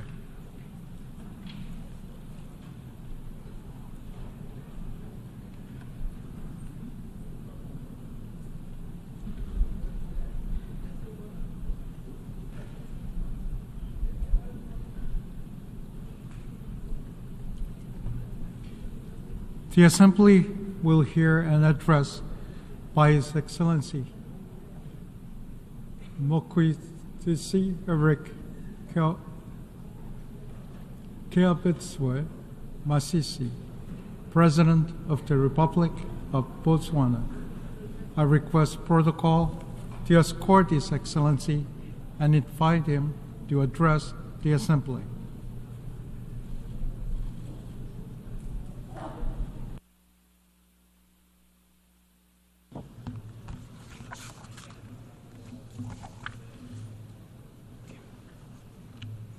Mr. President, Excellencies, distinguished ladies and gentlemen, I wish to start by extending my congratulations to you on your election as President of the General Assembly at its 79th session. You can be assured of Botswana's full support as you steer the work of this august House. Mr. President, this Assembly continues to meet on the backdrop of an age of multiple and interconnected crises which were triggered by the COVID-19 pandemic and geopolitical tensions between major powers. These crises have been further compounded by the Israel-Hamas war, which erupted shortly after we concluded last year's high-level week. The attacks on innocent civilians on both sides are unacceptable and thus stand condemned. In the same vein, we wish to express our deep concern of the situation in the Gaza Strip, where the war has resulted in catastrophic humanitarian crises and unprecedented fatalities for civilians, children, and humanitarian workers. I should also register Botswana's concern regarding the loss of lives of the United Nations Relief and Works Agency for Palestinian Refugees in the Northeast, UNRWA personnel. I take this opportunity to pay tribute to UNRWA personnel and all humanitarian workers and their commitment to deliver aid, save lives, and alleviate suffering in Gaza and elsewhere. We owe them a debt of gratitude, and they deserve our full protection. Botswana also abhors attacks on UNRWA installations and condemns disinformation and misinformation campaigns against this life-saving General Assembly mandated agency. Botswana firmly supports the work of UNRWA, which entails providing humanitarian and development assistance and protection to Palestine refugees pending the just resolution of the question of the Palestinian question. In this regard, Botswana is proud to be among the countries that joined the Statement of Shared Commitments on UNRWA, which reaffirms support for the agency, its mandate, its staff, and highlights its indispensable role during this difficult time.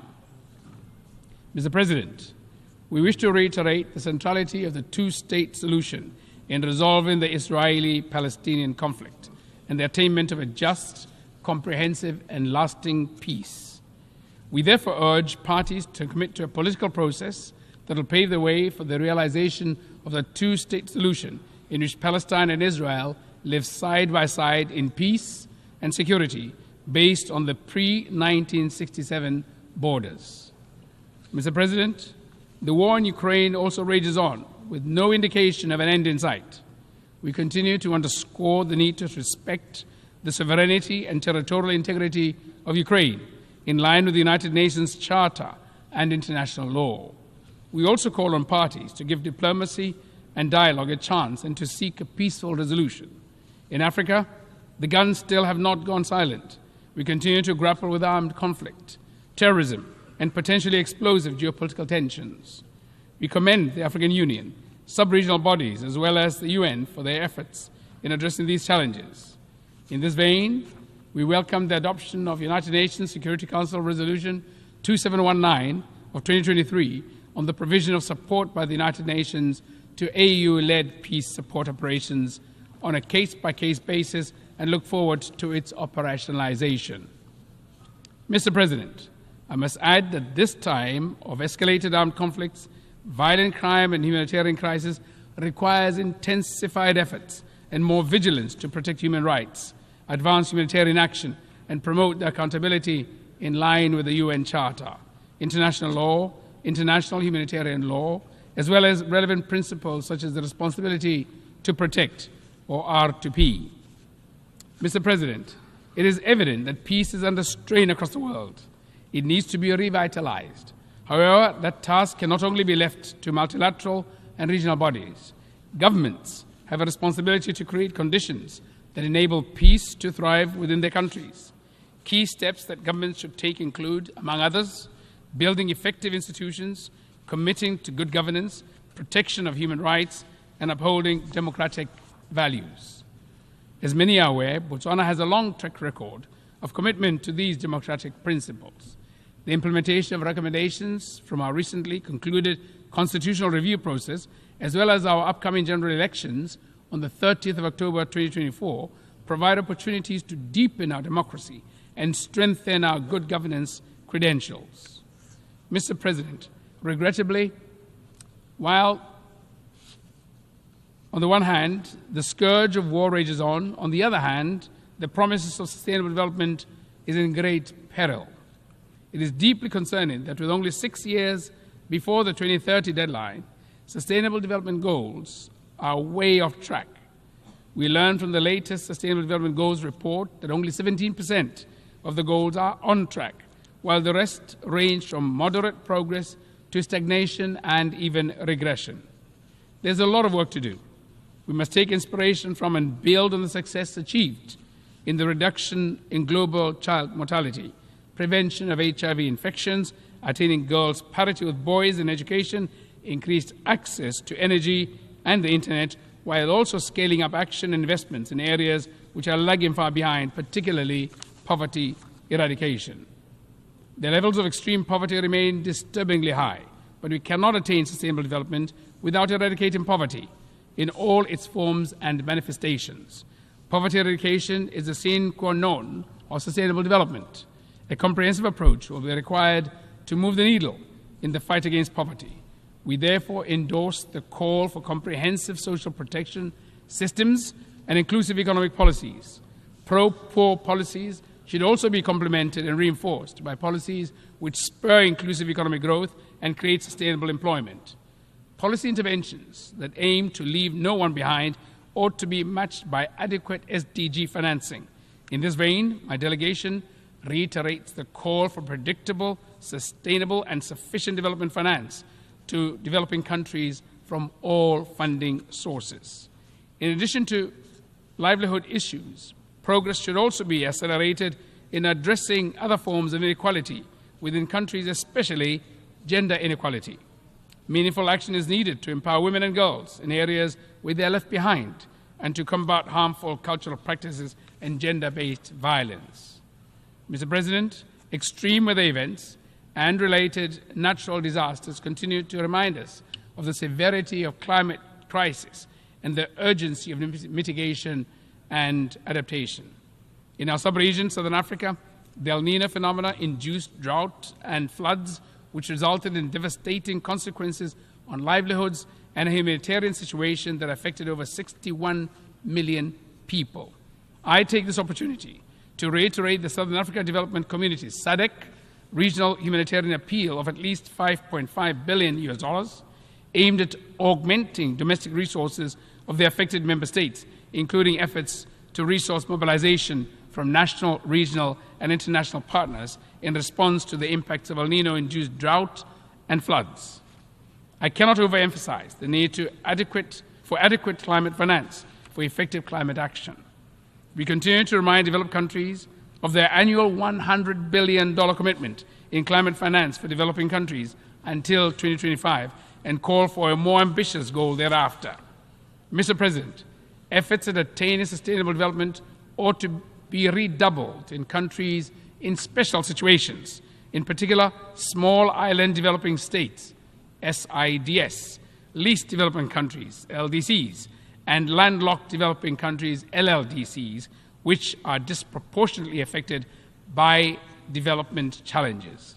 Botswana, as an LDC and current chair of the group of LLDCs at the UN, is deeply concerned by enormity of challenges faced by LLDCs in their effort to implement the 2030 Agenda and its SDGs.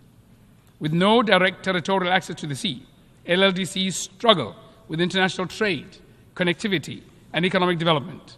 Our countries are cut off from the global marketplace and without the means to develop adequate transport and logistics infrastructure, and inevitably face significant challenges in achieving the Sustainable Development Goals. The forthcoming third United Nations Conference on Landlocked Developing Countries, LLDCs 3, from 10th to 13th December in 2024 in Gaborone, Botswana, under the theme Driving Progress Through Partnerships, will provide an opportunity to effectively address these challenges in an ambitious, action-oriented, and forward-looking program of action. I therefore invite transit countries, development partners, and other stakeholders to join us in the beautiful and vibrant Gaborone as we shape the future for our 32 member countries. Mr. President, as you rightly observe, it is only when we act together that we can effectively deliver meaningful progress for people, planet, prosperity, and peace while leaving no one behind. Without a doubt, the United Nations-led multilateral system remains an indispensable platform for the effective global action that this moment demands.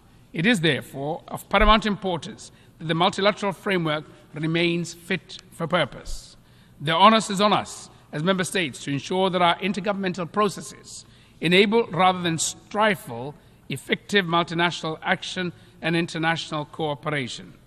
We must not allow the current geopolitical tensions and great power rivalries to get in the way of progress. Our shared values, norms, and interests, as expressed in the UN Charter, the 2030 Agenda, and other relevant frameworks, should remain the North Star that guides our engagements. The spirit of consensus and solidarity ought to be at the front and center of our actions. Mr. President, allow me to conclude by reaffirming Botswana's commitment to working constructively on all agenda items before the General Assembly during this session. This session offers opportunities to turbocharge action for peace, sustainable development, and human rights for the benefit of present and future generations. Let us seize the moment. I thank you. Good afternoon.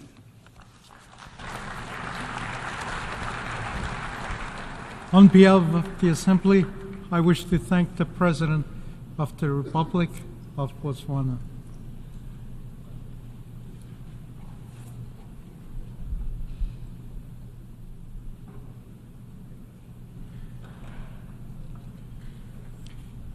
The Assembly will hear an address by His Excellency Emmanuel Macron, President of the French Republic. I request protocol to escort His Excellency and invite him to address the Assembly.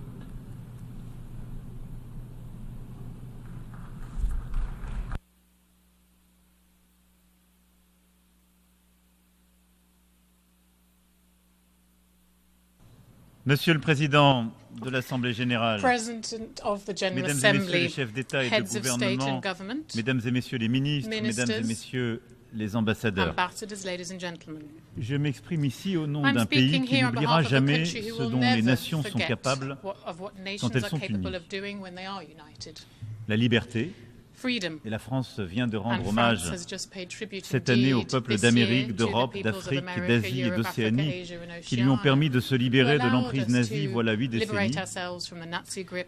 Le progrès et la paix. Progress and peace also. Libérée, la France a fondé avec ses peuples une communauté France, d'États with its libres et peoples, have souverains, created a community of capables free de s'engager states, les uns sovereign envers les states, autres et de able to s'entendre engage sur with each other l'essentiel, and to understand et l'espoir, what is essential. comme celui Also, que nous avons hope. encore vu ces derniers Much temps like we've lors seen des in Jeux recent olympiques times et during paralympiques the Paralympic and accueillis cet Olympic été par la Games France dans la beauté, that France l'enthousiasme hosted et this la year concorde des peuples. with beauty, enthusiasm Pourtant, and the support of the peoples. Malgré cette liesse, Despite this, la trêve olympique unanimement voulue ici même Olympic truce that est we restée wanted lettre here morte. did Pourtant, not come to life. le danger However, d'une the parole danger sans effet of words et without d'une action diplomatie impuissante and impotent sont là chaque diplomacy jour devant nous. are before us every day. Pourtant, However, notre organisation our affronte la plus grande convergence de is crise facing qu'elle the ait sans biggest doute connue convergence of crisis après possibly ces 8 ever décennies d'existence. after its 8 decades of existence. Et le sentiment d'une perte And de the feeling contrôle of a loss grandit of face aux control is guerres, au growing changement when faced with climatique, wars, with à climate l'accroissement change, des inégalités, des increasing injustices. inequality, injustice. Et chaque jour, And l'humanité every day, semble se humanity fragmenter seems to be davantage, more fragmented, alors que les at a circonstances time when the exigeraient de trouver des circumstances réponses would communes, require us to find fortes, common responses, efficaces. strong, effective responses.